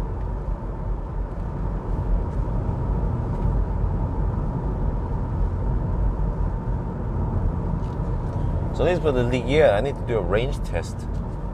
I want to see how can we actually go 192 kilometers as they claim. What kind of efficiency are we talking about here with that thing? Also, what the heck? What kind of route do I drive?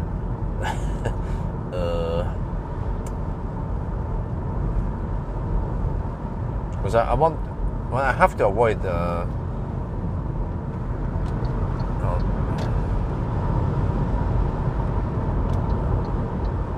I cannot drive on motorways, but I'm allowed to drive on ring road. But I have to find a nice stretch. It's better where people can overtake me easily.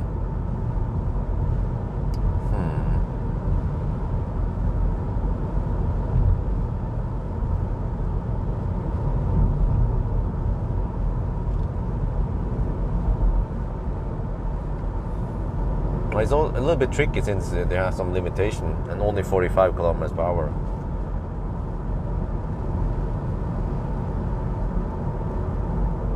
Or I could drive that route. Well, actually, that route via Mysen. But I have to go, Fetsund, Mysen, and over something. And then maybe on the way back and go. On the other side of the Glomma.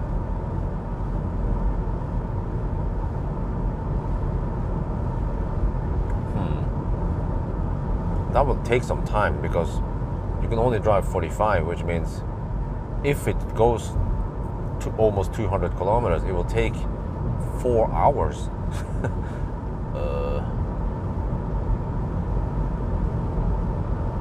Okay, maybe bring EcoFlow just in case. Both EcoFlows. I have almost 4 kilowatt hour available.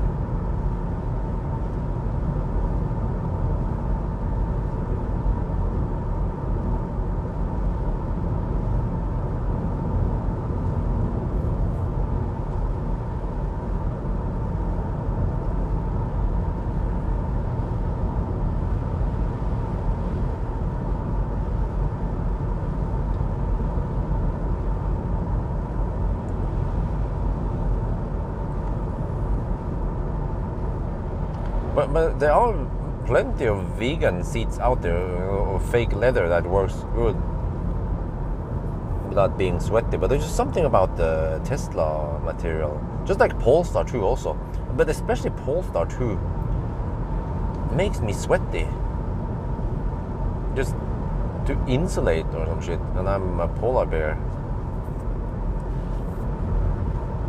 But the downside with fabric seat is that in case you spill something there, then it's harder to clean it.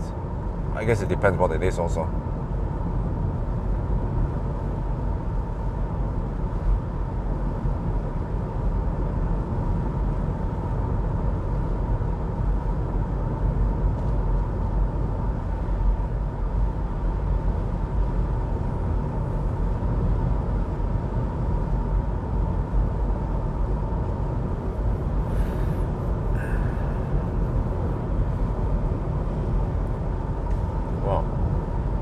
Traffic going north. What's up? Where are you guys going?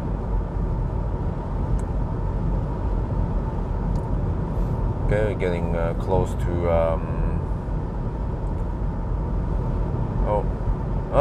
Bumblebee. Oh, it's a slow woman in a Volvo. Okay, but getting close to Snåsavatnet now.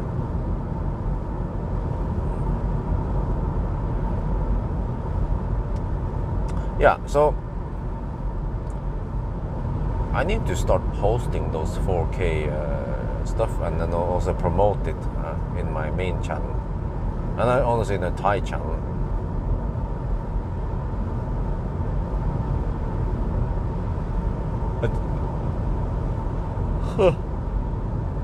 But, but I have to give it some time also. But usually, if it's something popular, there will be some views there. But maybe the initial view, the jolt of view, is just because people are curious, and then after all, they'll be like, okay, whatever. It's just same stuff over and over again. I have to find out quickly if it works or not, because yeah. But on the other hand, that EQS I will get in a couple of weeks. Most likely, I'm not gonna go to Arctic Circle with it, simply because it's just too far, and there are other places I can go instead. But I also wonder, Trollstigen, or yeah.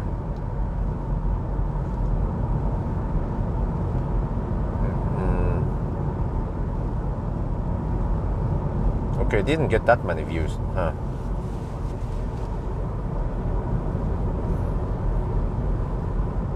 Most likely because road trip videos, in general, they don't usually attract that many views in the first place. It's normally other things, like Plaid hammering at Autobahn, yeah. That one will attract lots of views.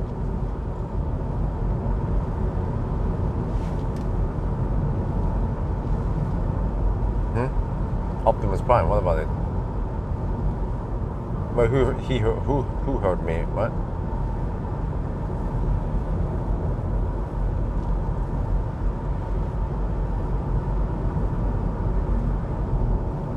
And also, I mean, even a Millennium Falcon video might generate more views than a road trip.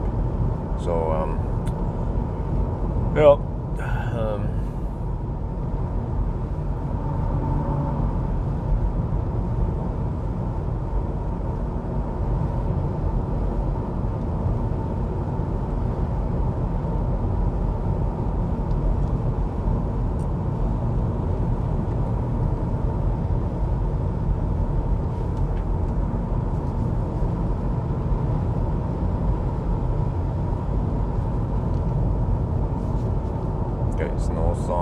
Snåse.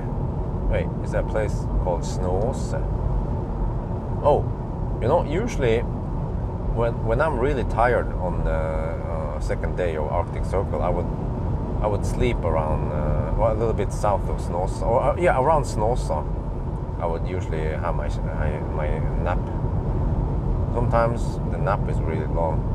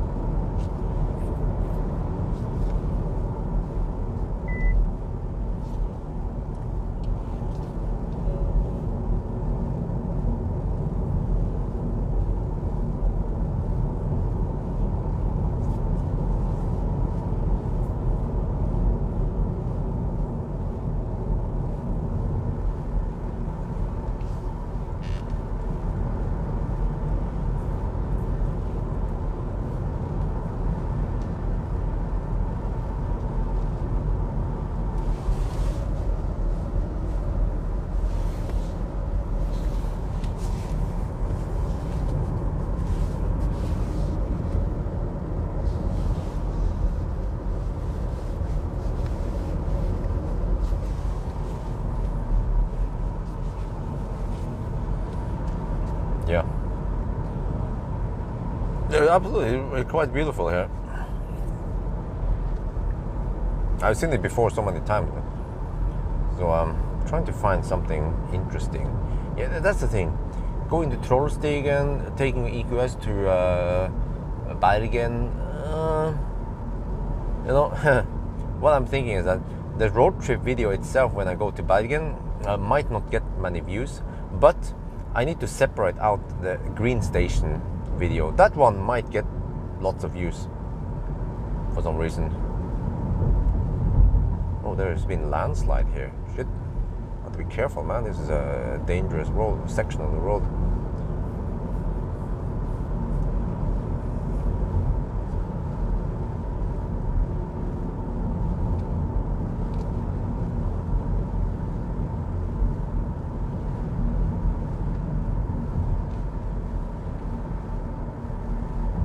Yeah, well, oh, you just realized there's a lot of stuff. Oh, they need to secure this. I think that's what they're going to do. They need to resecure this this area here.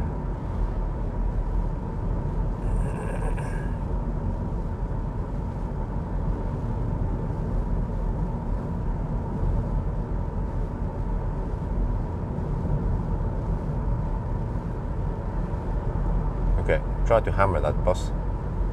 Let me check over here visually.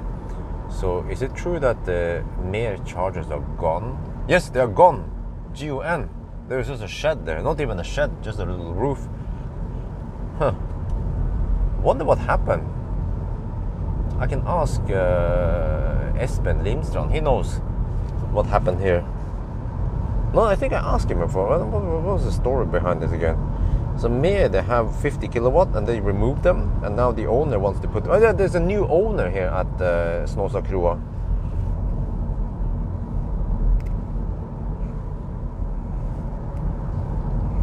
But I wonder if Snåsakroa here was one of the key locations that Enova required 50 kilowatt charger with 22 kilowatt every... something 50 kilometers or something like that. I don't remember. So this was one of the locations, but maybe the contract or maybe the time has passed so long that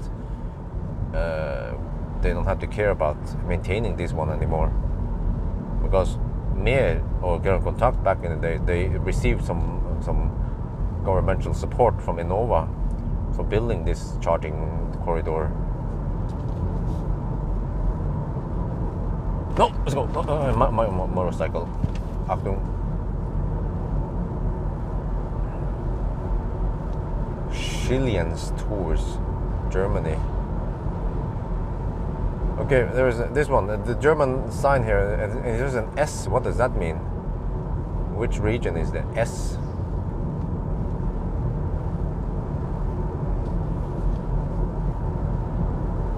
S for Scheiße.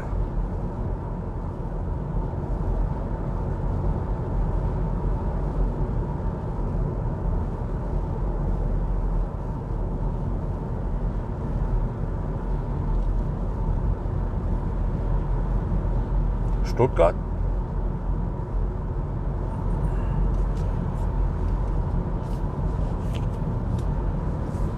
Okay, there was a hammer stretch somewhere. Oh, okay, I think it's over here. Yeah, it's over here. Fraude am Reisen. What does that mean?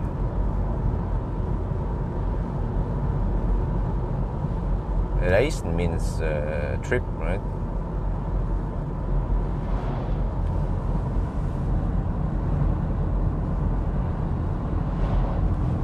Okay, I'm trying to pass, but okay. Let's see. I need to get some distance so I can see past that bus. There is a possibility to pass here. You just have to, yeah, okay.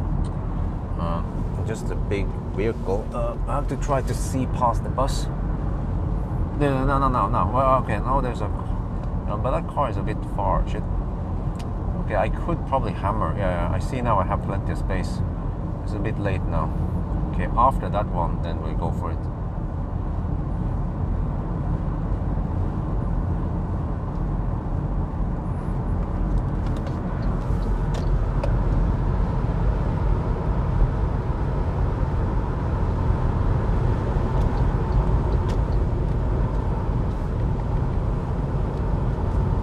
Joy of traveling, okay.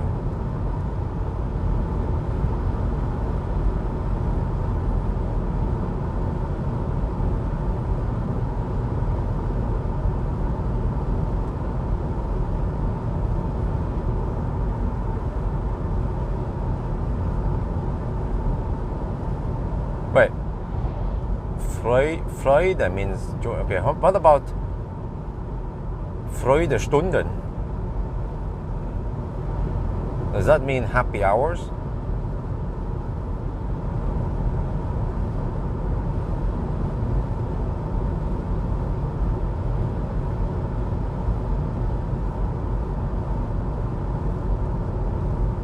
I remember this location. I slept in the car.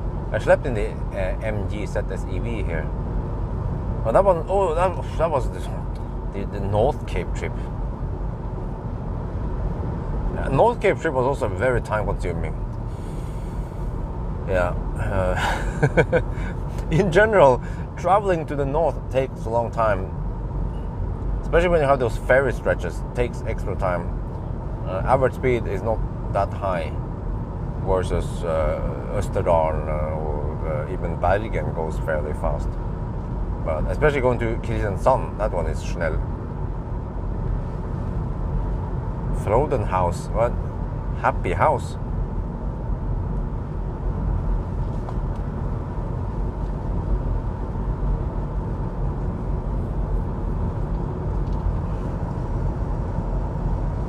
Wait, was it supposed to rain? Well, I guess we get some free windscreen, the self-cleaning windscreen then.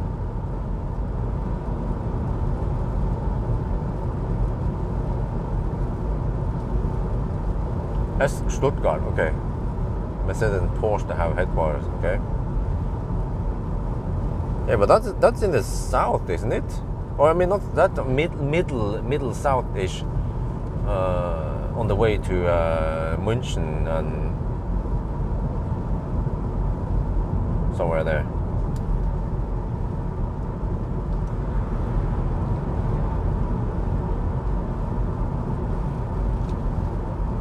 Oh, we have a. Oh, we have another Outlander. Oh, Outlanders, man, they. Like every time you see Outlanders, you just have to hammer them. Ugh.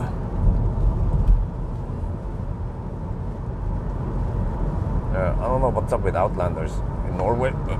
Norwegian Outlanders, especially. Is that? Yeah.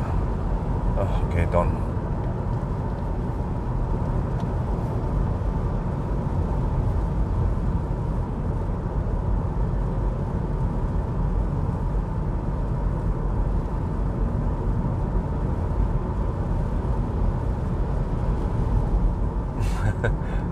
Yeah, exactly.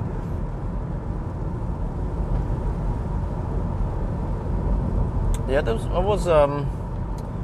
I talked to I think it was Marcus. He told me that, or no, it was, I don't remember who was this again. We were talking about plug-in hybrids, and then there was this ski athlete. Norwegian ski, I don't know which one. It was some woman. She didn't know too much about cars, yeah. But she was some ski star, cross country or whatever it was. But I don't remember when it was downhill. But she's been using some kind of diesel SUV for the longest time, and she just gets the car for free. You know, she doesn't pay anything, but she pays for fuel.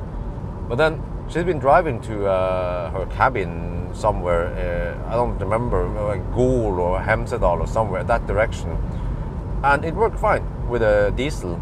And then suddenly she switched to a plug-in hybrid because the salesman was like, oh, this is good shit, you should try it, you know, plug-in hybrid. She was like, oh, okay. And it just happened to be a Mitsubishi Outlander. And then she was like, what the heck? It was so damn thirsty because she would be able to, probably driving like a Toyota driver, but she would before spend only 5-6 liters per 100 kilometer, and then suddenly the consumption doubled with the Outlander. Yeah. And I was like, damn, are the Outlanders that thirsty? Maybe that's why they're driving so slow. They drive like a Toyota driver because it's a brick on wheels with inefficient drivetrain.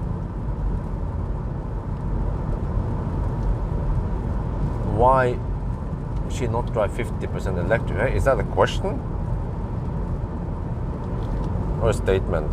Even if it's a question, not sure what it's supposed to mean.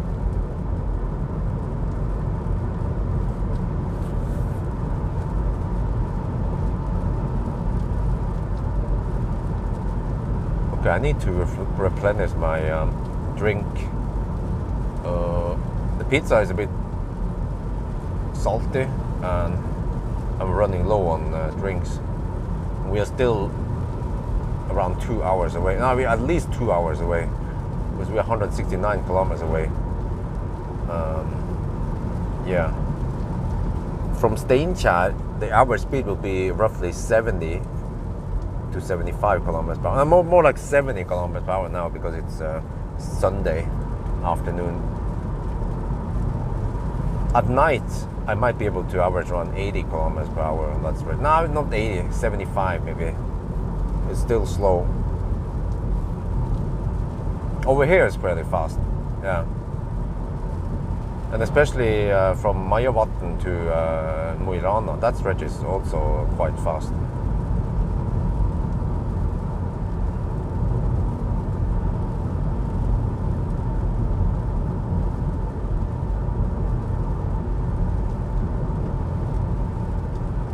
Okay, so if you can charge the Outlander at home, I mean, it even supports Chademo.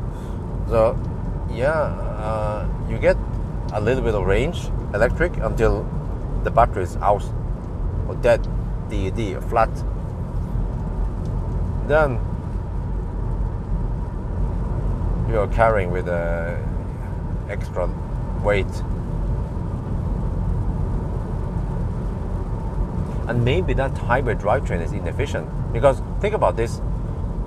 I have tested now left and right, and I found out that some drivetrains seems to be less efficient than other drivetrains.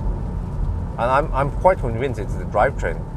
Because when I do some control test with, for example, drafting, for example, I-Pace, right? When I test some drafting, the I-Pace consumption is still high-ish, which indicates that it's not drag that increases consumption. It's more likely to be drivetrain inefficiency.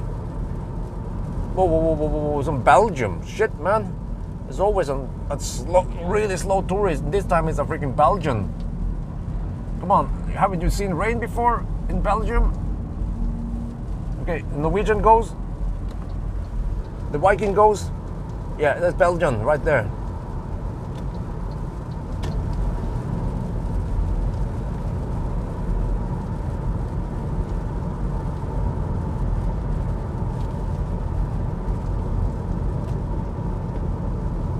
Wait, there's no rain sensor here? Oh no, that guy is slow also. Shit.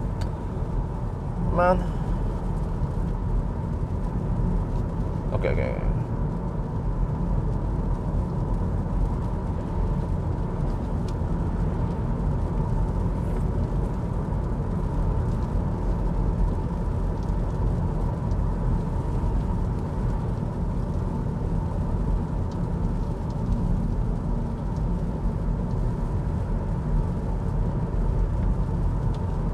Well, I get to clean the windscreen, at least, with the rain.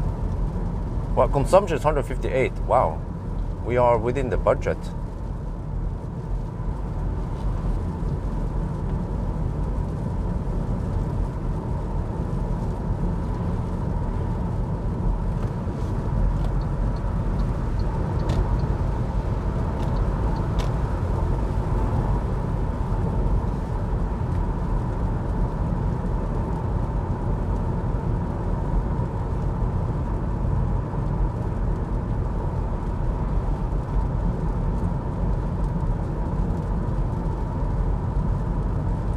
Oh, there is rain sensor. Okay, my bad. I wasn't sure.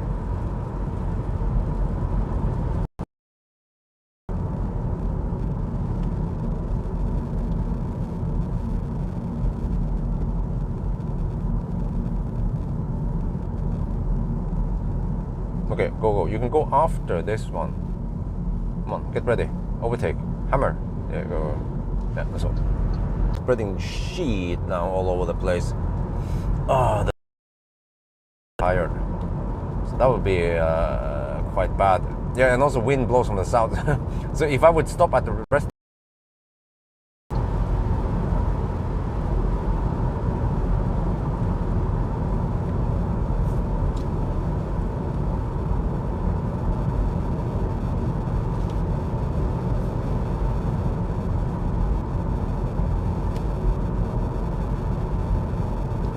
Well, this is not much rain at all. We are in Oslo. We are asked to conserve water. Don't water the plants. If you want to water the plant, do it at night instead, because there will be less evaporation versus daytime. And just in general, yeah, don't wash your car unless it's really necessary. There are lots of water saving things. So yeah, there will be a period now with very little rain in Oslo again, just like last year, wasn't it?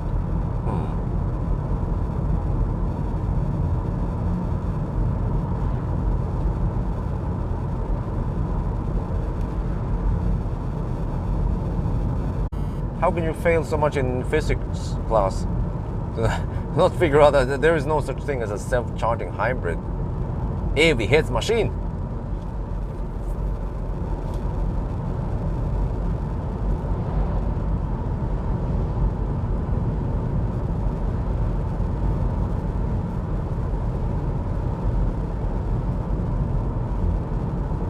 Maybe that's why scammers still exist, because people fall for it. I don't know, maybe Nigerian scammer is a bit outdated now, but there's always some variant that still fools people.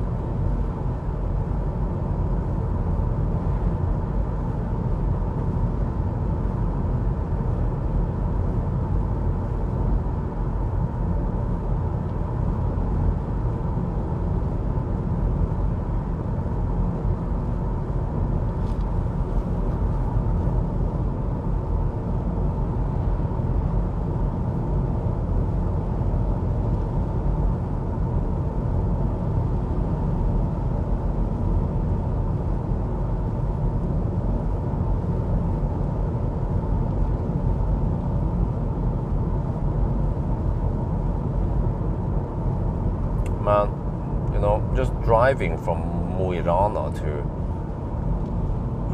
Trondheim takes a long time. See, we started at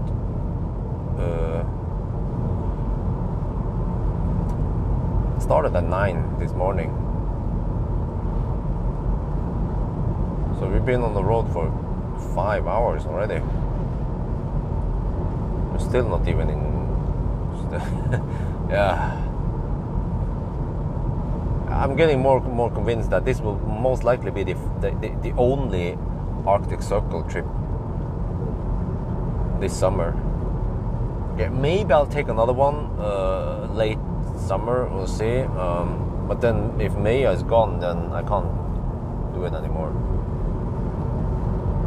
But it is a lot. It's quite time consuming. I could have done something else at home rather than being on the road. Yeah, it's a long way home, yes. I mean, this is like a reminder why I even stopped with the Arctic Circle trips in the first place, because it was quite time consuming. But okay, for this one, yes, if I can get lots of views, then it makes up for it. But I don't expect, for example, EQS to get lots of views if I go to the Arctic Circle. Because I actually gone to the Arctic Circle before with EQS during winter, and that one got lots of views. But that was just because there was some hype around EQS, and I slept in the car when it was freezing cold. But I don't expect the next EQS to get lots of views. So then I'm better off going somewhere else and collect some Bergen shots or Gudvangen. Yeah. So I'll tell wifey that this is quite time consuming, and don't worry, I will not go to Arctic Circle again. Most likely not.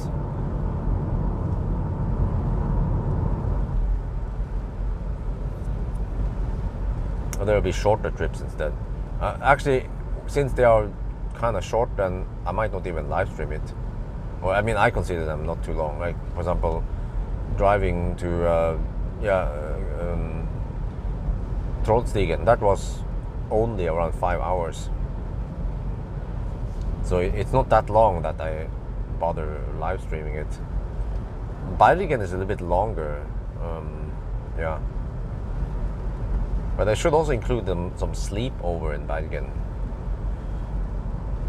But I'm not sure how to do it, because let me think here. If I want to go to Bergen,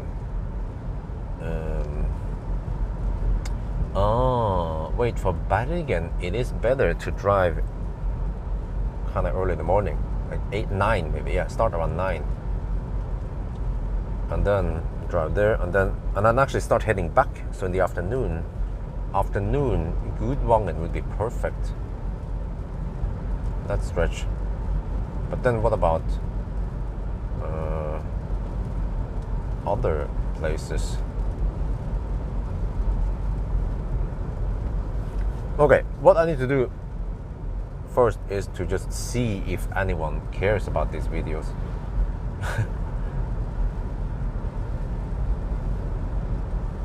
Okay, let's go. That's another German. The Germans are here. They're everywhere.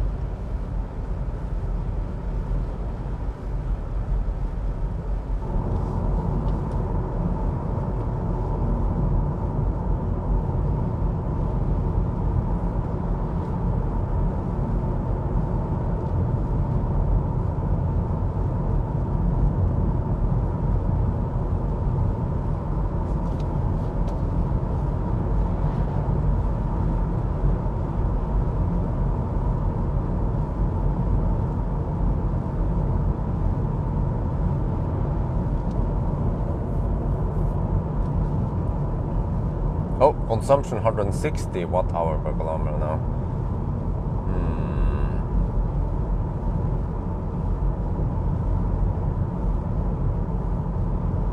Too much hammering.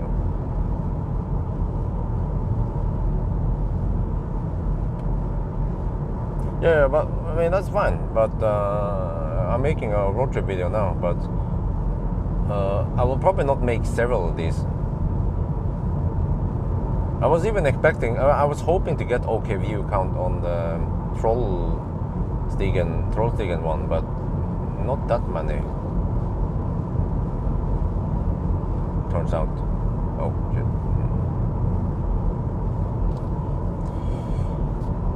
Okay, let's see.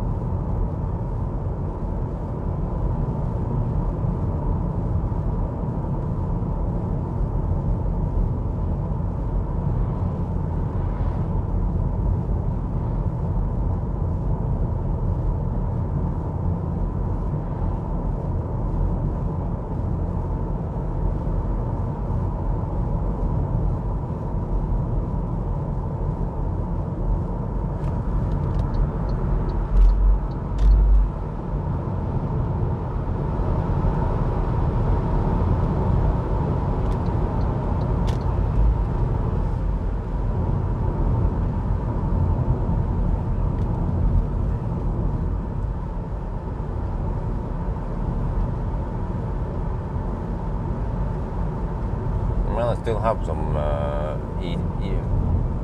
Kia EV6 GT videos I need to edit. Yeah, part 2 of that trip. And 1000 kilometer challenge. I'm done with the acceleration noise test. at least.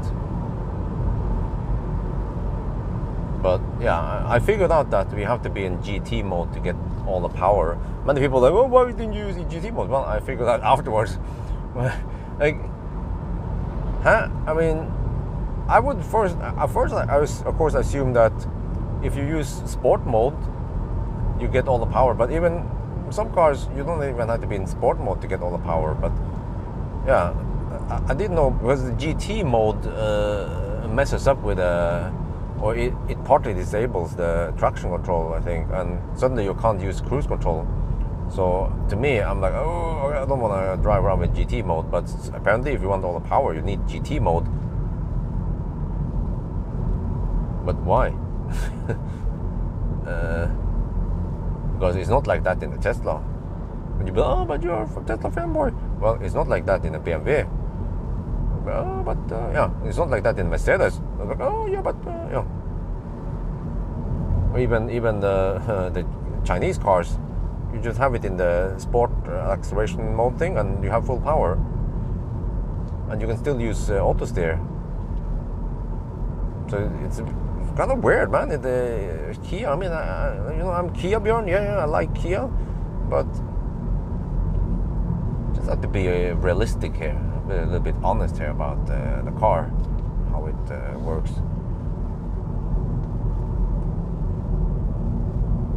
And you will see in the acceleration test, when I used GT mode, the tires were struggling to get enough grip.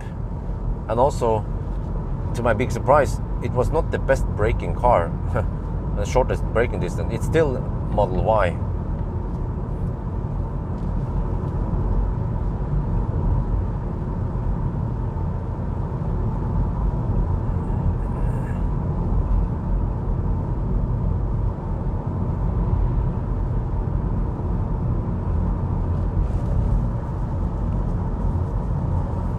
Which makes me wonder, why is the Model 3 not the best braking car? Because it's lighter than Model Y.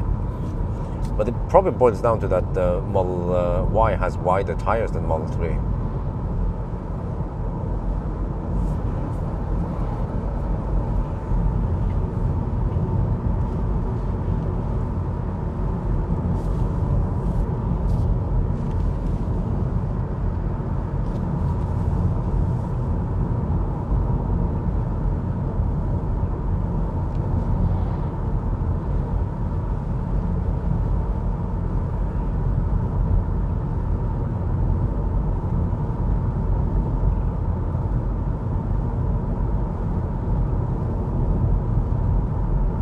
It has very few buttons, the MG4. All the people, they might struggle a little bit. Depends how good they are with smartphones. If they are used to smartphones, then they will probably be able to figure out how this works.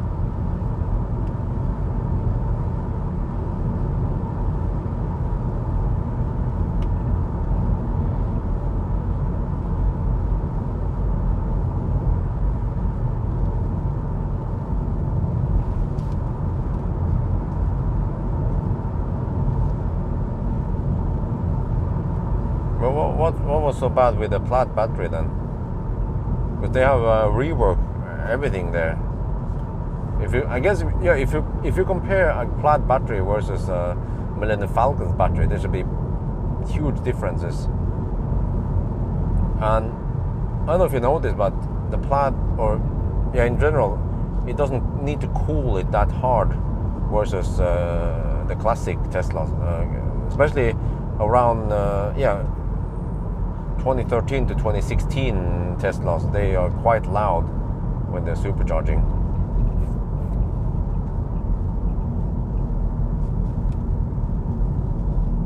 Okay, we go from no man's land to slow man's land.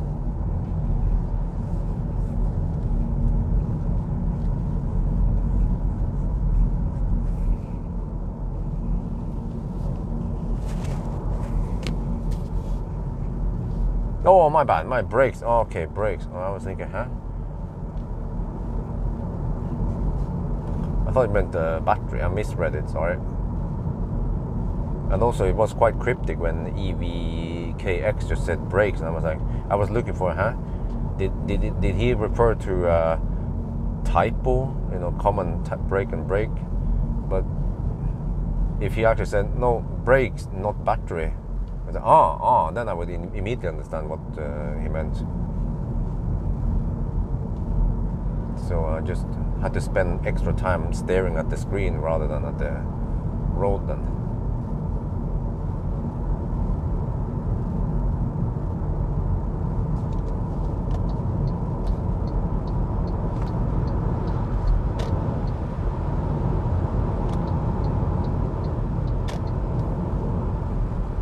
Oh man, can I get past that leaf?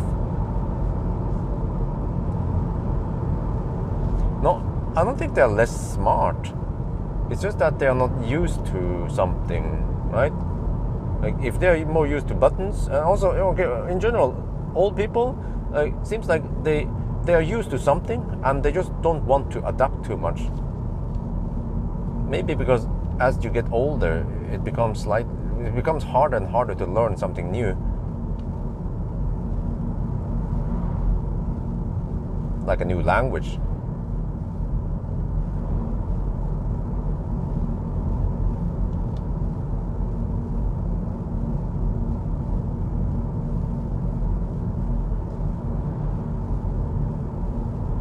Oh, you can have it.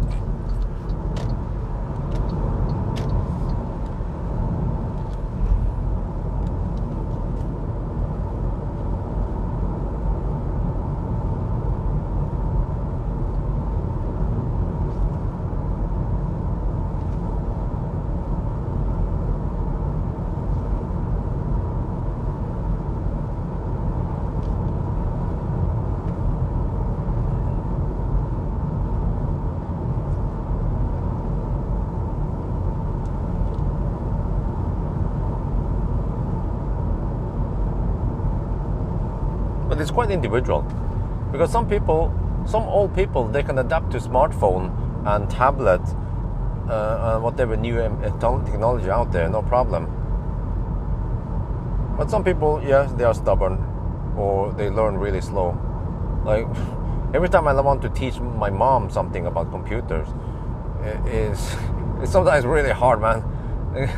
Explain to her about Windows or whatever, and the next day she forgot about it. Or next time the same problem occurs again, I have to explain once more.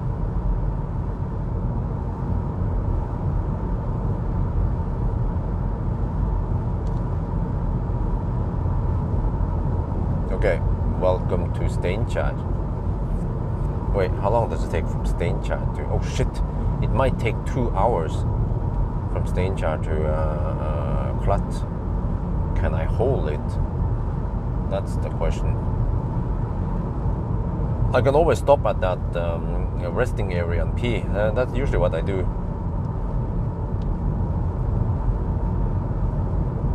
Or I could even go to Shell and maybe fill up my drink. Yeah. Oh, that sounds like a better idea.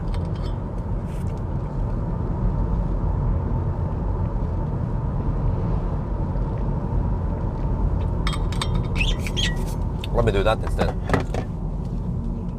because the pizza was quite salty.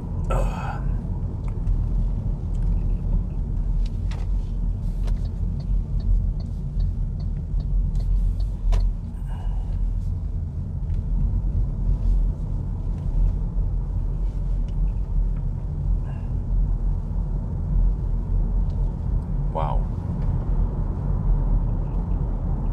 On the red, okay. Oh, maybe I can also clean the windscreen. Yeah, they have good stuff at Shell. I like that Shell station.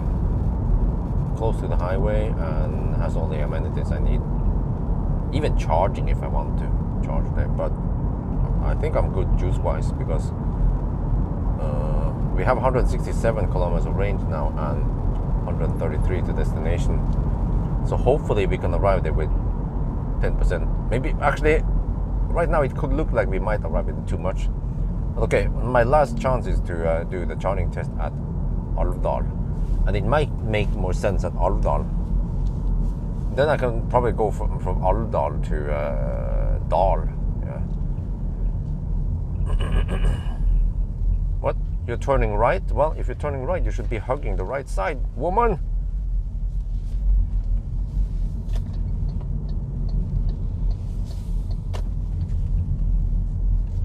Okay, let's have a little quiz here about roundabouts. I'm going straight now. Which lane should I be in? Or which side should I hug? Left or right? Oh, there are superchargers here. Oh, nice. Like a monkey. Wow, wait, what do we got now? Remen? Huh? They put supercharger at Remen. The heck? Okay, correct answer is you have to be on the right side. There are so many roundabouts here. Okay, next one coming up. Well, I don't know the layout yet, but still I'm going straight in the next one.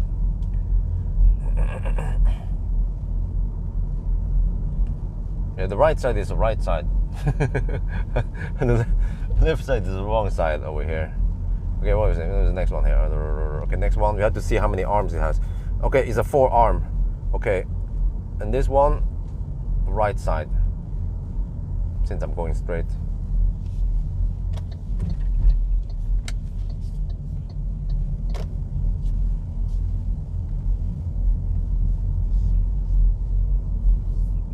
Another one. Wait, should I stop at Shell? Yeah, let's stop here. Okay, don't want to hold it. Okay, well, the next one here is I don't see the layout yet. There. Okay, still a 4-arm. Okay, same there, right side. Oh, it's turning there. Good.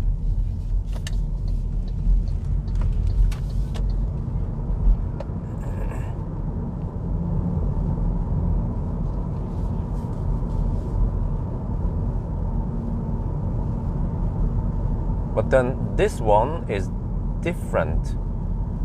Here we have a 3-arm. This one, you have to be on the left side when you want to go straight. This is where many people fail at.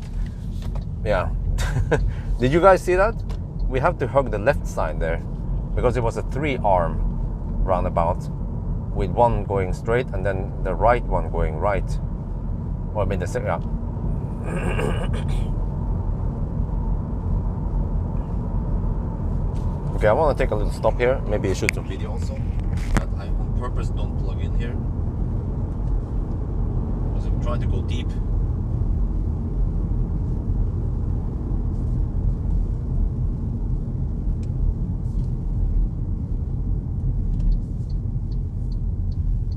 And here, of course, since we're going left, then we want to hug left side.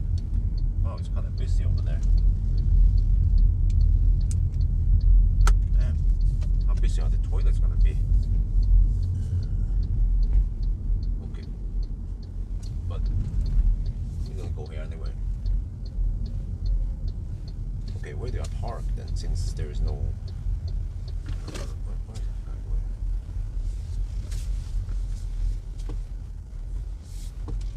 Okay, I can park here, right? Wait, here. I think that's a slot I can use.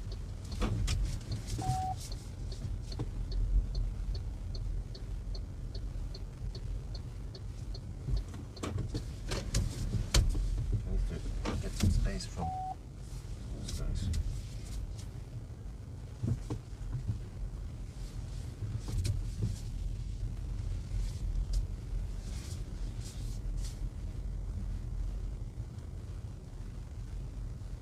Okay, that was a little bit too far from the other guy. Get a little bit closer here.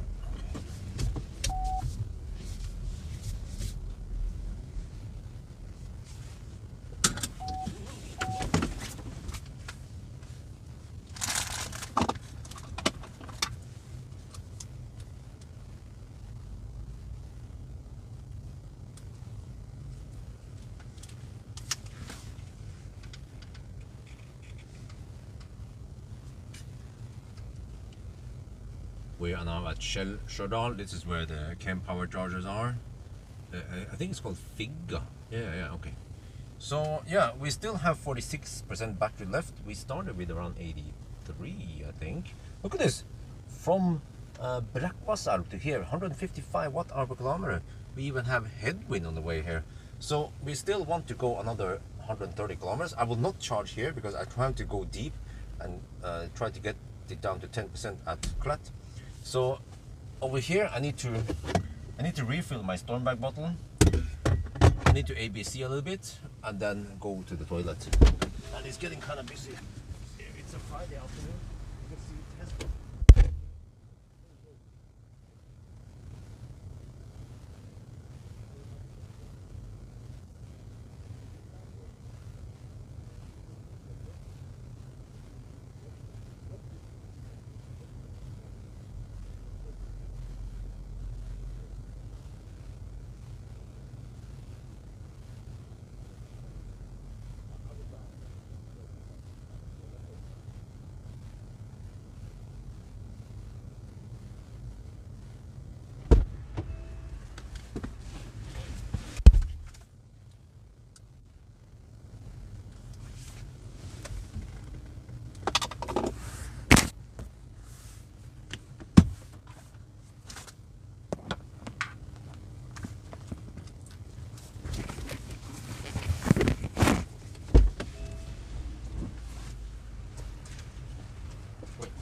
I don't want that thing to honk at me again. So just to be sure, especially now it's kind of busy over here, kids and shit. Then I want to disconnect the OBD adapter. Okay.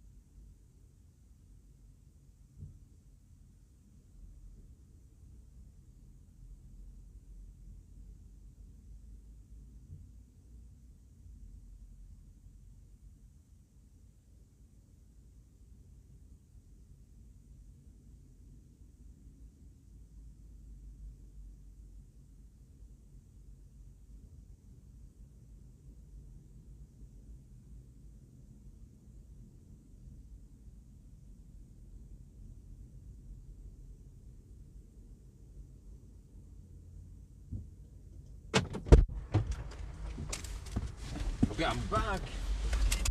And in this stretch, you just have to lubricate yourself with patience. So let me restock my drink. Wait.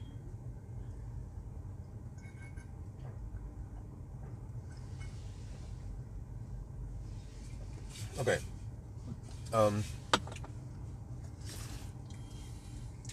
This stretch is gonna take a while.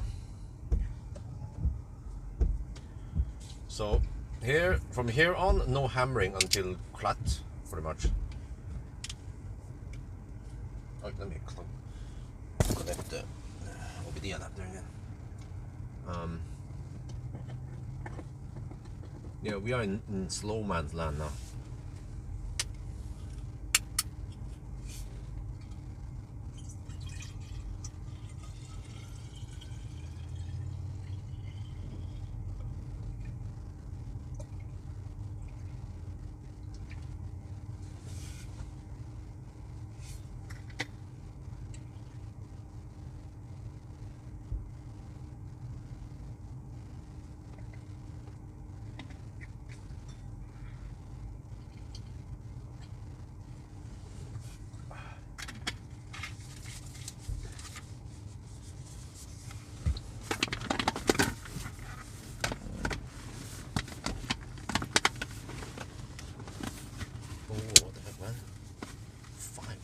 Really? Well, these trips are quite long when you have 5 bottles laying there.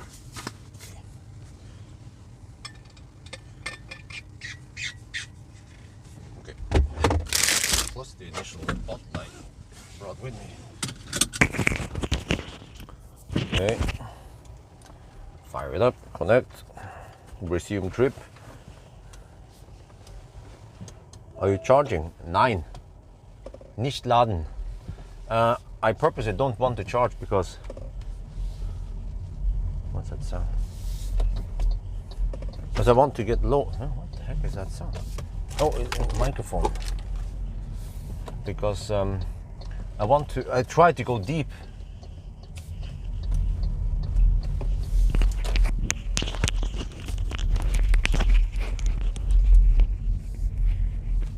For a charging session now.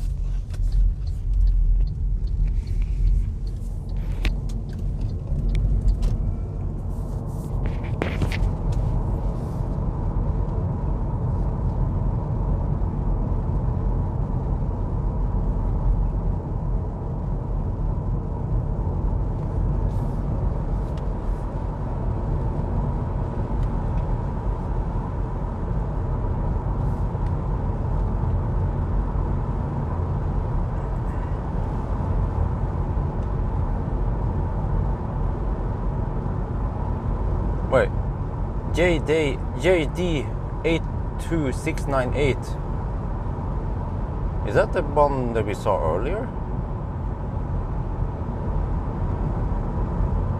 That's a Volvo S90 again.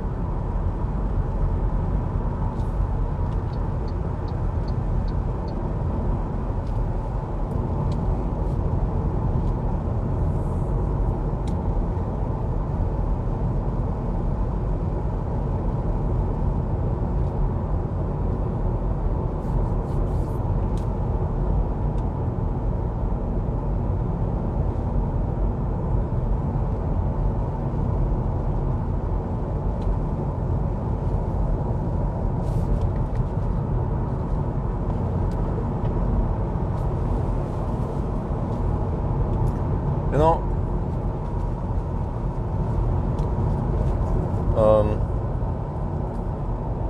if I plugged in there, that was like a 10-minute stop. There's some cleanup, some filming also. Could have charged a lot in 10 minutes. I was at around 45%. Could have topped it up to around 65%. So if you just plan your stops and top up when you stop, then you can save a lot of unnecessary charging time. But for me, I'm going to test charging.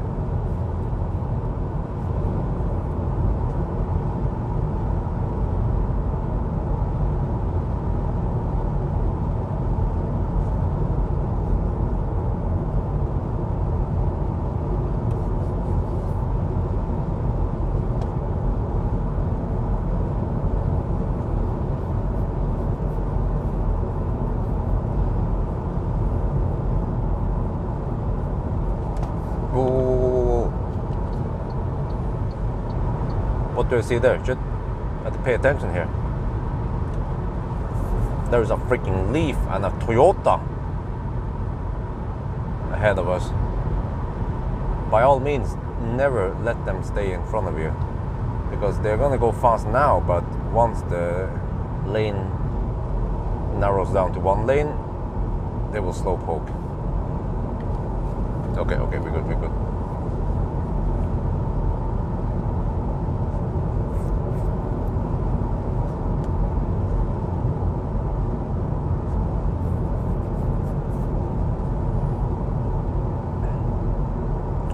Oh, now we have to deal with traffic here in Sunday afternoon hours.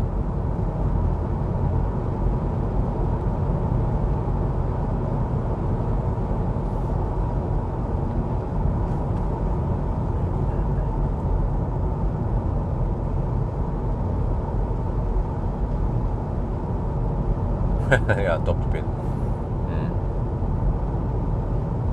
Okay, but whoa. I mean, if we have 158 watt-hour per kilometer up until this point, then the next section here is going to be dog slow, which means that the consumption will be lower. So, you know, I actually estimated it will. Initially, I estimated 155 watt-hour per kilometer, but then the car was estimated, oh, you're not gonna make it, or you don't have enough range. So I became unsure, but seems like 155 is what we might end up with, maybe even lower. Yeah, so right now from Namsskogan, 158 kilometers ago, we have 158 watt-hour per kilometer, and we're still 122 kilometers away from Klat.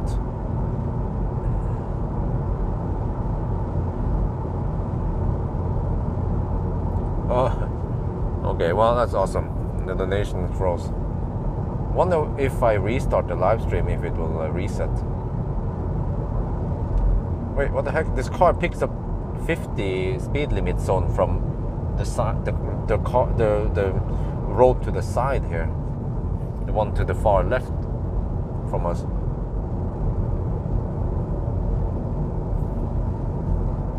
Let's see, we'll pick up the 80 zone at least.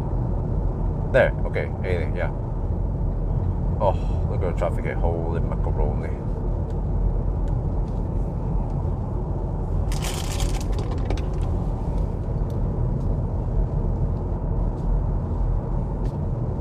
Okay, let me try to enable the auto steer. It can't be that bad, right?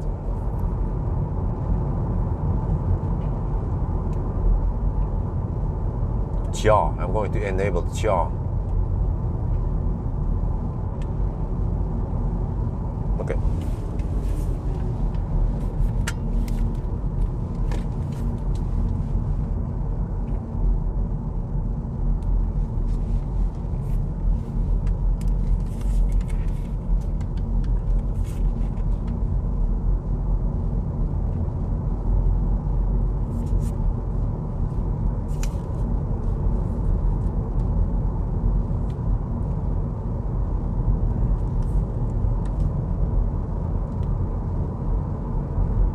Oh well, we went from no man's land to slow man's land. Yeah, it's an 80 zone and we are cruising below the speed limit. Oh, well. Welcome to Norway. Yeah, so yes, you see, at the previous stop, normal users, they would of course just plug it in. It was a 10-minute stop. I could have juiced up a little bit. You see, I'm now to 42%. I could have topped up to at least 60%, right? So that would shorten down the next. Oh, the car likes to do this shit, man. Adaptive cruise control is not smooth at all. Like, I'm trying to show you. You can see some of the power meter here, but what it will do is typically brake a little semi. Oh, the auto steer is also kind of dangerous, man.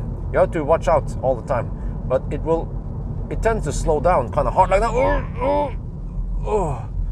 And then it speeds up a little bit. Yeah, now it speeds up a little bit. But also during normal cruising, if there is a little bit of up and downhill, it will suddenly regen semi-hard, and then suddenly it notices that the speed dropped a little bit too low, and then accelerate. Not smooth at all. But it's a Chinese car. What do you expect? Auto steer also really wacky. And now it tends to disable. You see, now it's on, and then sometimes it's off without warning, no audible warning. And then you think you're you think the car will be driving for you, but then suddenly it will be on the car. Oh, yeah. You can. I think you can even feel it. You can even see the non-smooth transition. Oh, yeah. I've been living with this since yesterday. I've been sitting here for over 15 hours with cruise control. But I actually disable auto steer most of the time because it's too annoying. Oh, the recharge have hypercharger here. There's freaking high power chargers everywhere now. This is such a big difference than just 2 years ago. Wait, I'm trying to think here. When was it again? But around 2-3 years ago, my very first trip to the Arctic Circle with Polestar 2. The reason for it was that some people said, "Oh, Bjorn, you're always hammering in nice places with high power chargers, but what about countries where we only have 50 kilowatt chargers?" Well, that was the whole idea with the Polestar 2 to Polar Circle, Arctic Circle. Because before, you see here Trondheim, before, many years ago, or just 2-3 years ago, there was only one high power charger past this one, which is Stjørdal. Past Stjørdal, and for the next 1,500 kilometers, there were no high power charger at all. But today, it's a completely different story. There are high power chargers everywhere. You can use this car, you can even use the MG with a smaller battery, and it could do the trip just fine. Most of the time we arrive with 20-30% at the next charger, and we've been skipping lots of chargers and high power chargers even. So yeah, but anyway, the reason why I didn't plug in at the last stop was that I need to get the battery deep because I want to do a charging test. But normal people, they don't do a battery charging test from 10 to 90%. Yeah, so now we just have to smør oss med tålmodighet. We have to lubricate ourselves with patience with this traffic. Oh, with the traffic and with the freaking auto steer and yeah, ACC activated.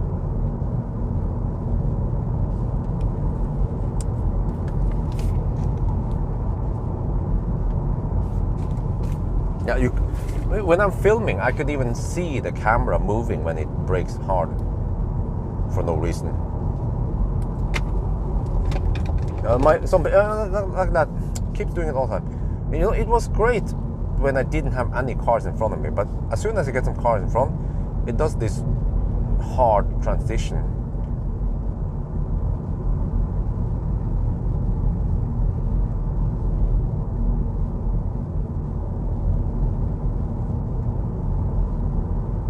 Wow, there are chargers. I just drove by another high power charger site. Wait, when was the Polestar again? Was it 2020 or 2021? I don't remember. Someone mentioned it yesterday. So I don't remember. It was 2 or 3 years ago. Might have been 2 years ago. It was 2020, right? September 2020. So almost 3 years ago.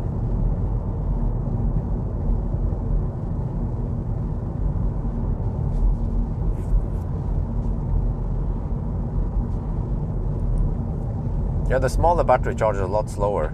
That one will peak at only 85 kilowatt, roughly.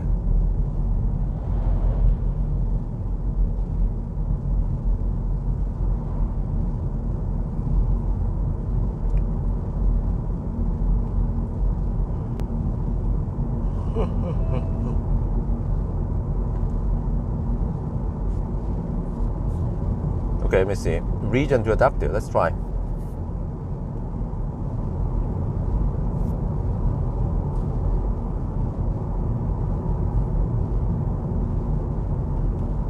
Where's the region setting then?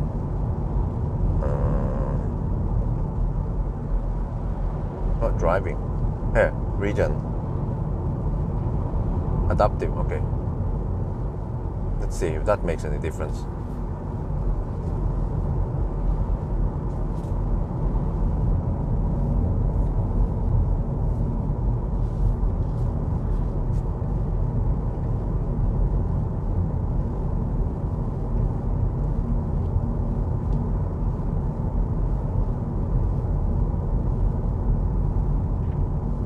No, it's still choppy.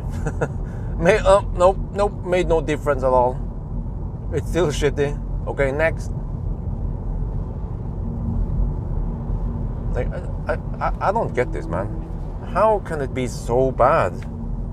They're not new at this, MG. They've been doing cars for many years now. And also Psych, before they bought MG. I mean, they have this tech from other cars. Like, how can it be so bad? Oh, shit, man. Oh, holy crap, it's so choppy.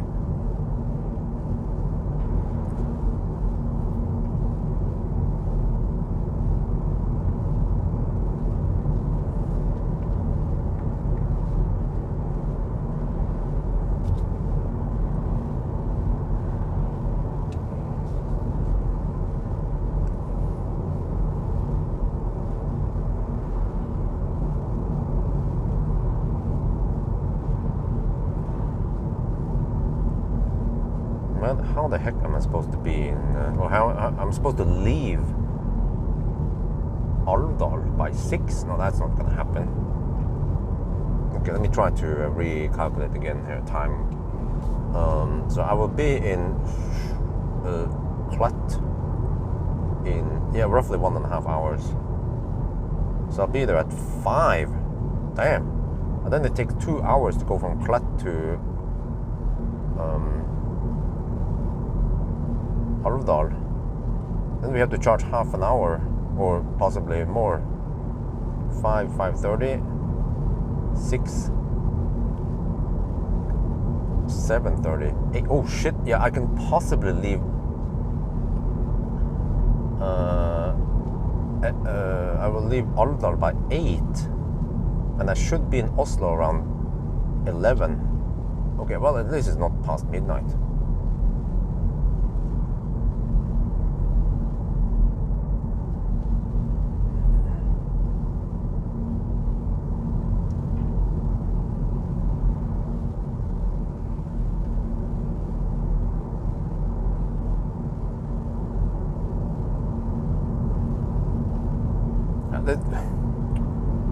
Man, if I commute a lot and I need to use autostay a lot, this car would drive me crazy. I would just return it to the dealership. But you know, I was not complaining much when we were in no man's land, and I just drove. Well, I did not have CHA enabled, but I used adaptive cruise control. It was a little bit annoying because it was slowing down like a Toyota driver in the curves, but for the most part it was okay-ish. I mean, it was a little bit bad, but I could live with it. That's what I'm saying. But now it become really annoying, and I have to fight the steering wheel again, unless I turn off CHA. Let me turn off CHA. Okay.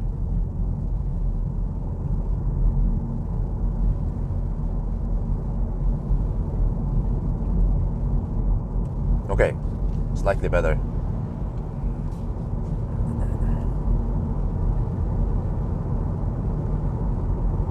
Seven hours, really? Well, that is if you're driving like a Toyota driver, right?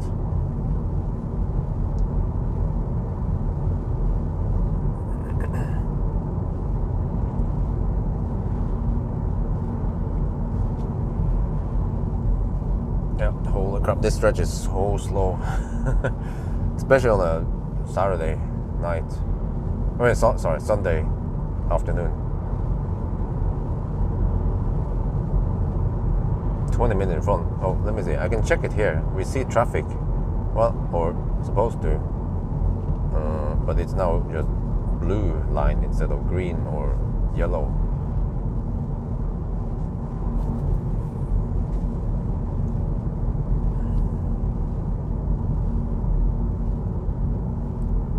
Yeah. Where does Google get the driving times from? Do they actually get them from anonymous data? Or it must be from all the Android units, right? Devices. Why don't? Oh yeah, these roads are just so slow. They have not been upgraded for decades. For all we know, these roads could be 50 years old or maybe older.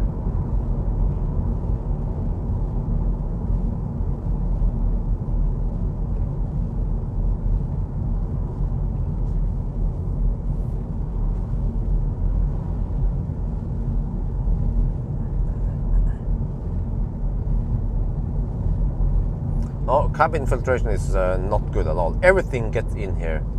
Smell, heat, exhaust, fart, everything gets in here. Okay, for smell, I don't know about other stuff. But okay, maybe particles like PM stuff is not coming in here because I don't sneeze. I true sneeze too much. Do we have a PM meter though? Doesn't look like it.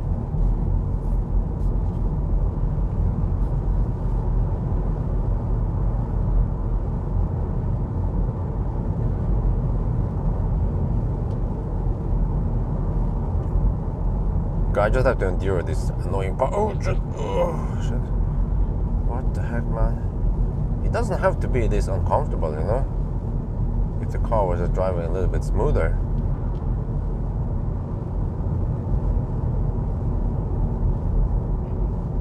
Yeah, I can see what it's doing now. Let me just tell you guys what's doing. Okay, let me just tell you the speed. 65. 66, 67, 68, 69, 70, 71, 70, 71, 72, 73, 74, 75, 76, 77, 78, 79, 80, 81, 82, 81. Okay, it wasn't doing it now, yeah. What I saw was that it accelerated fairly quick and then it, oh, you know, 77, 76, 75, 75, 74, 73, yeah, so it accelerates. Oh, and then, oh, what the heck, 71. It accelerates suddenly a little bit, and then after a while it realizes, oh, we're getting too close to the car in front, brake or slow down hard, and then, oh, we're getting too far away, oh, accelerate again. That's what it's doing all the time. I think you can even hear it. There's a little bit of sound from the pedal sometimes. You hear the click, click, click, click.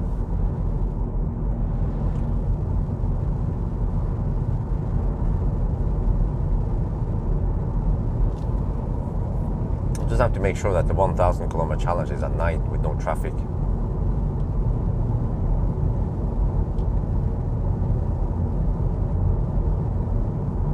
Yeah, something like that. Yes, overcompensating.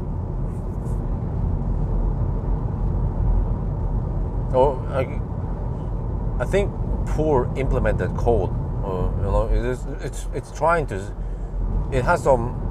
Just like when we are driving without traffic, it will try to follow the set cruise control speed, and then when it goes over, it slows down rapidly, and when it goes under, it speeds up rapidly, rather than trying to smooth out things. And the same when it's following a car in front, it probably set a given distance. Well, actually not distance, but time in seconds according to speed, and then it steps over that limit, and then, oh, and then you have to slow down, and oh no, you have to speed up, oh, you have to slow down. Yeah.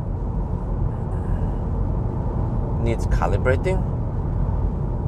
Okay, what if it is already calibrated? What if it works as intended? Because that's what I believe is the case here. Why would I have a car? Why would MG send out a press car that is not calibrated? Right?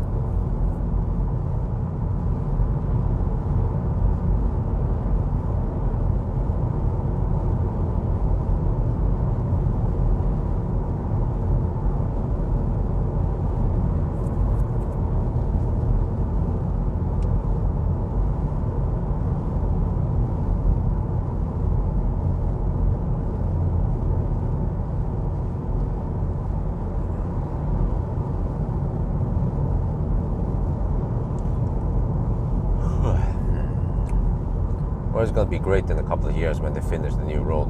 They are building it now, so We can skip this part and just hammer from Trondheim all the way to Steinkjer on 110 zone.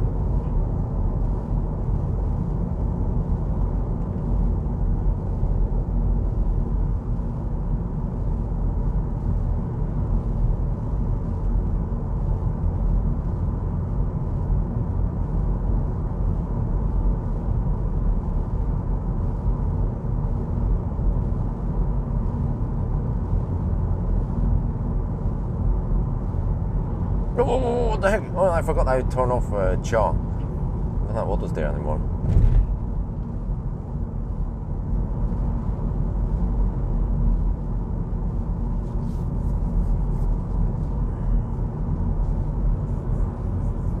Yeah, there's actually a lot of traffic in this stretch, but there's a mix of local traffic plus people traveling far. And they're all squeezed in the same overloaded roads.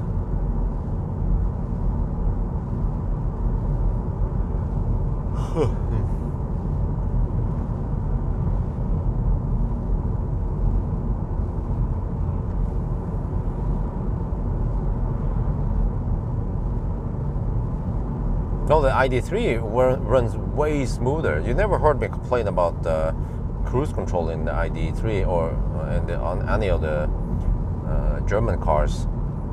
So in general, German cars, they have tuned the adaptive cruise control when it comes to regen and acceleration to be very smooth, and also auto steer really smooth in the German cars. Chinese and Korean cars, on the other hand,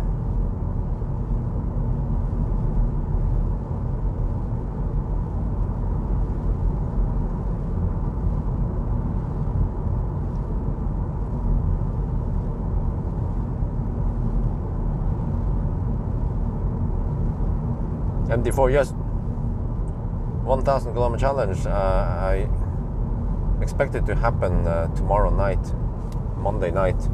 I have to double check weather. Yeah.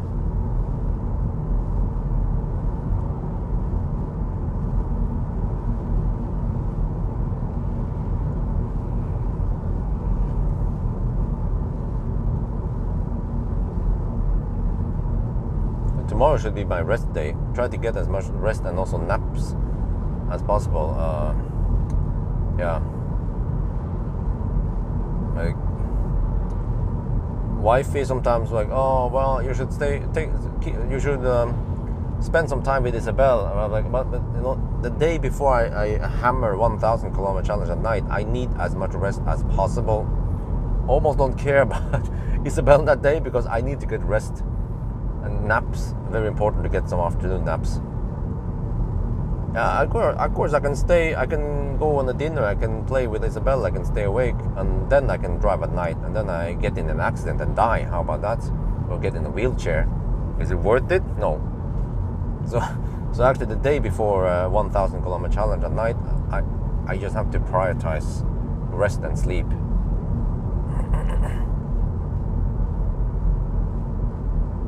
Which is tomorrow, yeah. So I will probably not do a range test tomorrow at all. Yeah, we'll see. Maybe just edit some videos. Maybe do some stuff. Oh, we can have, yeah, mukata.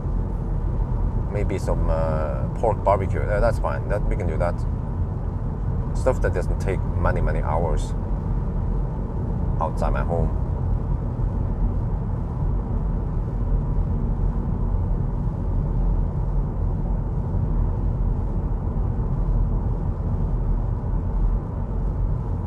Wow, look at this traffic, man.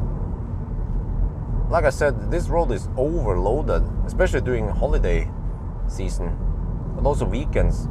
You could say that the Norwegian government has been a little bit too slow to react here. This road has been overloaded for a long time, and now they're finally building a new road. But they should have started building the new road 5 years ago. Or maybe even 10 years ago. They had the money. Money is in the oil fund, plenty of it.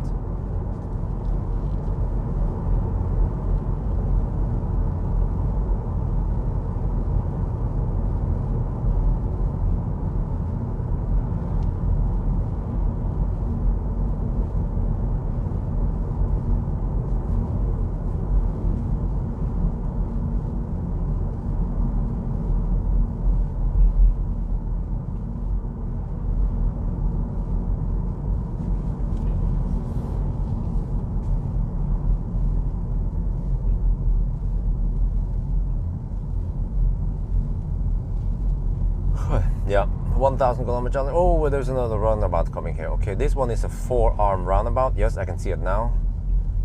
Just 100 meter before, or 50 meter before the roundabout, I see the layout, and then I place myself accordingly, which is to the right, since I'm going straight.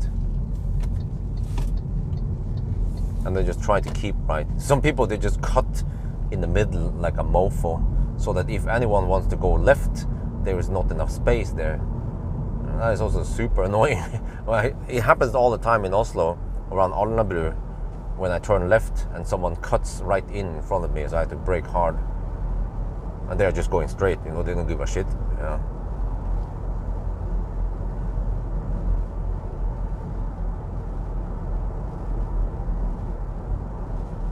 But almost without exception, roundabouts, they will always have enough space for 2 lane or 2 cars side by side inside the roundabout.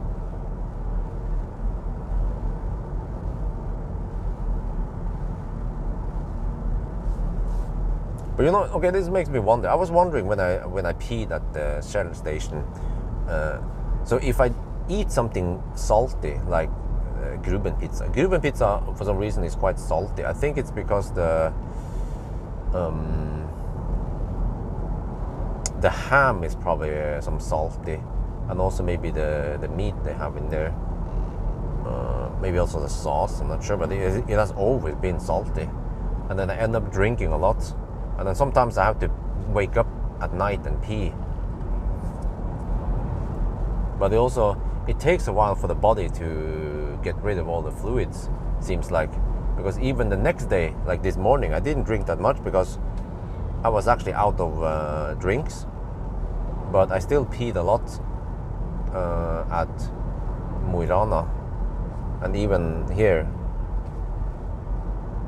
But it makes me wonder, when you eat a lot of salty food and then you drink water and you pee, does that mean that your urine becomes saltier than normal? That's the way the body gets rid of too much minerals or salt. But I didn't dare to taste my urine. Maybe I should. Maybe I'm a wimp, you know. Just taste it, man. Taste it. Taste your own sperm. Taste your own urine. Taste your own shit. Okay, that one is a bit dangerous. But wait, okay. I mean, in shit you have bacteria, but at least your sperm should be clean and not dangerous to taste or even swallow. But what about your urine? Is the urine clean? Or does it have bacteria in it that you should avoid getting into your mouth? Or maybe just your tongue, you know, just to get a taste. The wonders of the big mysteries of life.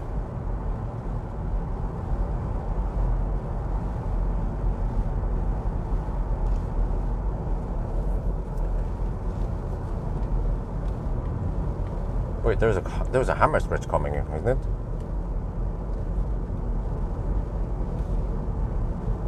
Yeah, I remember. Bear Grylls, he talked about this. In an emergency, you can't drink your own urine. Yeah, then you can recover some of that lost fluid.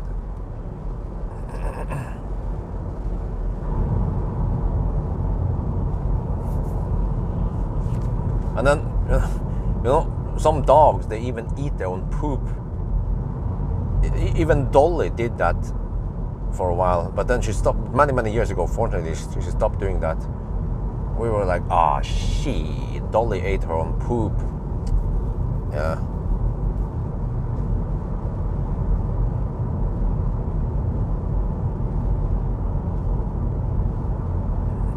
That was freaking nasty, man.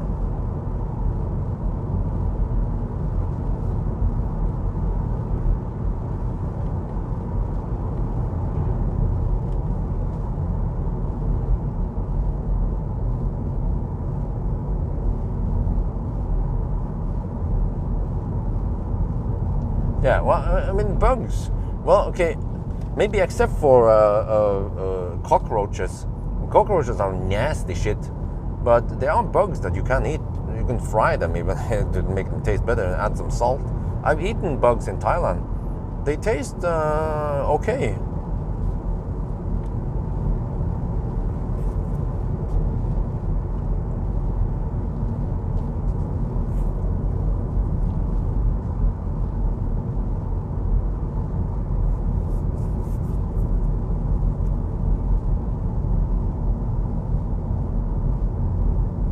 Wait, desert or dessert?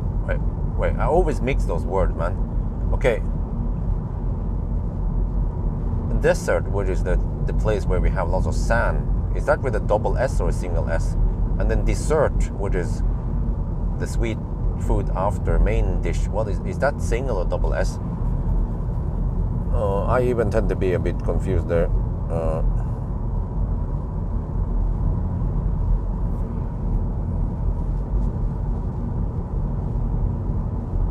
Because some words are also different in Norwegian and English. Because I think in... Wait, how is this again?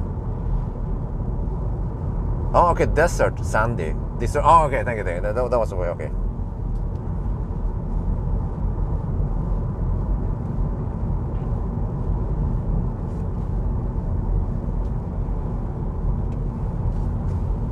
Oh, yeah. I saw, there was a video from Hundefossen. Hundefossen is near Lillehammer. Some kind of zoo, open zoo. You can get inside and pet the animals. I sent her to wifey and asked her if she wants to go there, and she said yes. I'm like, oh yeah, we can go to Hundefossen. That's around 2 hours drive from Oslo. Especially nowadays, we have pretty good roads. So I can go to Hundefossen. We can even take that as a day trip, but probably put in one sleepover maybe. Go there in the evening, get some food, maybe go eat something at Lillehammer, sleep. Oh, but the hassle though. Maybe we can take it 2 days. We can spend 2 days in Hundefossen. But then when do I have time? Because I have freaking cars stacked up. Wait, do we have any moderators on here? I have some new stuff waiting for me. The Seeker 001 sounds like a missile. Seeker missile. I have to test that one. And then there was another one. Was that yeah, I was invited to the Hi-Fi something in München, and then when I responded to it, they said, oh, sorry Mac, we had a very limited slot, so it was already full. So okay, whatever, I don't have to go to München. Alright, whatever, just bring the car to Norway instead. That's way easier for me. But there was some event in Göteborg also I have to go to. And there was one test drive event in Oslo. Oh yeah, it was the Lotus Eltre. Yeah. That was in... I think the Lotus Eltre was in Norway. Oslo, just happened to be Oslo. And then the Seeker was in Göteborg. Yeah, that is coming in by the end of the month. Quite close to each other.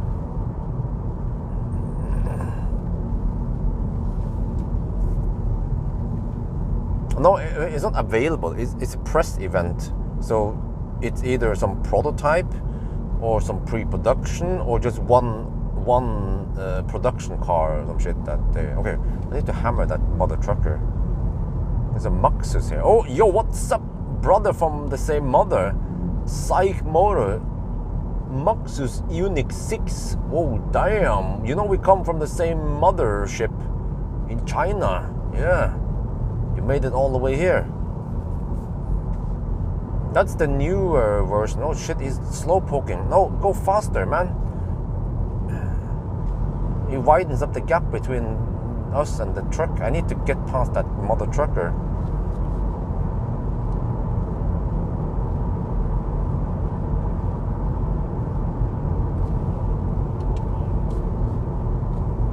I tried a Unique 5, or Ioniq, not Ionic, Ioniq.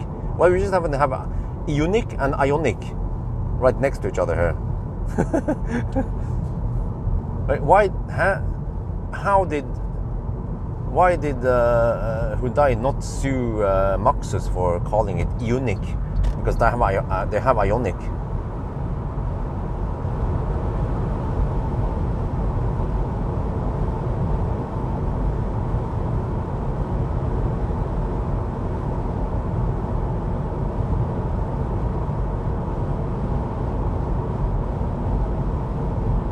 Holy crap, this is super annoying when those... you see, I had to hammer so hard because I want to get past this truck because he was so slow. And what happens every time you approach some hammer stretch?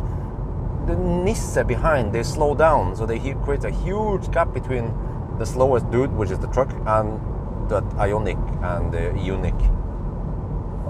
Ionic and the Unique. Happens every time. This is why I prefer driving at night or in no man's land.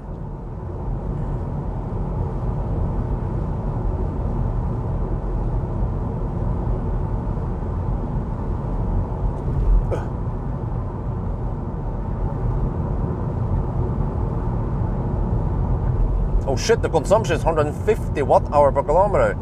Shit, man. Okay, whatever. That means that I have to be extra careful now when I charge at Clat. And most likely, if we arrive with 15% at Clat, I'm not going to waste time driving back and forth. We'll just charge there just enough to get over to Arvdal. Yeah. And if I don't have enough, then I can always top up at Kvikne.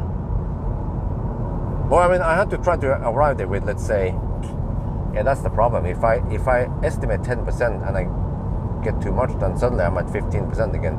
Maybe I should try to arrive with 5% then at Arvdal, yeah. But this is the case here also. I tried to arrive with 10%, then what happens? I will arrive with 15 because we've been driving too slow. Or unless I can hammer. No, there's no way I can hammer. From here to Klat, I cannot hammer it.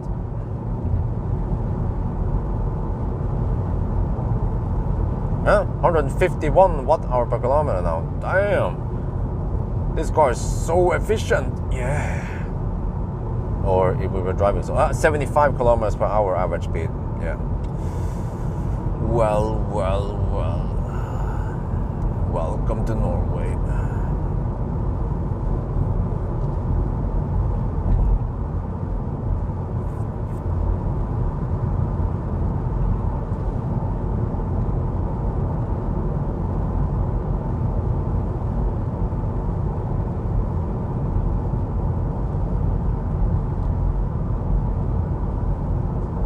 Oh shit, Laderstau. Uh-oh.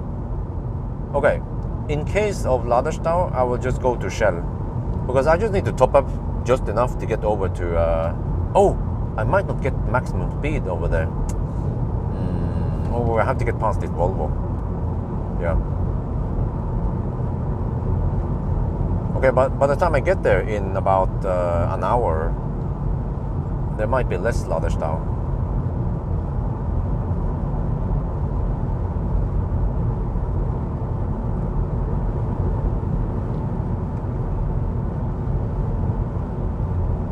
Trasig, okay, oh, they're so trasig also. Yeah, it's funny, trasig in Norwegian means sad. or something like that. But in Swedish, trasig means kaputt.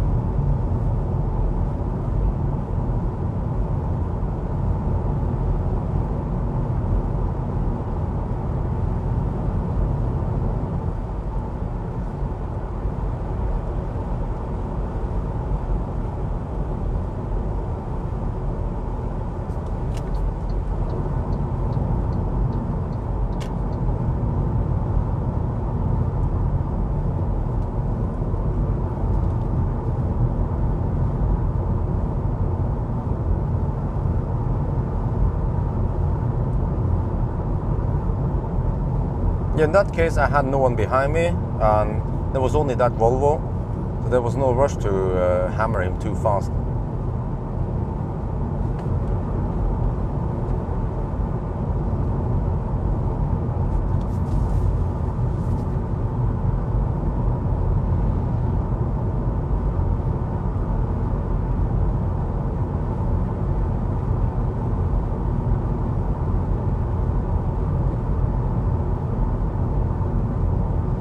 Okay.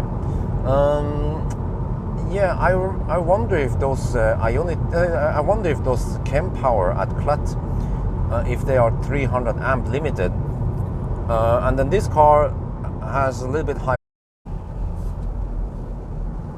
Yo, what's up? Are you back?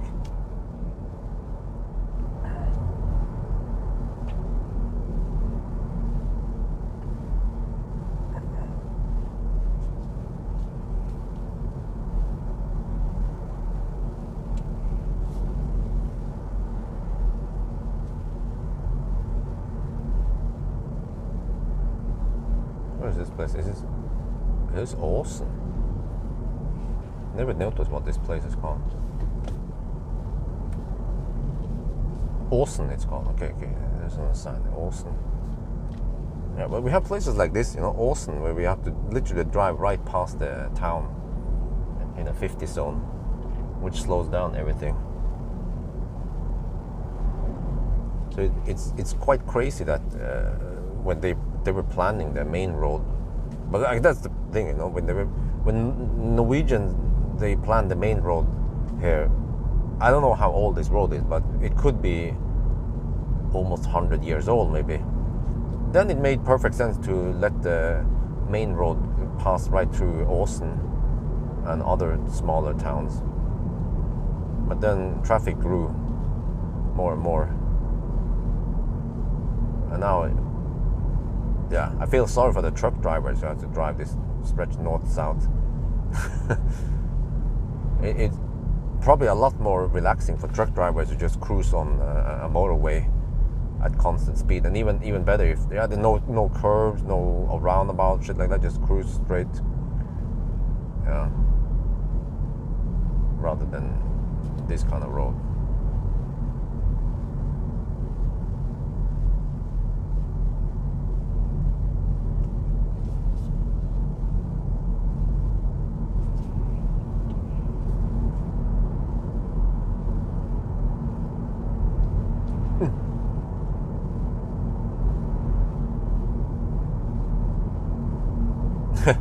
To save fuel. Okay, I don't know. Never noticed. Well, you know, actually, yeah, I've seen that many times.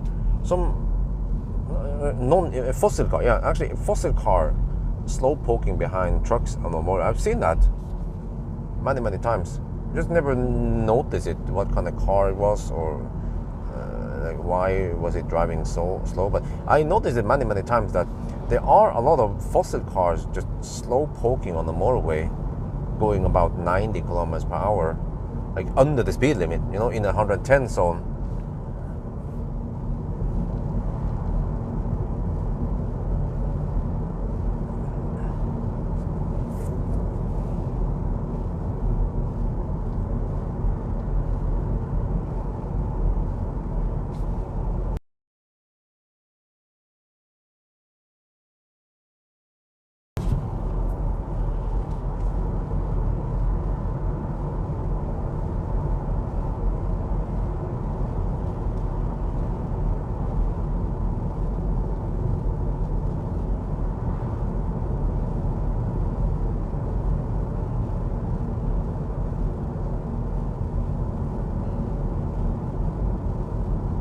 Rock slide area. Over here? What? I get all these weird warnings from time to time. Oh, I see a new road is being built over there up the hill. Okay, nice. They're working on it.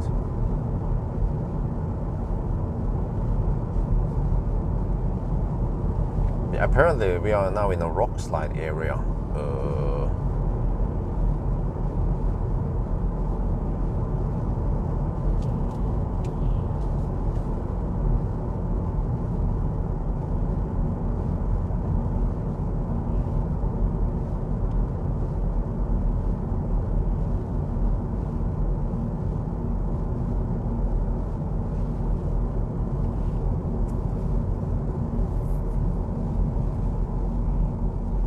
Is this one still open? Yeah, there's still some diners here. I should check it out one day. 2 chargers available. Okay, thank you. Thank you for the update. Yeah, so you see, we are still I mean, at this pace, we are still almost an hour away from. What? We're gonna be at 5 now? Yeah, okay. We'll be at 5 in about an hour, maybe, or 50 minutes, or I don't know how long it takes. Like, we are just 64 kilometers away from Krat, but who knows what the average speed will be in the next 64 kilometers. Like, in Helltunnel, it's 80 zone. We'll be cruising at 65 kilometers per hour there.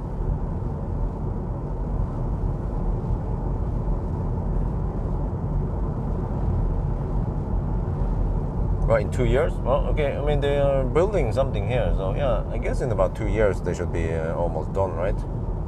Nye Veier, they are quite quick at building and staying within budget. Yeah, Nye Veier has been building a lot of roads in Norway lately. Don't remember all the projects. Trøndersdal, yeah.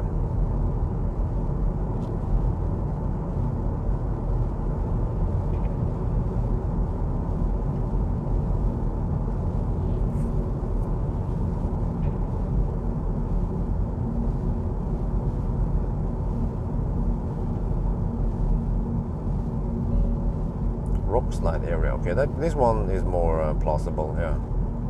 But it's just wait, maybe I should disable that shit, man. Come on, okay. How do you disable that? There's some kind of alert preferences, okay. Road safety alert. Oh, okay, disable that shit.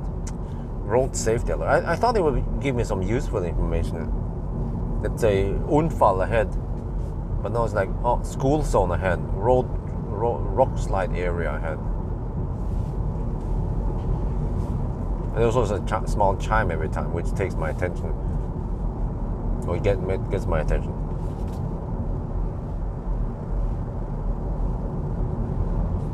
But wait, it's supposed to be clear sky again, sunny weather a little bit after Alvdal. Yeah.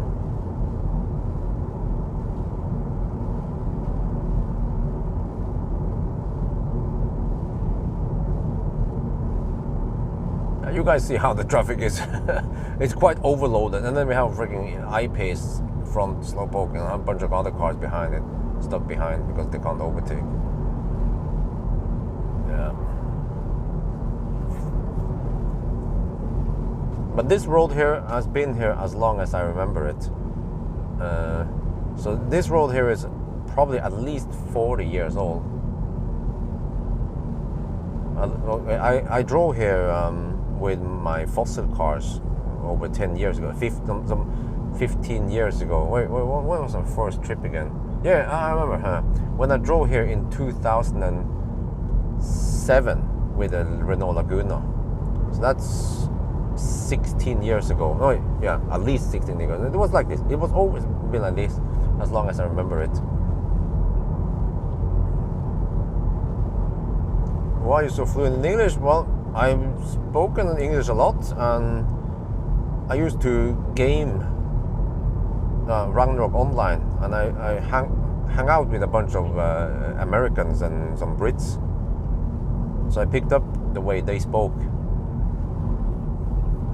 Why not, huh? Why not what? What? ABC, always be clear.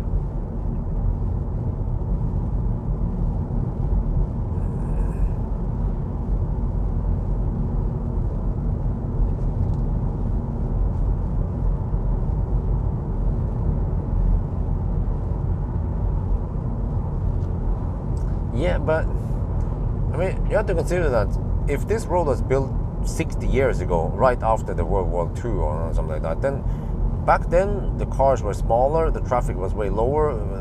Norway was a poor country. Maybe this road was built before Norway found oil.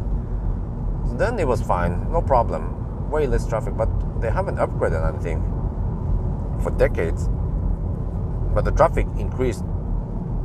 Shipping and transportation stuff like trucks, going up here. Like, yeah, you can imagine truckers who needs to go from Oslo to Tromsø or Bodø, they have to travel this one. It's traveling via Sweden is not an option, and unless you want to. Actually, for Tromsø, yeah, maybe you guys know.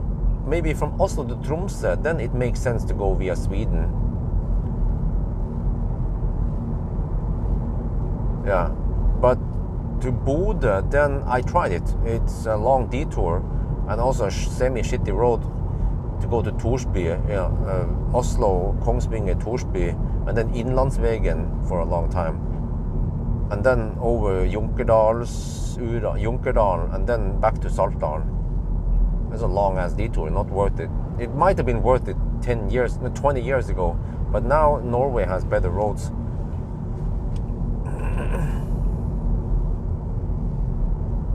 Yeah, it wasn't. Of course, it wasn't built the same time in one go, but some stretches, I feel like it's kind of old. Maybe they just upgraded it, made it a little bit wider, or something, but the same stretch, more or less. Because you guys have seen it today that the road standard varies a lot.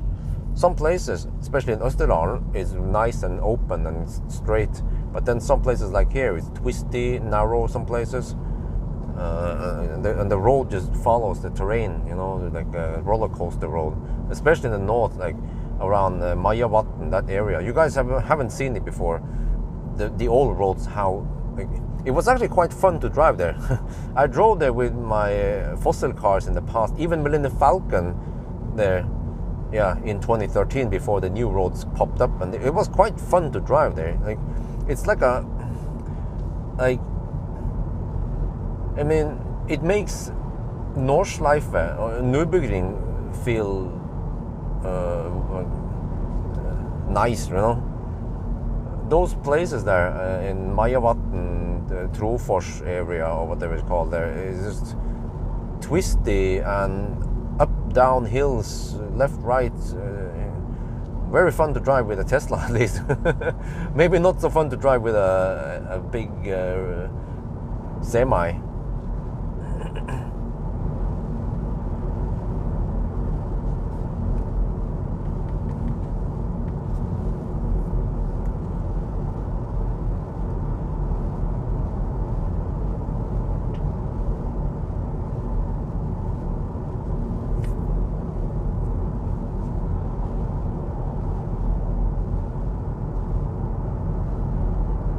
Oh shit, now we have come to the Hammersbridge, okay.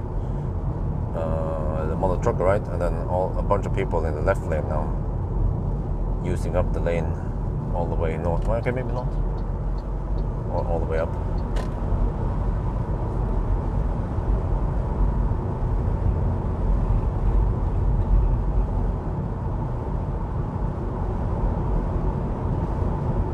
Tromsø, okay, but 100 what? Really? But you avoid some ferries. And then, freaking Narvik, Ballangen, that stretch is so slow. Wow, it's 100 kilometers longer, but you know, Innlandsvegen, you guys, have you ever seen Innlandsvegen? It's just, it's a road that resembles Østerdalen. Bam! But fairly straight and all that, but 100 kilometers per hour limited. You just have moose and wolves over there, and just lots of trees. Yeah, that's Innlandsvegen. I've been there too many times. It's actually a very boring travel there. At least here you see some coast, some bridges, some stuff, lots of beautiful landscape here. Compared to Innlandsvegen, it's possibly the most boring stretch you can choose from the north to the south.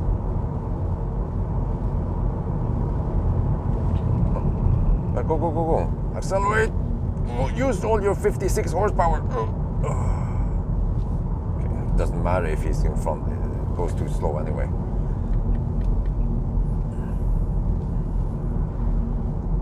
Yeah, by the way, if you guys don't know what I'm talking about, Innlandsvegen is a road, I think it was called E45.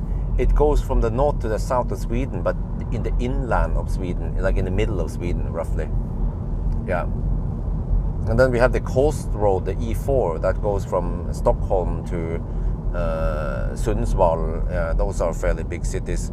And then all the way to Skellefteå and Umeå and beyond there, and to Lapland.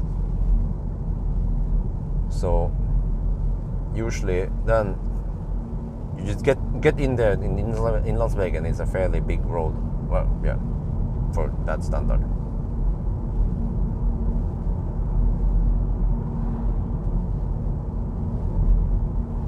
But especially if you're going to Kirkenes, then you really want to go via Sweden. But then, no wait, what is it again? Alta. Yeah, Alta. If you want to go from Oslo to Alta, then definitely Inlandsvägen is faster. But then I wonder if Kirkenes, it was even faster. When I went there with Fortum with MC Hammer, but the problem back then was that there were not that many high-powered chargers on the route. So I went via Levi, and then some weird road. There was like a gravel road, a bumpy gravel road I was driving on for the longest time. Holy crap, that was quite an adventurous trip. Yeah.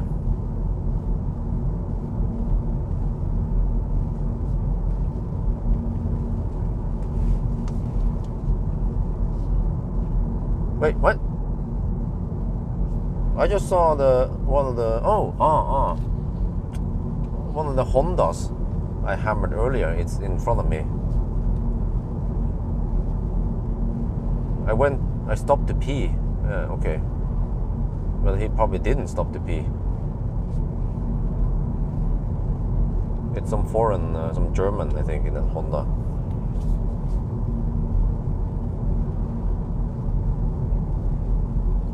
Oh, I'm getting hungry again. I bought some bakery stuff because on Sundays they are a little bit cheaper.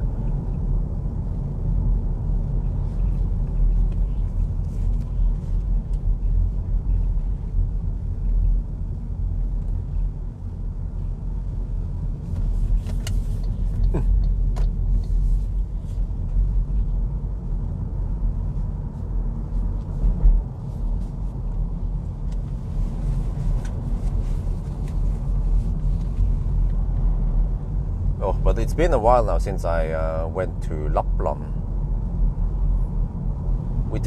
There was a time when wife and I went to Lapland almost too many times, too often.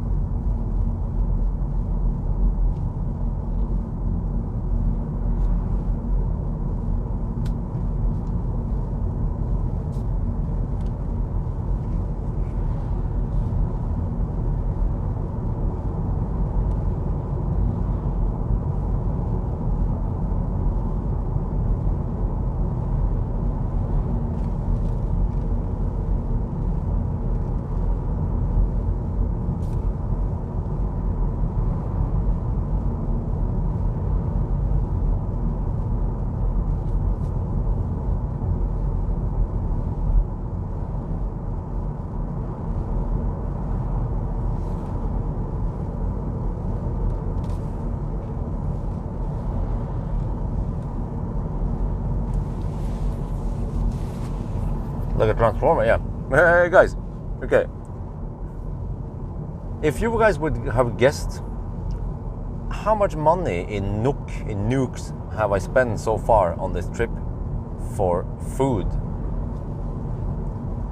Yeah, so yesterday I bought some something, I don't know, I don't remember what it was, at Elverum. I was so hungry, I just bought something. And then at Alvdal, I'm not sure what I bought there. Maybe over there I didn't buy anything. But then at Klett I bought some buns and some drinks. And then the pizza, Cuban pizza. Some more drink. Usually, most of them are just 927 NOK. Okay.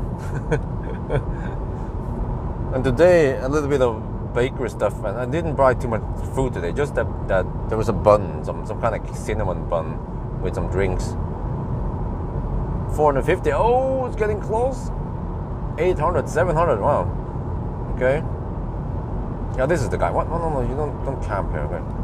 Same Honda again. This is a bit Honda CRZ. Wait, ALF. What? Which area is that? This is not a common car or rare car.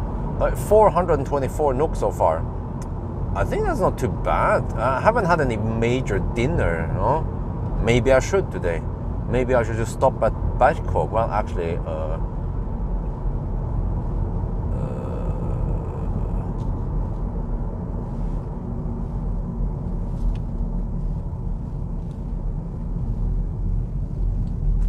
the food in Berkåk is not that great anyway.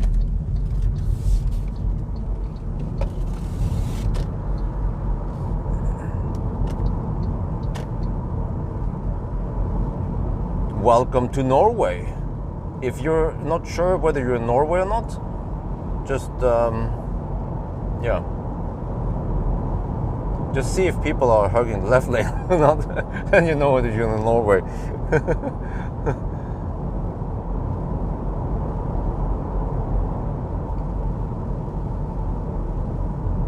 Yeah, so 420. Look, okay. Maybe I should have worked harder. But I did bring some Stormbag food from yesterday home. But then I have some kind of dessert, some kind of chocolate mousse thing. Chocolate mousse. Which requires hot water, but the hot water is not that hot anymore after over 24 hours. So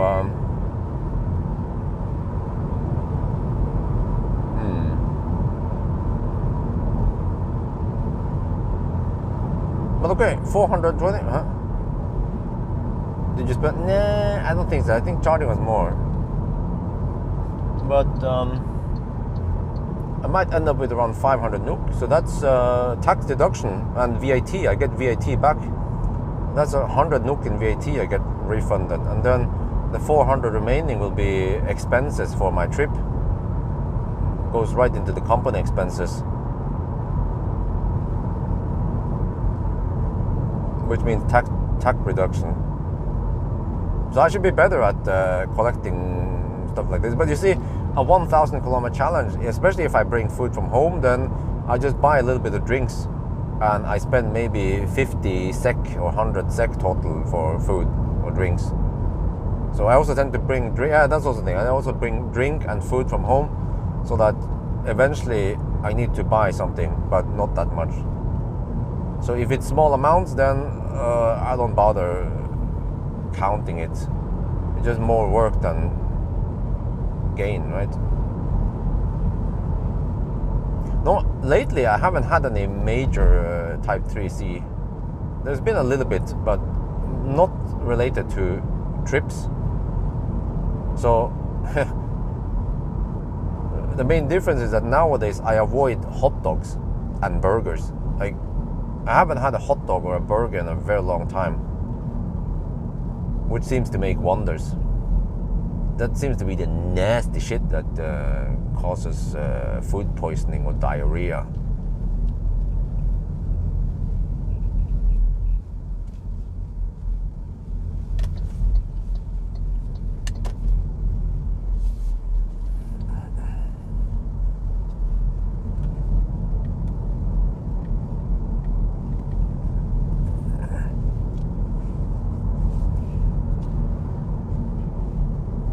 I use fiken, and my regnskapsfører is also an expert in fiken.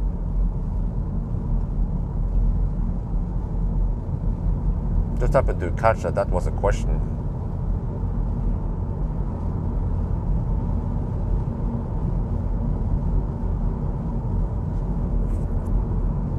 Okay, now we're entering Hell Tunnel.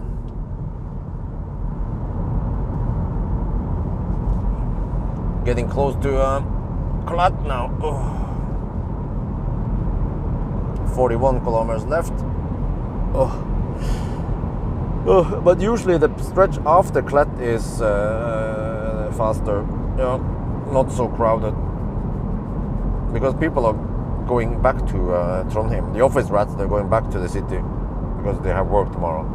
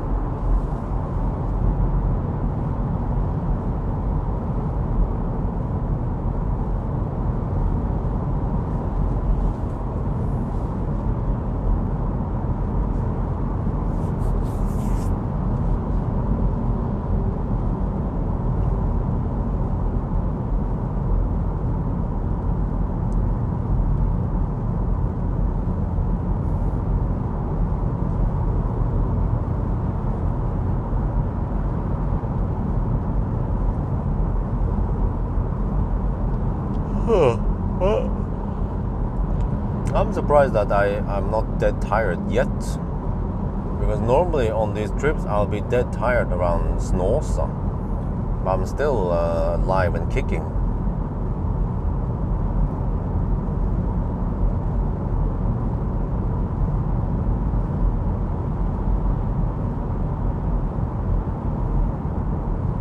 Oh, look at this consumption, guys. 148 watt-hour per kilometer since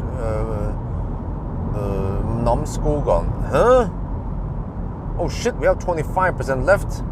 Okay, there's no way we're gonna do a charging test here. We just have to top up enough and get over to Alvdal. But fortunately in Alvdal there shouldn't be any laderstau, because we'll be there by 8 and it's out. Yeah, okay, no laderstau there.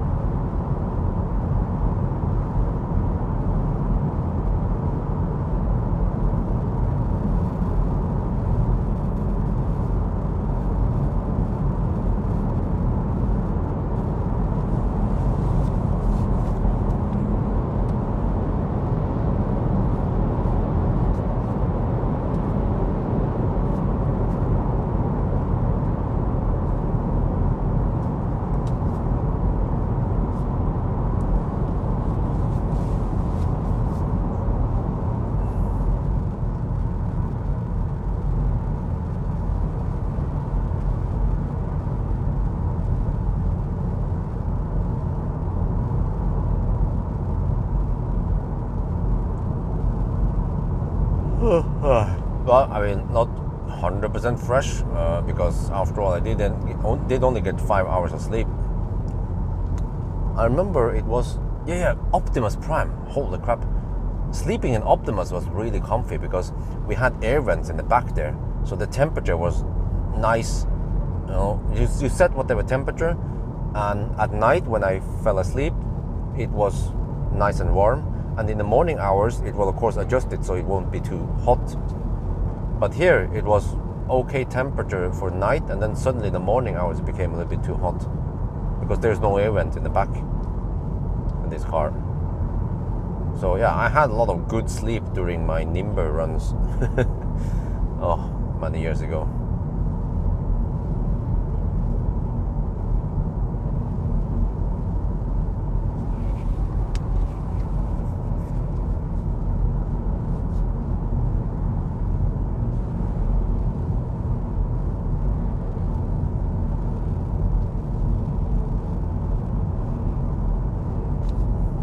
But I might have to hurry a bit because I calculated that I need only 50% to go from Klatt to...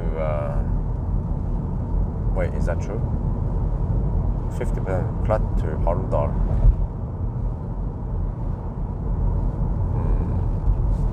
Oh, wait, it tends to be quite windy around Kvikne.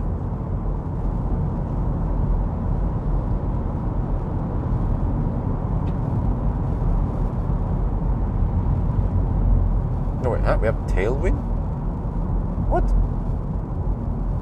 Okay, yeah, I guess we'll go for 50%.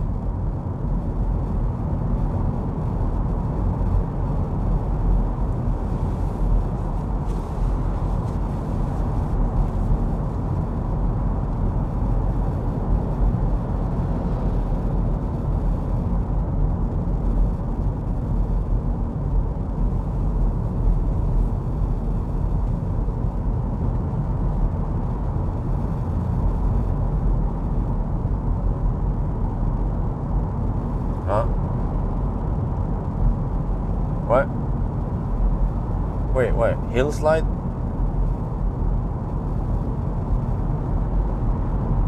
Okay.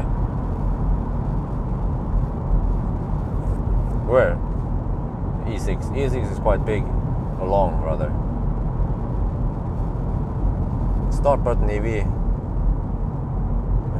Motorbar.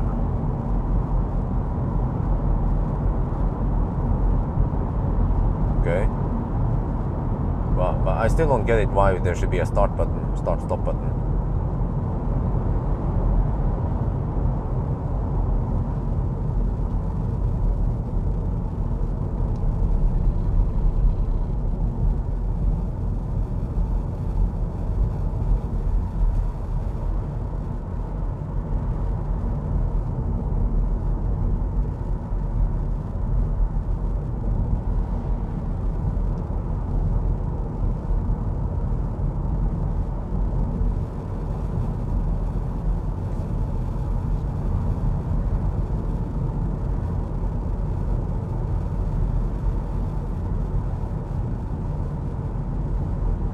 Fest kake from extra. Okay. I'll consider it.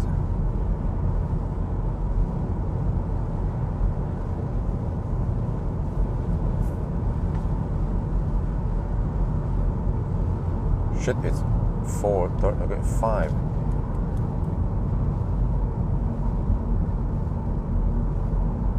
No. It will be closer to midnight by the time we are home. Yeah.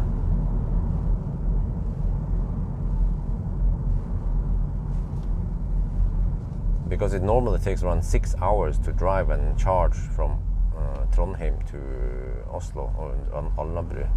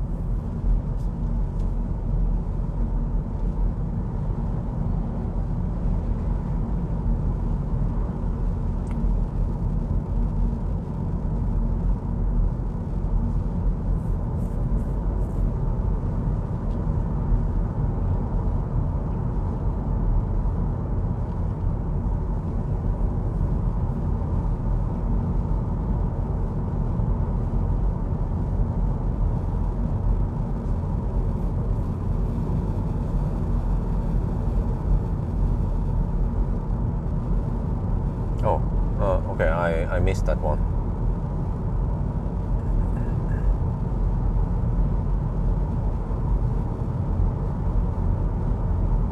So it's cloudy over here, but 18 degrees. Oh, that's nice and warm. Ladestation. Wait, what do we have here? Don't tell them that there are camp power here also. I saw some banner, the charging station over at Shell over there. Recharge has been quite aggressive on building lately. But on the other hand, where do they get the money from? Well, from the charging sessions. So someone needs to pay for charging, semi-high price for charging, so they can afford to build more chargers.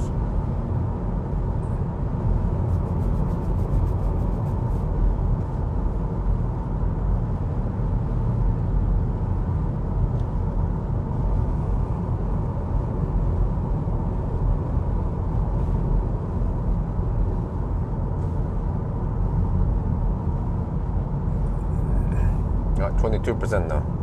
Yeah, it's going to be around 15% at Clat. Wait, oh, I don't know if we have enough slots there. Clat could be a bit busy now, right? It's only 5 in the afternoon, 4:30 in the afternoon.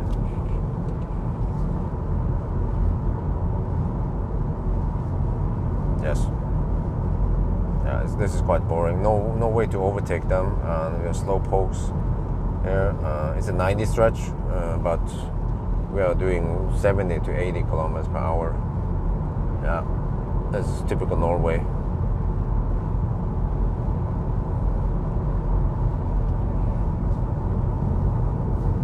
So it'll be a little bit more interesting once we leave Klatt and go in Österdalen again. Oh. But yeah, that's also a thing. I need to collect some 4K data or 4K shots in Gudbrandsdalen eventually. But I have to try this. Yeah. Hopefully during this week I can start pushing out some 4K videos with some nice music.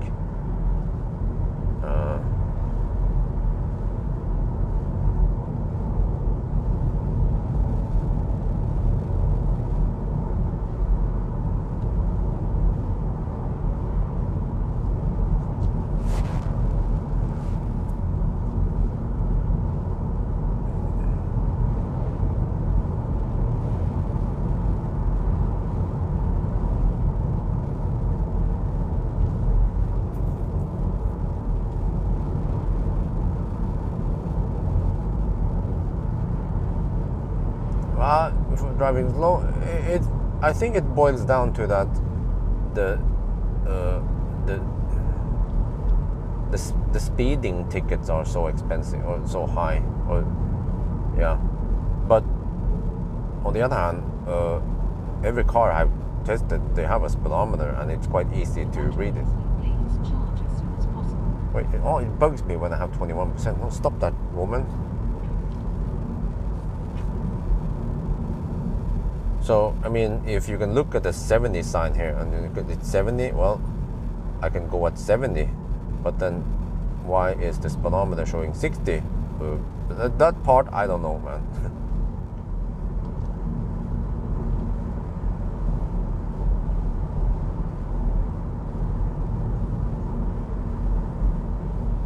But it's always been like this as long as I remember driving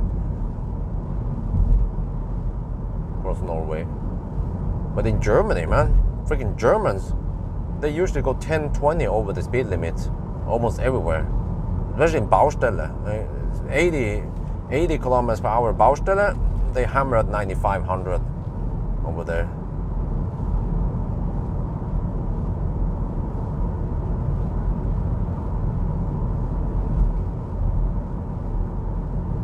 And also, if there's some Landstrasse, 100 kilometers per hour limit, they go at 115, 120. So I just go with the flow.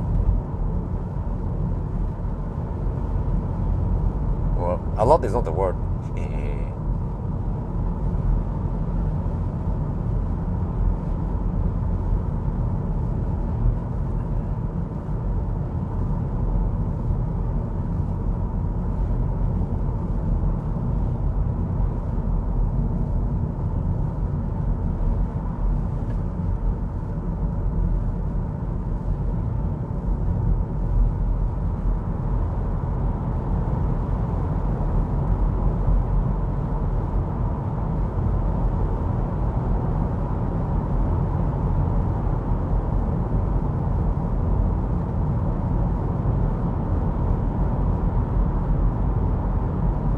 But I mean, okay, if you say yeah, they want to be careful, what does? I mean, are you?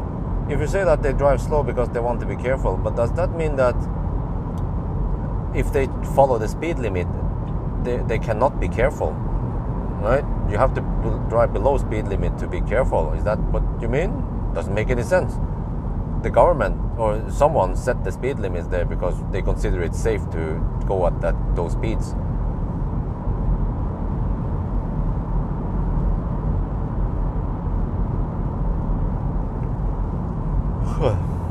And that's why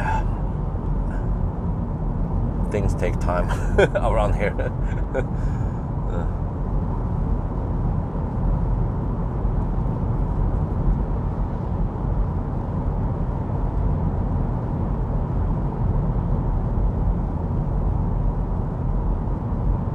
Oh, you know, the A tractor.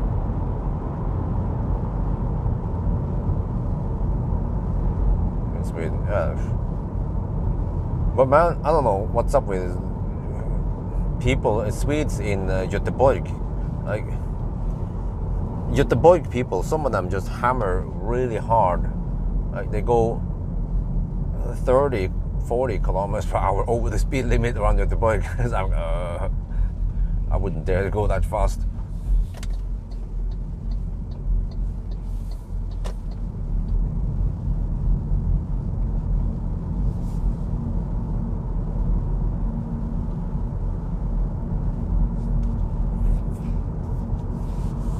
Okay, finally, Trondheim. Wow, wait, how long did it take? This time we didn't dig around too long, so okay. We started around 9. That was even from Krokstranda. 7 hours. Wait, that's it? Roughly 7 hours.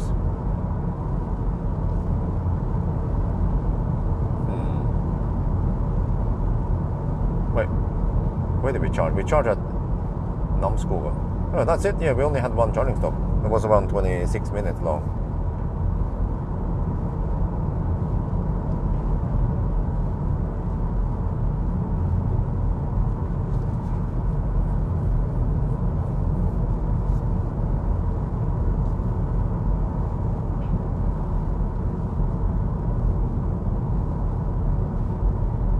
Wait, can someone check the Ionity charger status for me, please? I have 21% battery left. And oh, what the heck? Consumption 147 watt-hour per kilometer. This car is simply amazing how efficient it is. Average speed was 74 kilometers per hour. 74 kilometers per hour. You know, just in comparison, when I do 1,000 kilometer challenge, I usually drive around 120 kilometers per hour average.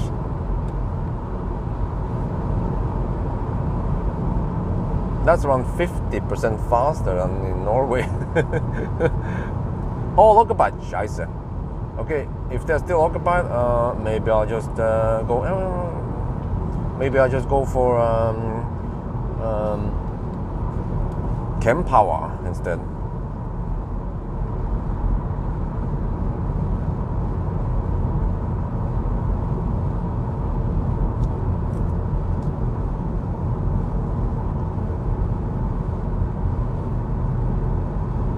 Yeah, see, this is the problem. People figure out that the Ionity is cheaper, so they gang bang Ionity, and then okay, no, I could use Circle K, yeah.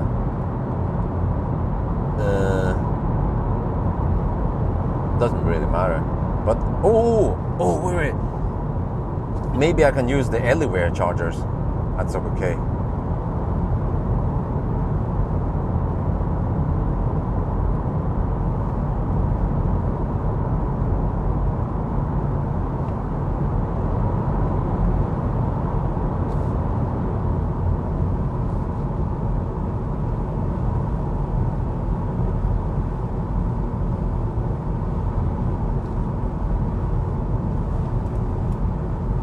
Almost 90%. Okay. Well, we'll see. If I can get Ionity there, that would be great. Yeah.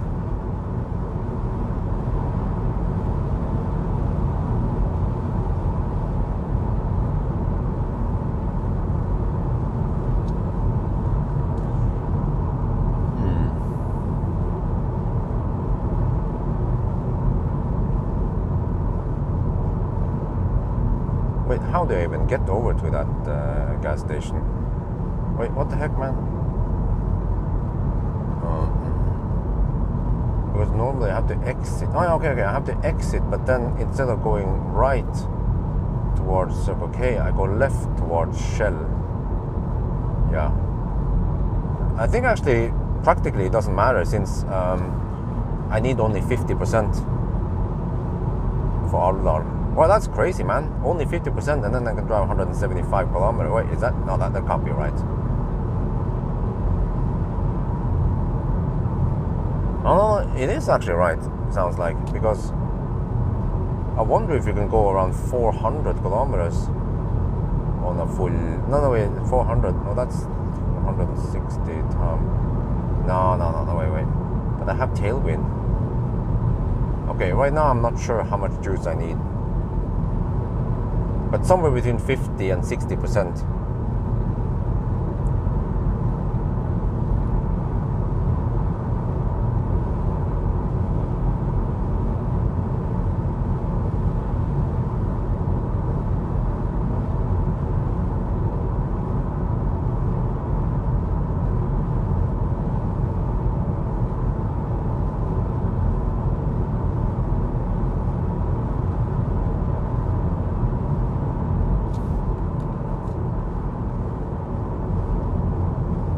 Okay, 18% left.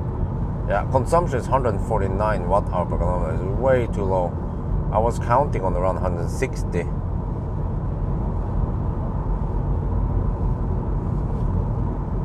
on this leg.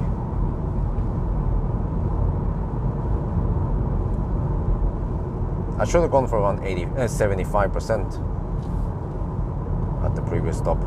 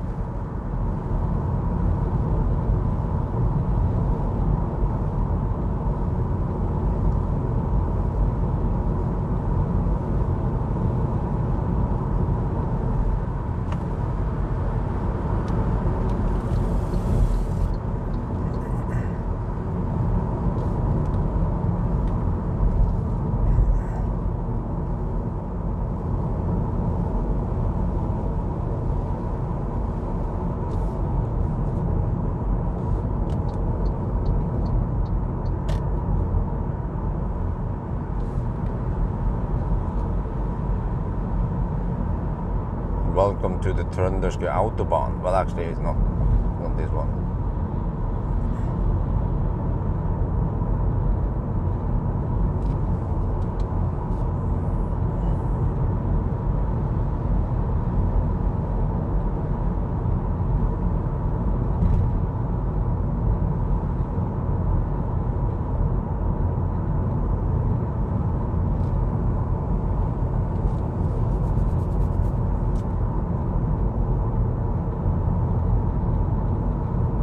Well, I can always poke over at the Ionity and take a look.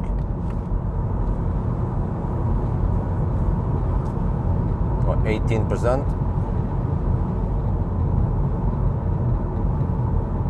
Barteland, yeah, that's right. But yeah, you see, I'm quite amazed that this car is so efficient for a non-Tesla.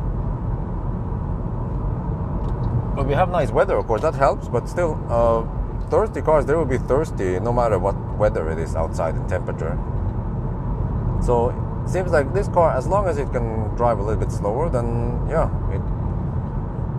it doesn't use that much juice. And even when it was hammering on the motorway, it was fun. But we have to see tonight, because we will get some headwind, I think, on the motorway. Yeah, so maybe then it will be a little bit thirstier, but it seems like the baseline consumption here is quite low. So MG must have done something right with this car. Some new platform, some pure EV platform, maybe more efficient motors. Somehow good enough cooling or battery design so they can allow fast charging.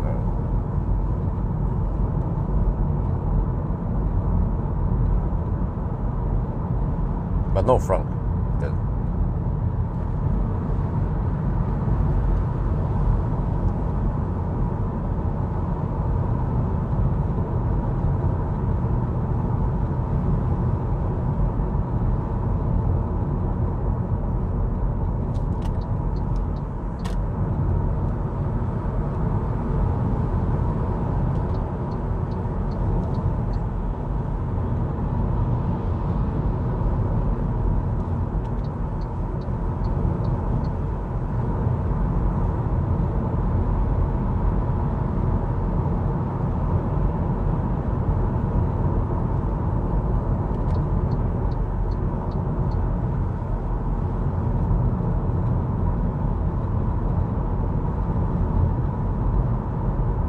temperature is 16%. Yeah, still too much juice.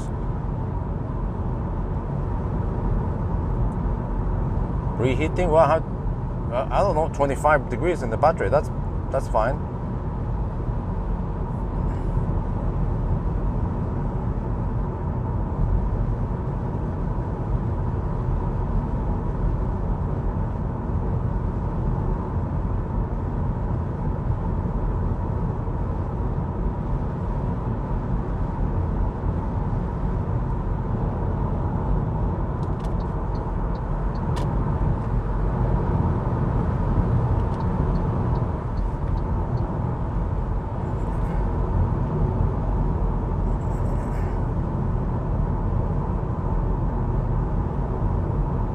Free. Well, it could be someone struggling to start the charging session. That is actually quite likely, that they spend 10 minutes installing the app, adding credit card information, and then the plug times out and be like, huh? Then I have to unlock the charge port, and maybe the car locks the charge plug. Yeah. Well, okay, I will swing by there. We have no stress. Just swing by there and take a look. And I'll quickly be able to consider if I should wait for a slot or not. Or I could just, if I already am there, I can just use, well, how about I use the Anywhere? Yeah, oh, yeah, how about that one? I use the Anywhere, if it's available, of course, but normally they are available.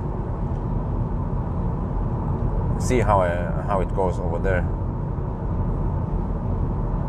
Then I can clean the windscreen and go pee, eat a little bit. Yeah.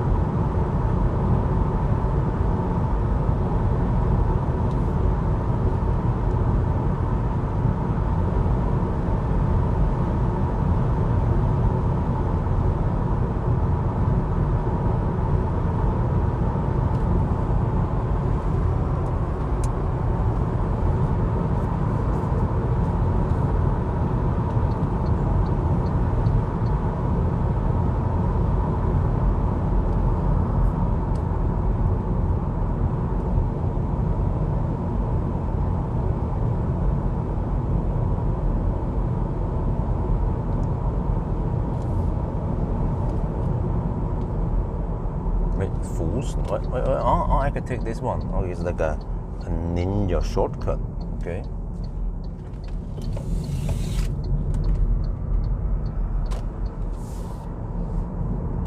Okay, 15%. Shit. So no charging test here then. I don't want to waste time driving back and forth. And then, which one is available here? All of them seems to be occupied. Maybe the study is not updated. Yeah, they're all occupied. Wait. Oh, wait. This one. Yeah. Oh, it's green means available. Okay. My bad. I'm a colorblind man. Shit. Well, lucky me.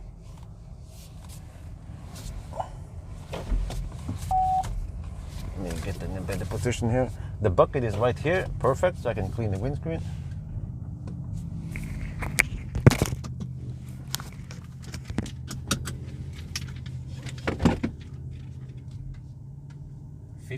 Well, look at this, 148 watt-hour per kilometer. Clat. Oh, temperature 18 degrees. Okay.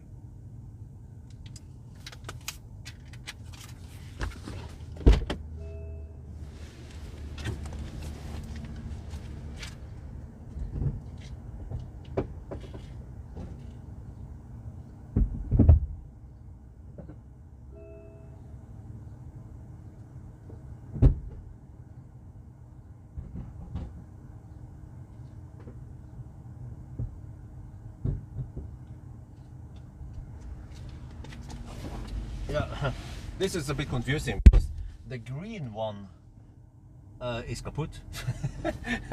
Okay, and the other one that is available, the guy is trying to plug in and charge, and he's not. Yeah, let me show you here what the heck is going on. Welcome to Klat, because this one here, let's see, to the left here, that one is green but it's kaput. I just saw it on the screen. The other one there, where the Mach E is also green, but he somehow just left the car, not charging. If it's green, he's not charging, so I don't know what's up with that. And then the Ioniq 6, no, the Ioniq 5 is probably at 99%. So I can wait a little bit. Someone is about to leave, right?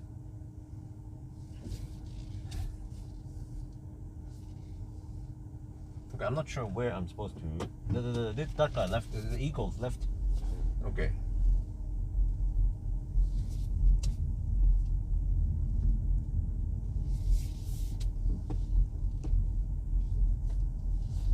Get in position so no one else ninjas the slot.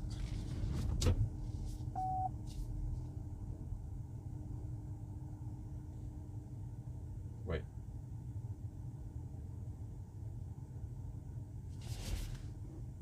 What the? Oh no, it's red. It's kaput. Oh man, that one is also kaput. Oh, seriously, I was like, hey, why is it not leaving? No. Then I saw the light is kaput. Okay, in that case, this is the reality of non-Tesla chargers. You see the red one there with the it's kaput. Okay, he's waving at me. He's watching the live stream. Yeah, okay. So you see, that one is a kaput. The green one here is also kaput, but it doesn't show up as kaput. And then the other green one here is working, but he is not charging there. And then this guy is about to leave, so I'm gonna take the Ioniq 5 slot because he's probably at 100%. Yeah, so I'll get ready. Well, actually, I should go behind him. Yeah, I should go behind him. So in case someone else wants to ninja, and oops.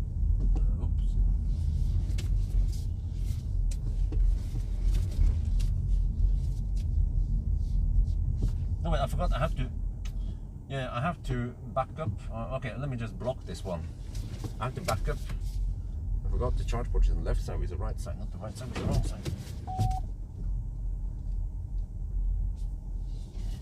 Well, since he already unplugged, he's just being a little bit slow. I can always just plug it in behind him.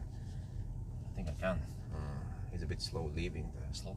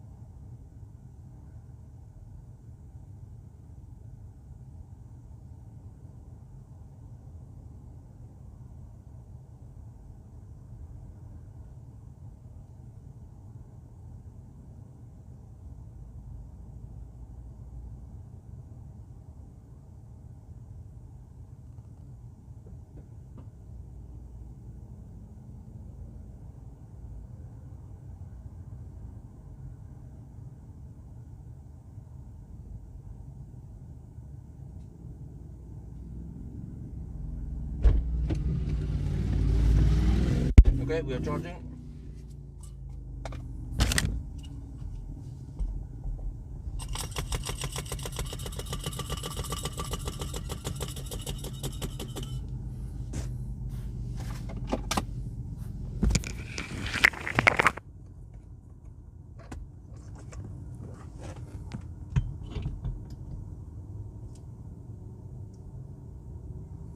Okay, let me see. recent. I have to go to Alvdal. Next one, Alvdal. Okay, that's supposed to be 175 kilometers. Okay, I have to try to figure out how many kilometers, or how many percent I need. Let me check wind. We will actually have some tailwind and then some headwind. So 160 is possible. Okay, 174. Okay. Yeah, seems like I only need to spend roughly 46%. So if I go around 50%, then I should be safe, right?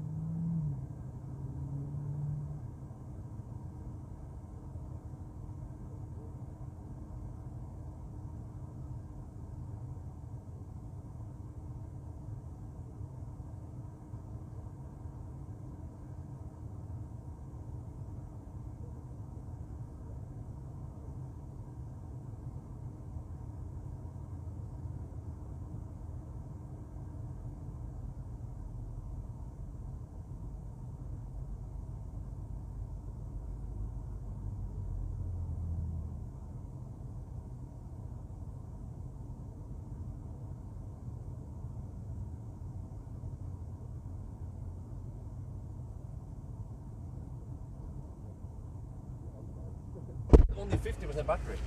Yeah, because in the past now we have been getting too much. Yeah, the consumption was really good.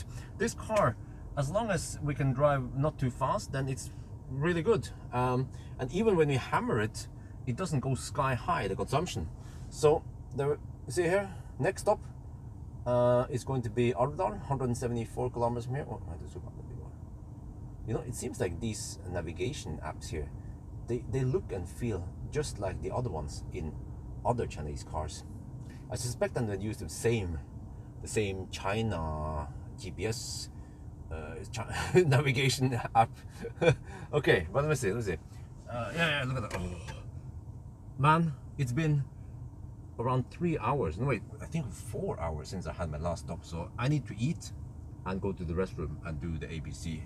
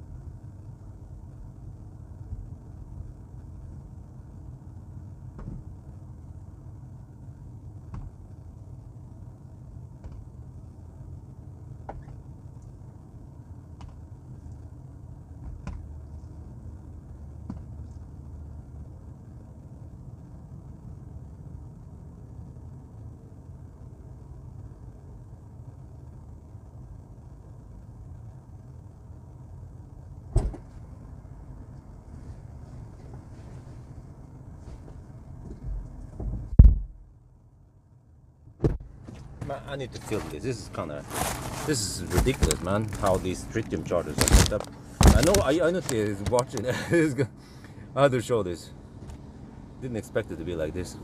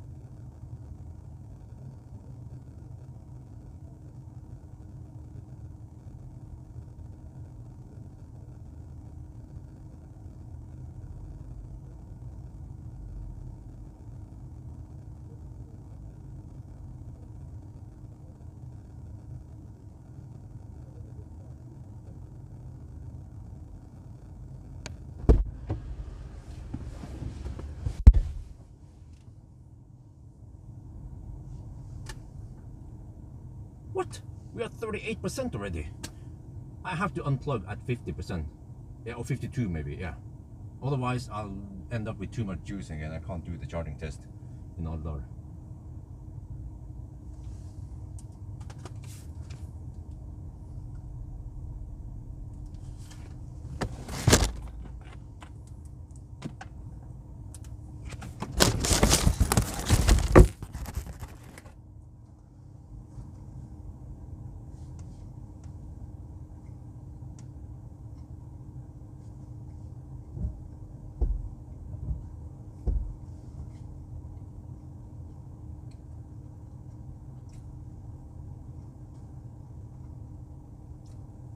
I'm not sure exactly how much I need, but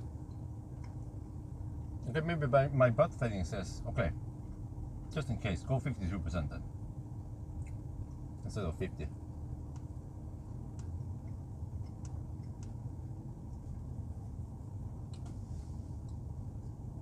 Or maybe that's overkill.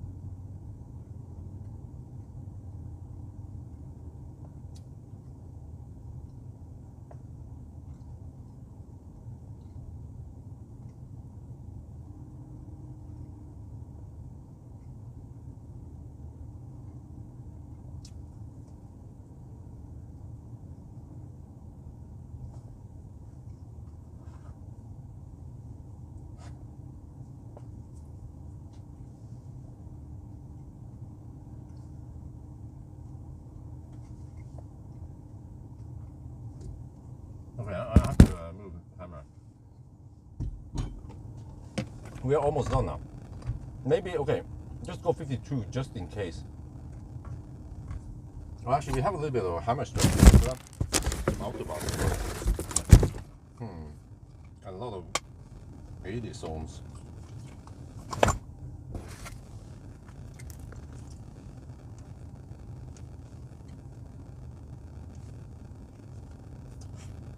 I'm at 52 now.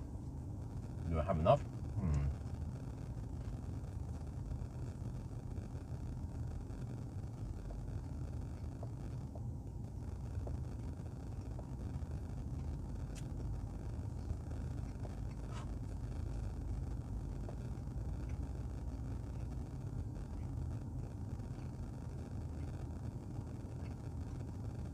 Okay, let's go to 55. I'm at 54 now.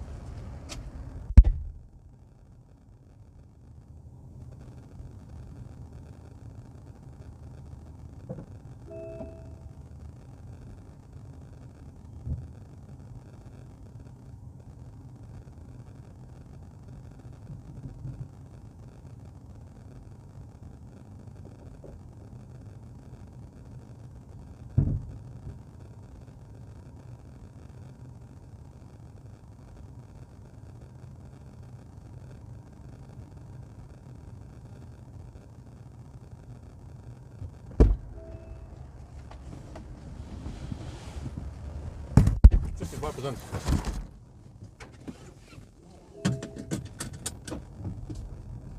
That didn't take too long. Kilometers per hour, I have no idea.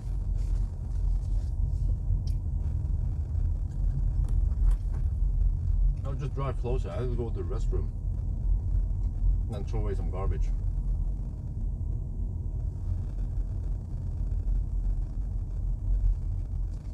Oh, where the heck did I stop?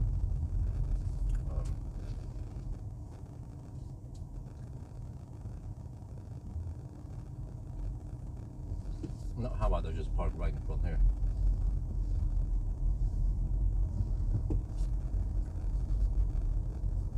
Yeah, why not?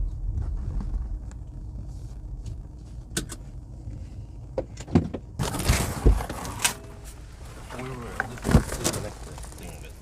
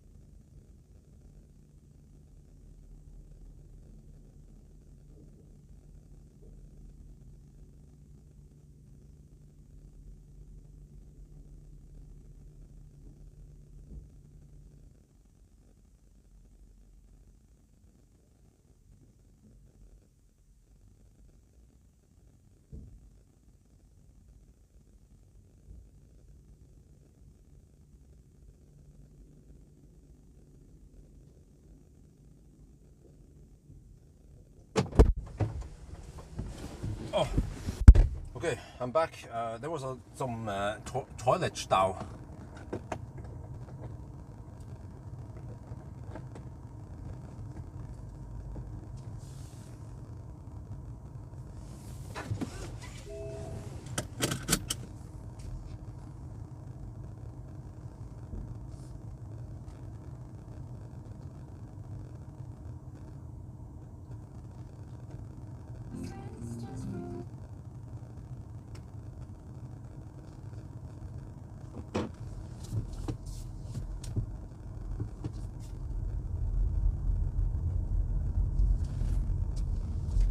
Okay, that was a fairly quick charging stop. Wait, microphone check.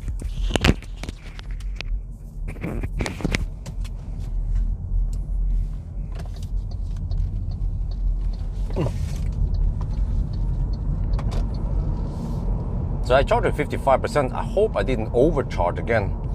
Because yeah, normally this stretch could usually be a bit heavy on the consumption. So just to be sure, got enough so I don't have to slow poke. So maybe I'll arrive, hopefully I'll arrive there with 10% and not 15 again.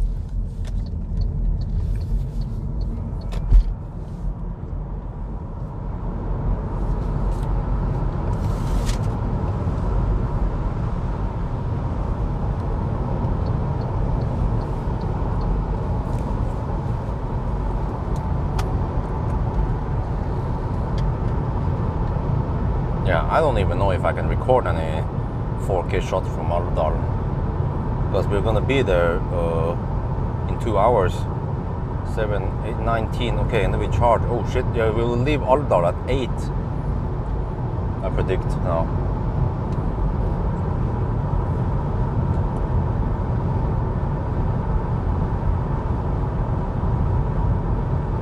And then it takes roughly 3 hours to go home, with maybe a quick pit stop at Dal. So yeah, we can still make it to Oslo around 11.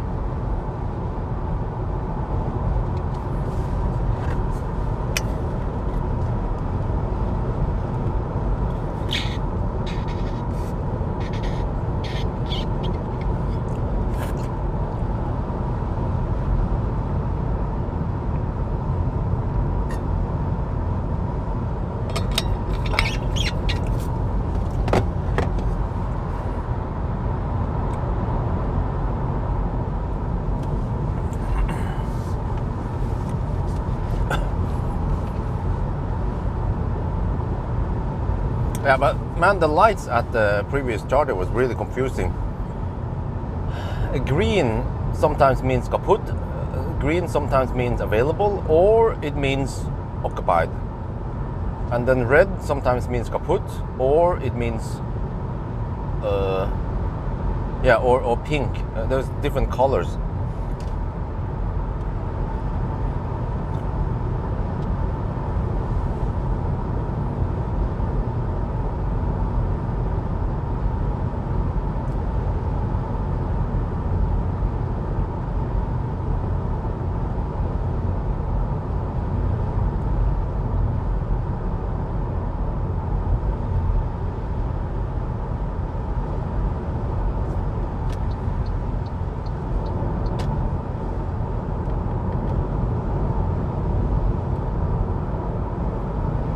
Oh yeah, 110 zone, hammer it.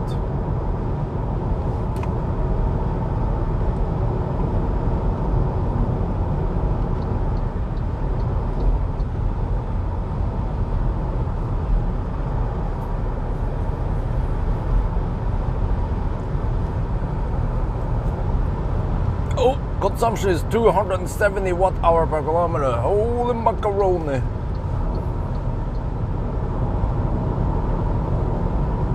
No lights kaput. Well, that's not always the case either.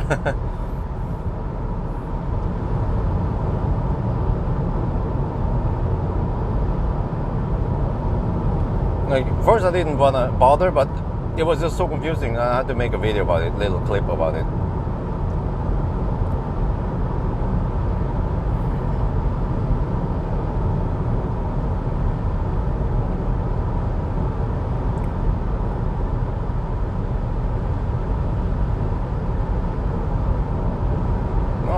This is nice. This stretch speeds things up a little bit.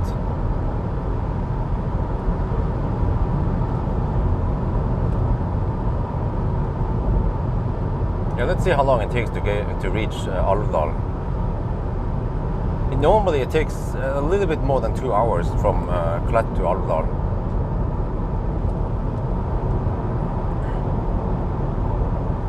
Maybe 2 hours and 5 minutes. It's 175 kilometers. And normally I cannot average 100 and I cannot average 100 and so 175 divided by 2 is 87.5 kilometers per hour. 87 kilometers per hour. That's a bit too much.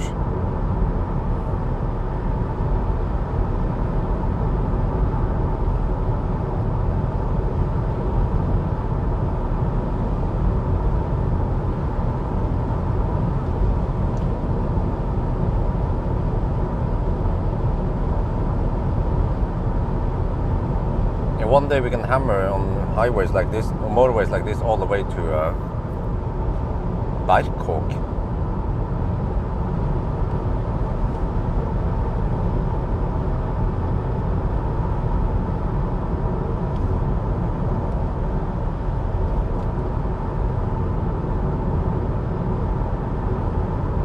Oh, that didn't last too long.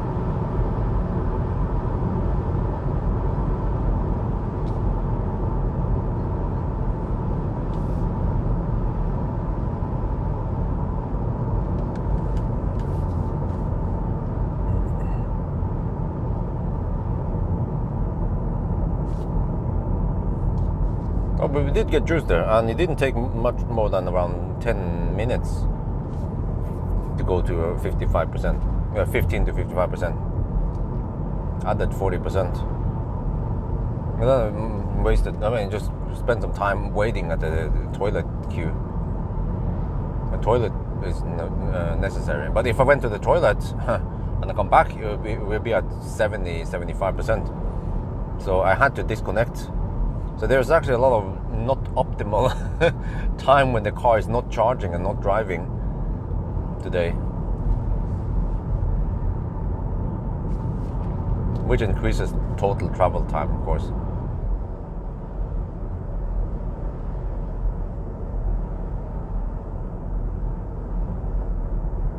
Wait, I couldn't hammer this fat e-tron. Oh man. MG4 is priced right on, huh? Oh, it's priced right. Yeah, I think so. Was 36? Okay, they raised the price. Well, okay, but I don't know exactly. What about the Model 3 SR Plus, which is a direct competitor? Rear-wheel drive, similar size battery.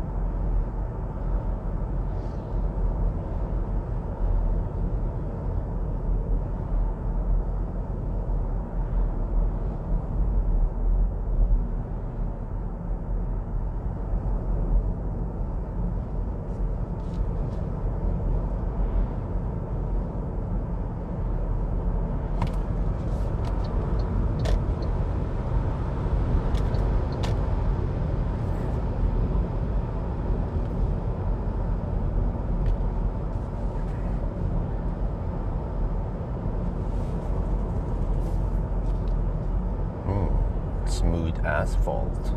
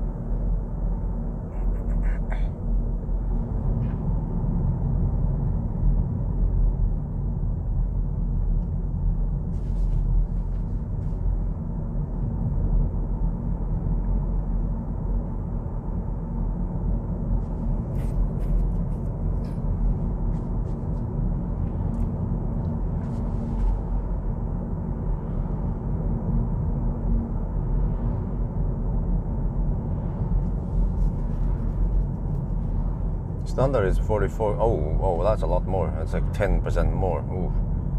Yeah.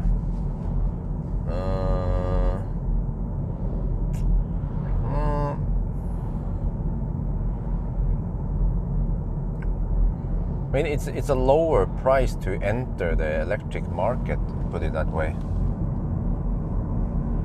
Yeah, if we go for MG4, they are similar in many ways, like size and these cars, you know, trunk space, hatch, even also like sedan, sporty feel, it compact, also fairly efficient. So they are quite similar, but yeah, the MG4 has a lower entry price, but Tesla is better equipped. So you have to pay more, but you also get a better car.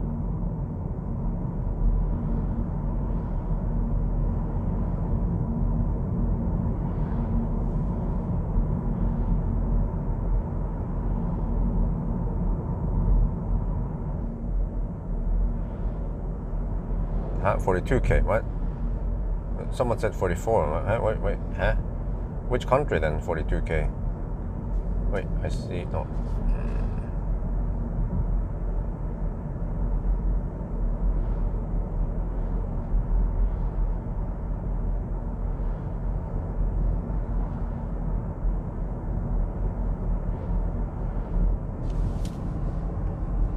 Oh, this truck is so big that I can't see past it.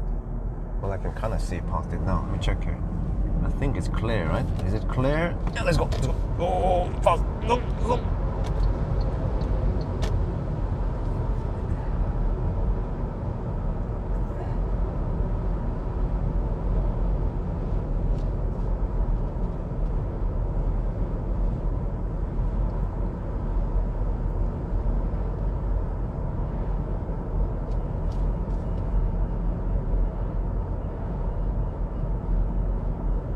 Oh, really? 42K in Germany. What about the other price?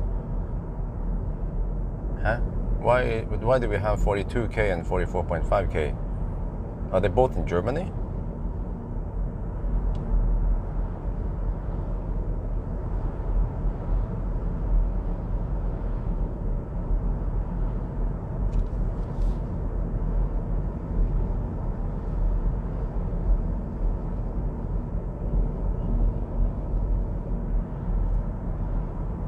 Oh, BYD Auto 3. Yo, what's up? Yo, look at this stream of cars coming in. Yeah, where did you guys go, huh? Oppdal, Røros.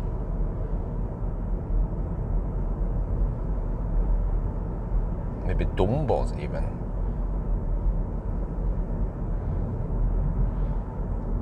Oh yeah. Well, part 4 is about to start. I mean, it's supposed to start at 6. Maybe we should wait until 6. But if I start at 6, then I have 10 hours-ish, which is 4. Yeah, we can start now, but soon. Just have to focus a little bit. I'm going to try to hammer this guy. He's Sunday driving. Trying to find an opening. I can see past the trees there that... Or rather that woman. Yeah. Okay, there we go. Yeah, let's start. Go part 2. Part 4, I mean.